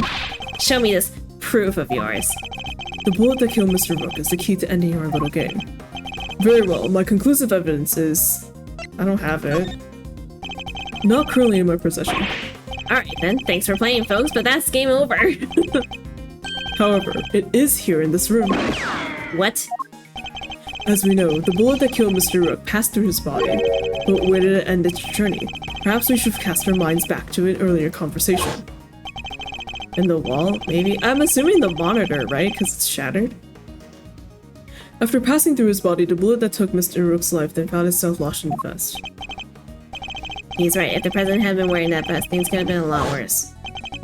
But now, of course, we know that the so-called assassination attempt was a complete fabrication. The vest was prepared in advance, made to look as if it had been hit by a bullet. Which begs the question, where is the real bullet? I like it. A twist. This is good stuff, Edgeworth. Come on then, don't keep us in suspense. Does any of the evidence point to where the bullet that killed Mr. Rook might have ended up? Take that! There's something very clearly missing from this room. Yes, a prosecutor with some common sense. I'm going to ignore that one. Take a look at the bank of the security monitors. Oh, I see you've caught on, Mr. President. Splendid. There are screens here showing views from all around this airplane, inside and out. The only external angle not covered is the right-hand side of the aircraft. And that's because one of the monitors is missing. Huh. There was a monitor in the space previously, wasn't there, Mr. President? There was. I have no idea what my plushie is doing there now, though. So, okay, so do you think the bullet hit the monitor, and then maybe they took the monitor out and like hid it somewhere, or threw it away or something, in order to hide the evidence of the bullet being here? And then just stuff the plushie inside, or something? It appears to be someone's vain attempt to hide what is obviously lacking. But where did it go, and why? The why is easy to answer, because it was struck by a bullet. For if we were to believe that the bullet in the vest was the real deal, then anything that hinted at the existence of another bullet had to be removed. So, where did the missing monitor go? Where indeed? I believe it must be hidden somewhere on this plane. After all, there wouldn't have been time to dispose of it outside the aircraft. Detective Gumshoe, conduct a search if you would. Right away, sir. Mr. President, extraterritoriality, remember? I have no objection to the search. Please, go ahead. If it will help us discover the truth behind what happened to Rook, I will not stand in your way. What are you? I don't believe this. Rook this, rook that. Don't you ever think about anybody else? The search has been authorized, Detective, if you wouldn't mind. Yeah, exactly. Sir, I found the monitor. Nice. Excellent work. Now go ahead and extract the bullet. Let's see. If I put my hand in here and just... Come on. I got it. Well, would you look at that? Blood. This is the bullet that killed Mr. Rook. There's no doubt about it. Holy bullet. Found inside security monitor seems to be a bullet that killed Rook. And there you have it, Mr. Knight. The single piece of evidence you requested straight through your heart. Even you must now admit, if this bullet didn't come from the spectator area gun, then Miss Lloyd cannot be Mr. Rook's killer. What? No pithy comeback? Detective, have forensics analyze the bullet for striations, whatever that word means, and compare them to the gun we found. Yes, sir. Oh my god, Jet. Jealousy is legitimate that he mentioned. Yeah, right? He's so not into Rook. He hates him. Yes, sir, we'll get the evidence you need. You can count on it.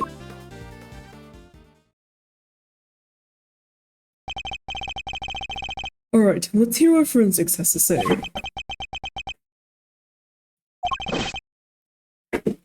Our findings are as follows, sir.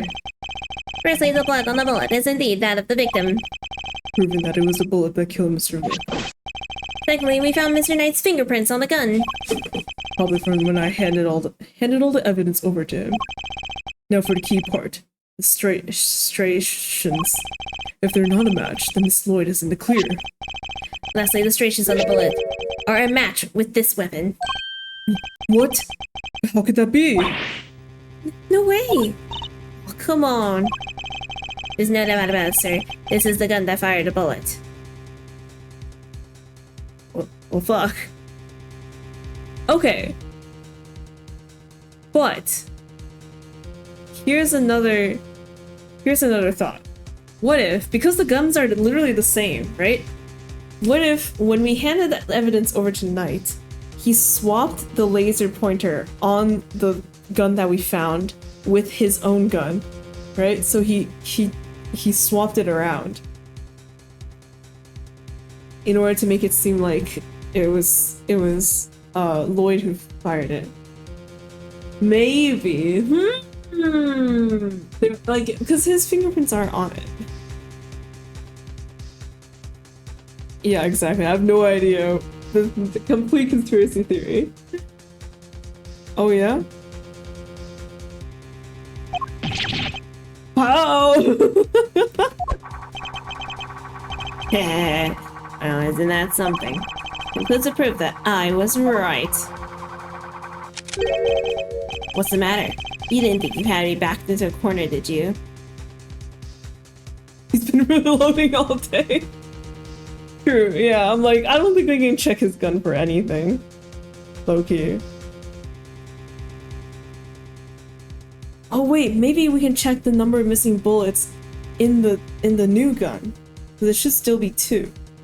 But if it's 1, it might point to Knight. I don't know. Well, we'll figure it out. Guess you misread the board. Because the only one backed in the corner here is you, I guess. That's what he said.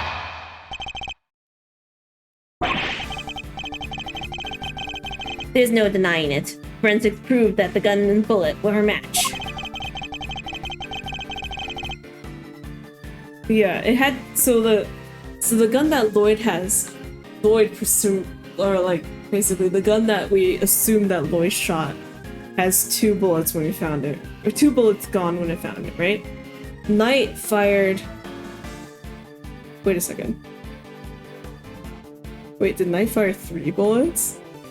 Knight fired 1 bullet at the balloon, 1 bullet just for fun, and then 1 bullet at Rook in the plane, assuming.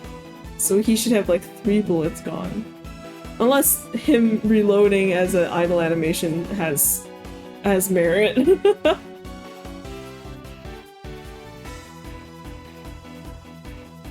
Bullet pulled out of the monitor is possibly gotten all the way outside afterwards. Yeah, right? Like, it doesn't make sense why it would even match the gun outside. Like, how would that... Like, how would he even get into the monitor in the first place? The bullet that killed Rook was fired from the gun you found in the spectator area. So who pulled the trigger? Can it have been me? Oh my god. That... I was up on stage, which leads you your little friend. That, why are you like zooming around? You're like 2 years old.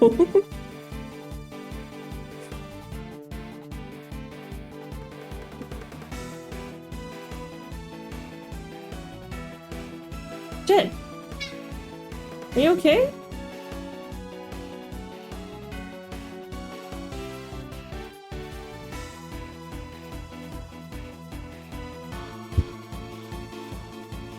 Shit. Just cat things. Absolutely. Shit. Shit. It's alright. Man, calm down. Did you get spooked by something? Or are you just zooming around for fun? An absolute menace.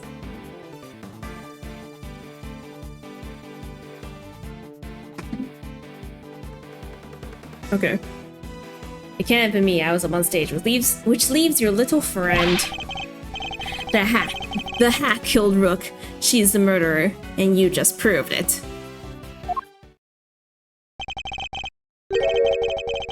Your move, Edgeworth.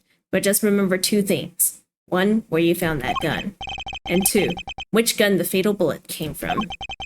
Whichever way you look at it, I can't have been the shooter. Ugh. How did it come to this? Me and the president, we admitted to faking the assassination attempt. Now it's your turn to admit something. Who the killer really is. There's no way Tabby did it, is there? Don't let him get to you, okay? We just need to go over his statements again.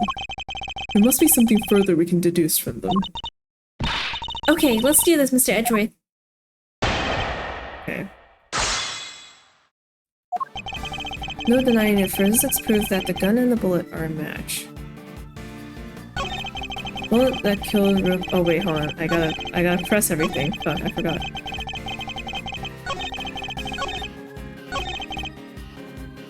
Hold it! No, that's... Objection! What was it you said? That forensics would back you up.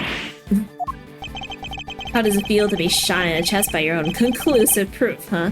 Not so good, I imagine. The bullet and the gun are a match, Mr. Edgeworth. That kinda has to mean that Tabby pulled the trigger, no? Even so, I simply cannot accept that. But sir, there's no denying the evidence. There isn't. So what am I missing? If I assume Miss Lloyd to be innocent, then the gun and the bullet shouldn't be a match. What is it, Code?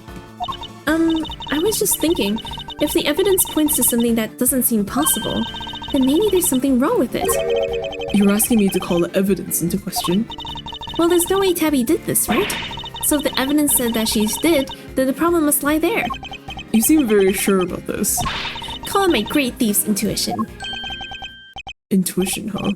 Still, she could be right. I simply don't believe Miss Lloyd to be a malicious liar, which means... as someone who believes that evidence is everything in court, the irony is not lost on me, but... if I were to call a piece of evidence into question, it would have to be... Ooh, are we looking at our conspiracy theory? Chet. The gun. If something untoward is going on here, it would have to involve the weapon, not the bullet. After all, we only just recovered the bullet a little while ago. Furthermore, we know that Mr. Knight had an opportunity to handle the gun. Yeah, exactly.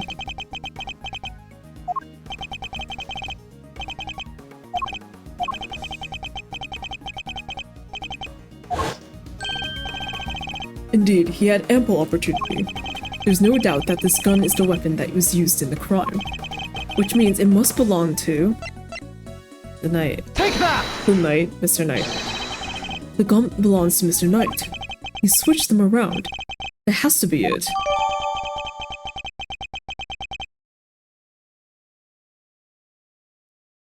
Yes. Wow, weary emoji. The bullet that killed Rook was fired from the gun you found in the spectator area. Hold it! Objection! No, you hold it. You were the one who proved this. Or are you saying that forensics was wrong? The bullet had the victim's blood on it, which means it must be the one that took his life. And it does seem to have been fired from the gun we found in the trash can. Don't you just love this? Your face, Edgeworth. What a picture. Look. A man in dire straits, yes, well spotted you. Let's just agree that the facts are what they are and move on. The gun fired the fatal bullet. Who pulled the trigger? Hold it! Yes, who indeed? Still can't bring yourself to admit the truth, huh? I get it. I was in your shoes just a few minutes ago. Burned me up on the inside, you know? Made me really want to shoot someone.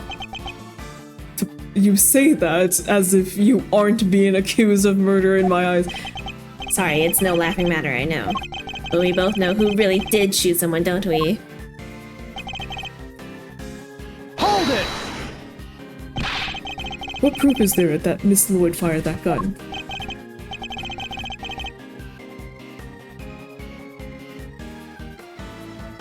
Chat, oh my god.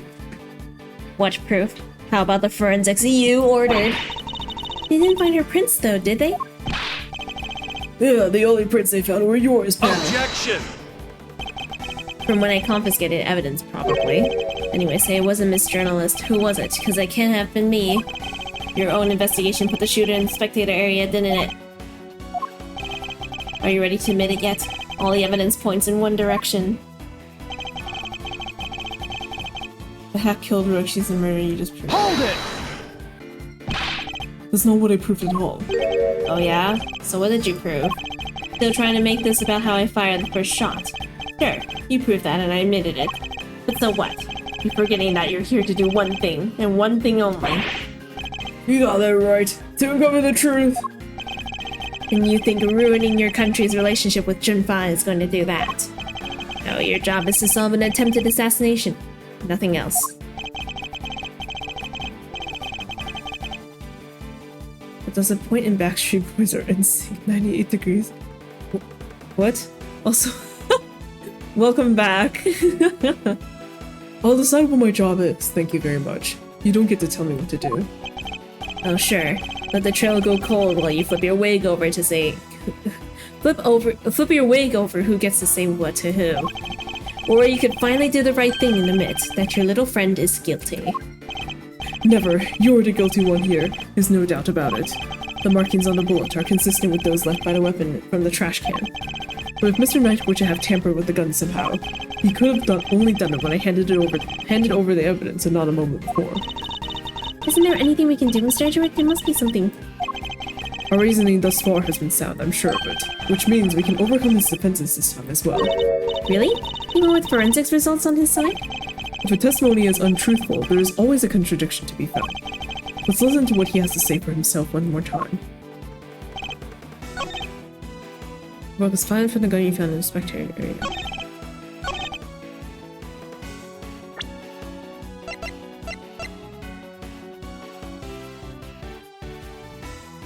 Objection!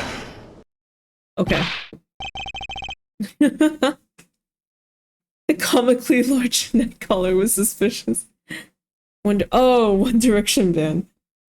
Man, it's been so long. My brain didn't even fire that. Admit it. You switched the guns, didn't you, Mr. Knight? That's why the markings matched the weapon in question. It was yours all along. Heh. An intriguing move there, Edgeworth. And You must have made a switch when I handed over the evidence, while I was busy trying to make the case for remaining on the investigation. You took the laser sight from the gun we found in the trash can, and put it on your own. Then, not long afterwards, you handed that gun back to me instead of the one we found. I did, huh? You think I somehow knew you'd find, let alone run forensics on that bullet sometime in the future? Is that so strange? You're a chess player, girl. A man well used to thinking several moves ahead.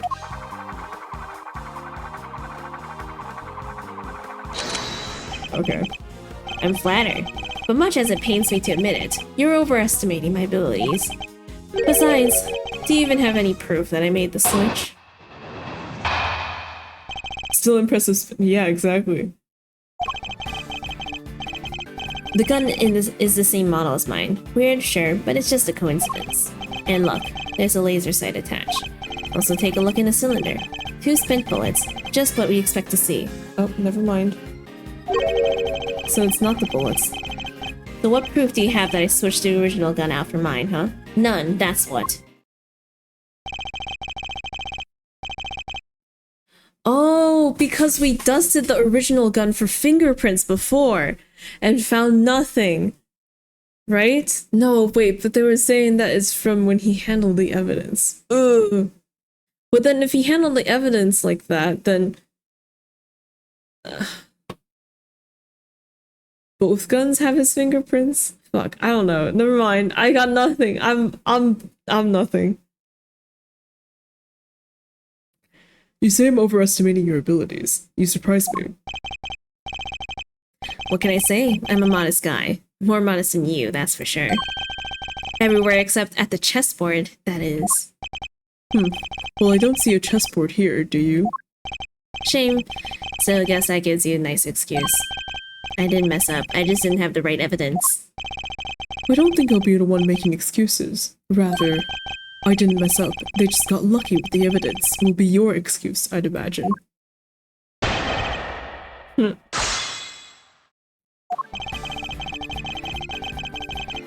Hold it! A coincidence, you say? What? But what 2 shots? I'm still assuming lost. A shot on Rook is 1. When did the other one supposedly happen? So, okay, so the one we found in the spectator area had 2 missing bullets, but our theory is that the gun was planted there with 2 bullets taken out in order to mimic the 2 shots that happened outside that Rook did with his gun.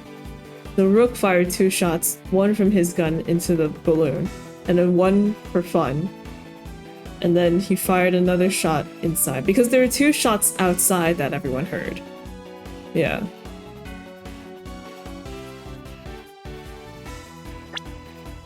Coincidence, you say? Or was it necessity? Can't be both, pal. Sure I can. We bodyguards need to protect the president. And the girl needed to use a gun, but she probably didn't know a whole lot about them. It's not so far-fetched for her to pick something she's heard of that we also happen to use. Okay, but why a revolver? Also, isn't it hard to get a gun? Why is that your go-to gun? It's probably something to do with its ease of use. No spent casings to chase down, for example. Exactly, the perfect tool for a job where you can't afford to fail. You don't know what you're doing. Still, coincidence, necessity, it doesn't make a whole lot of difference either way. There's a laser sight. Hold it! The one for fun. Yeah, exactly. I'm not sure what that was. I guess they needed 1 shot for like the actual assassination attempt. No. Because you swapped it out there. Put up or shut up, Edgeworth. Where's your evidence? Well, that is... Don't go making accusations you can't back up. Or did your daddy never teach you that? Oh wait, I forgot. You don't have a... Sorry. As it stands, the facts are in my favor here. Also, take a look in the cylinder. 2 spent bullets, just what we expect to see. Hold it! I've been meaning to ask, actually. What about your own weapon? How many spent bullets are in its cylinder? This old girl here? Well now.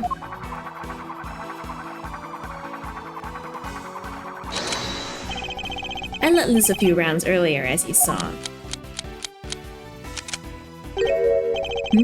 He reloads his gun every time he fires it. But even if I were to tell you how many there were at the time, you'd have no way of verifying that. Of course, in order to swap the guns properly, he had to maintain the right number of bullets per gun. He didn't have the chance to put on any gloves, though, which means... Alright, I think it's about time you did the right thing and resigned, don't you? Game's all but done, see? So what proof do you have that I switched the original gun out for mine, huh? None, that's... So it is the fingerprints Hold then? it! The proof Objection! is... Something you clearly don't have. If you did, you'd have made your move by now. We do so have proof, right, Mr. Edgeworth? We won't be given the chance to investigate any further. I'll have to work with what we've gathered. The bullet itself have fingerprints. Think, Miles, think. Consider all the possibilities. If you got the goods, it's now or never. How are we supposed to prove he switched the guns? Fortunately, we don't have any direct evidence of his wrongdoing. But that in itself is proof of a kind. Because otherwise the shouldn't line up like they do, right, sir? Right. We must carefully consider and infer what we can from the evidence he brings up in his testimony. The truth is in there somewhere.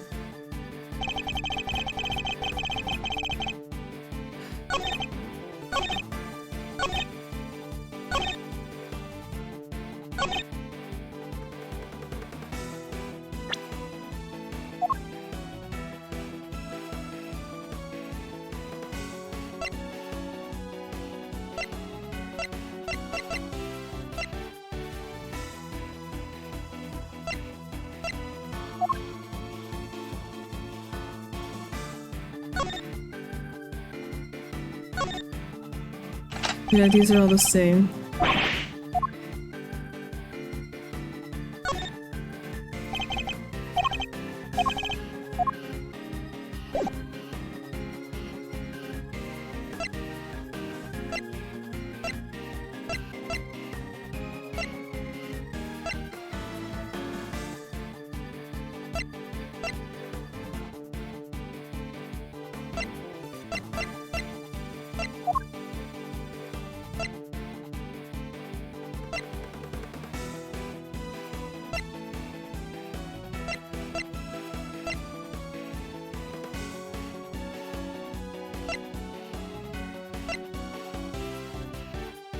Oh no! Shooting an unrelated shot during this action. Oh wait, Rook has gunpowder on him. That means the shot. That's not gonna count. Is there gunpowder? I don't think we ever checked that closely.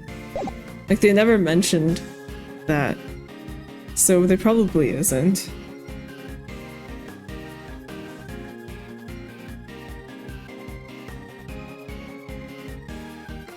I do not know.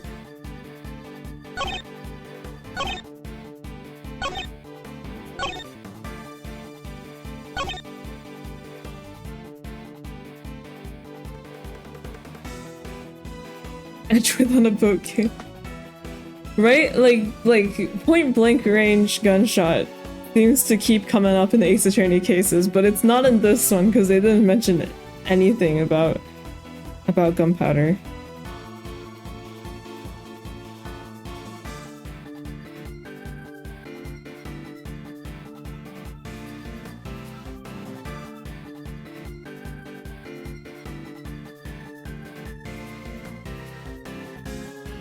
Okay, well, I consulted the gods. They did said that this was right, but I don't know why.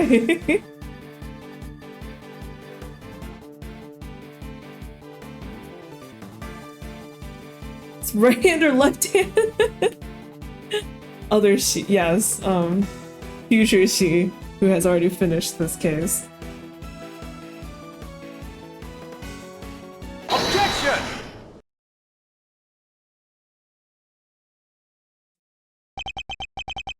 I have your proof. Right here. That's your proof? I think you've been working too hard, Edgeworth. Not the gun itself, the evidence it carries. Evidence that will prove once and for all that it does in fact belong to you. I'm looking forward to this. Go ahead, make your move. What's about to come into play? The rook? The bishop? Not a pawn, surely. I hate your chess metaphors. The evidence the gun will provide takes the form of... fingerprints? Fingerprints. Namely your fingerprints, Mr. Knight. Objection! My prints? Huh. Of course my prints are on the gun. You handed it right to me when you gave up the evidence. How could it not be on there? Objection! What if I told you there are prints on the part of the gun that you shouldn't have touched at any point? What? Where? You can't prove that. Oh, but I can. There's a place where your fingerprints can never have been left if things happened as you say. Allow me to present the final piece of evidence that will bring our game to its rightful conclusion. Oop. Here, look closely at the cylinder, detective. 2 bullets fired, but where are the prints we're looking for? 2 bullets fired, but where are the prints we're looking for, sir?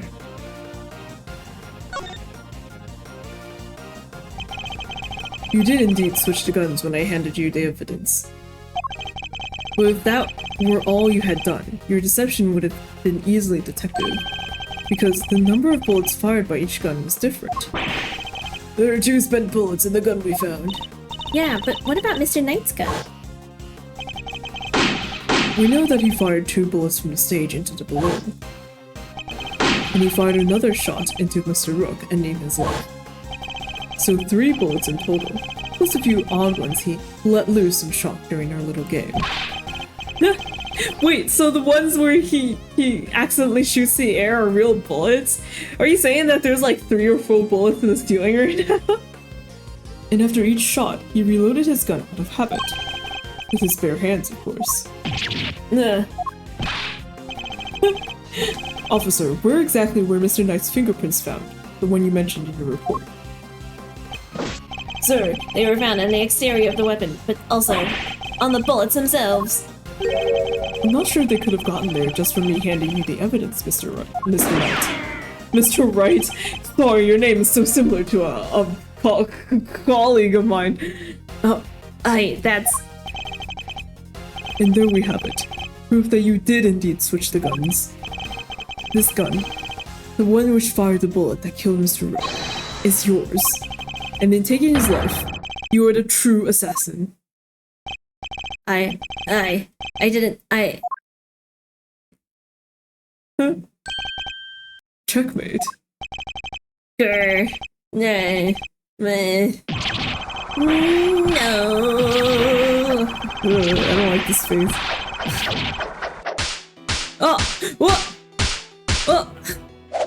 No, it's not.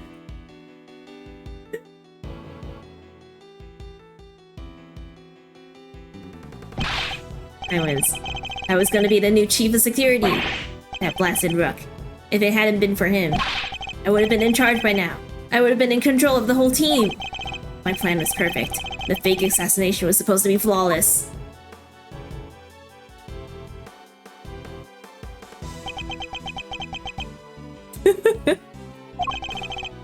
Detective Gumshoe. Right away, sir. Curse you, Edgeworth. If it weren't for you and your meddling kids. Our game isn't over yet. I'm afraid this is as far as we go for today. The next moves we play will be in the courtroom. But it's not fair. It's not fair.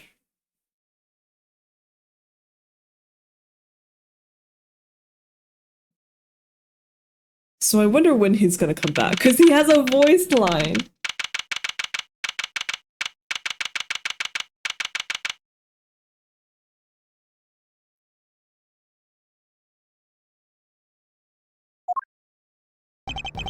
Oh, he's back.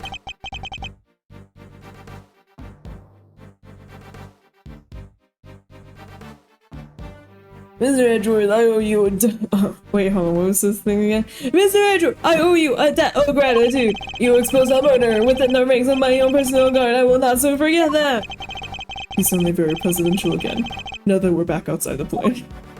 He sucked in his stomach. I saw, you know, when I first proposed the fake assassination to him. You want me to handle it, not Rook? Rook refused, but I can rely on you, can't I?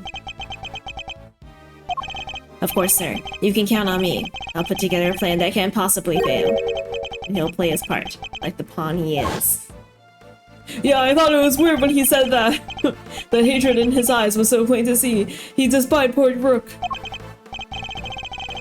I was not entirely comfortable about moving forward with Knight in charge of our little deception. And looking back, I think he sensed my discomfort. I can't help thinking I played part in his decision to end Rook's life. Mr. President, none of this would have happened if you hadn't plotted to fake the temple on your life. That was your crime, and it is a crime you will have to live with. You are right. I can only apologize for the part I played. I will no doubt be made to pay for my actions in one way or another. But I thank you nonetheless. You solved the riddle of Rook's demise, and for that I shall be eternally grateful. I will be here in your country for a little while longer yet. But when I return to home, perhaps you will visit us in Trimfa. You will always be welcome. Next case, President Wong is assassinated by a decoy. So that was a really loud sound effect. What the hell? Oh, thank you, thank you, thank you, thank you. Y'all don't know how grateful I am. All's well that ends well. Miss Lloyd, the accusation of murder made against you was of course entirely groundless. But the fact remains that you were a willing participant in this staged assassination attempt. The police will no doubt wish to speak to you about your matter. You should be aware that you may well be punished for your actions. I know. I'm awfully sorry about everything. Truly, I am. I understand your desire for a scoop, but there are limits. There sure are. I got me some serious thinking to do. You did it, Mr. Edgeworth. That was something else. Local prosecutor solves assassination conundrum, but earns eternal gratitude of president. What's that for a headline? Hey, there's my department. Mr. Prosecutor, how does it feel to solve such an important case? You must be over the moon. She certainly doesn't stay down for long. No comment. Dang, you're one tie-lipped son of a gun. That's all I should be. This case is not over yet. Is it? How come, sir? Oh my god. If he was guilty, I wonder how. Yeah, right? He has a voice line, he has to come back. Major flash forward, we find him in the detention. They bring him out like Black Quilt, like I don't know. Oh my god, Aris. It is an outcome, sir. Because until we unravel the story behind this, the case will never be completely over. Take that! The killer's calling card. Mr. DeKiller has yet to complete his assignment. You mean he still might try to murder the president? I hope I'm wrong, but if I'm not, this could all blow up into something more sinister yet. Oh no, Kiki Robot's not having it today. As one would expect with the attempted assassination of a president, the case was all over the news, and my preparations for Mr. Knight's trial were constantly interrupted by requests from the press. There wasn't a person in the land who didn't know about the case. Everybody was talking about it. But in the midst of the frenzy that followed, nobody noticed that this was only the first move in a game far bigger than any of us could have imagined. Okay. Hooray! I did it!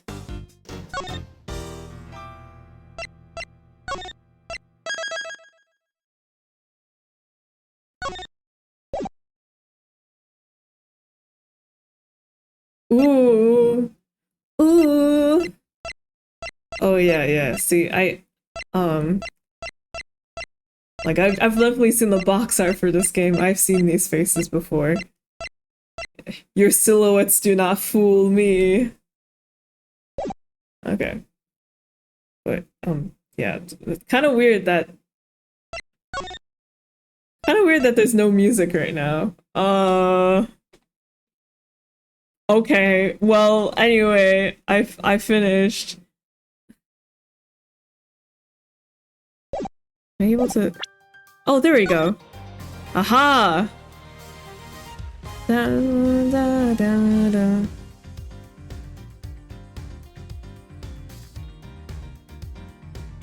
All right. Okay. Uh. I'll be back tomorrow for case 2. Gordon Rook, we knew of him after the fact. Yeah, exactly. The thing with pain.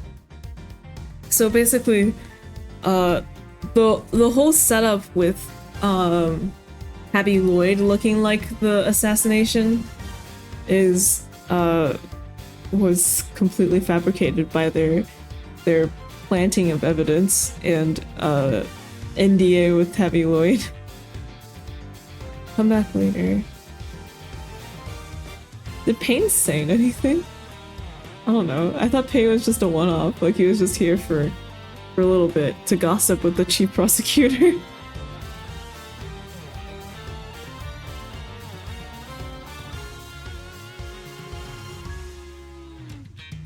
Okay, yeah. What time is it? Oh my god, it's 2 a.m. Holy shit. Alright, time for me to go. Good night. Thanks for stopping by, and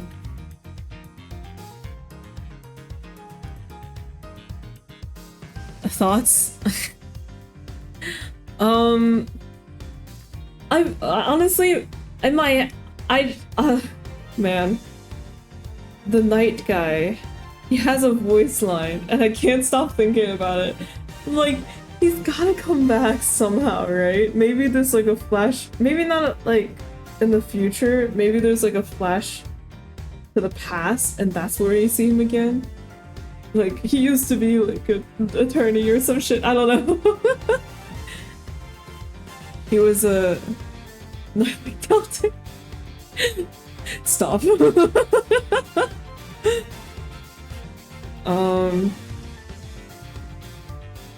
Yeah. I feel like it's more likely we'll see him in a flash backwards. In a flashback. Flash backwards. Flashback. Because I don't see how he would get out of jail after murdering someone. Unless they pull the Black Will, but like for bodyguards. I don't know. Will the president die? That's the big question. Will the killer succeed in killing the president? Who ordered the hit on the president? Well, he has a lot of enemies, so honestly it could be literally anyone. Matt on guard part 2. That's why he has holes in his hands. He has shot himself in an accident, learning how to spin. Stop this. Oh man.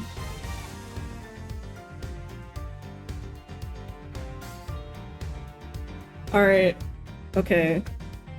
I don't know.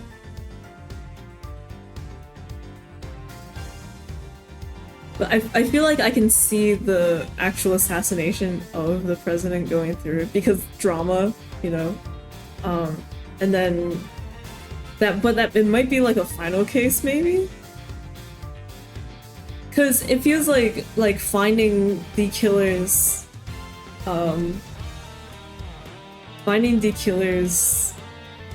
quiet would be like the big bad or something.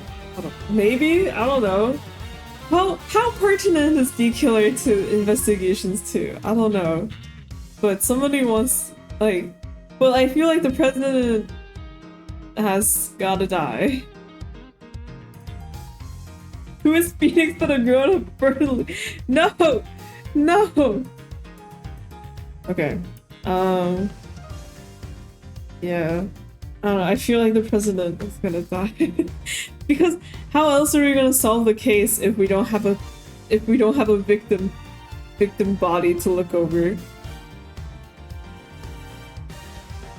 Thank you. Thank you, Arns.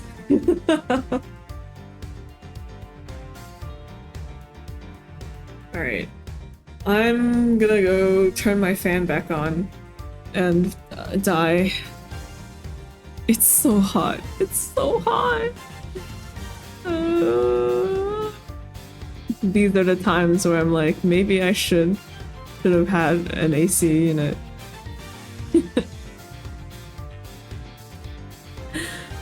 Okay. Joe's an adorable menace. Jet is just like, full. I don't know. He's laying on the ground now. He's been laying on the ground for a while now. Probably because it's fucking hot and the ground is cold.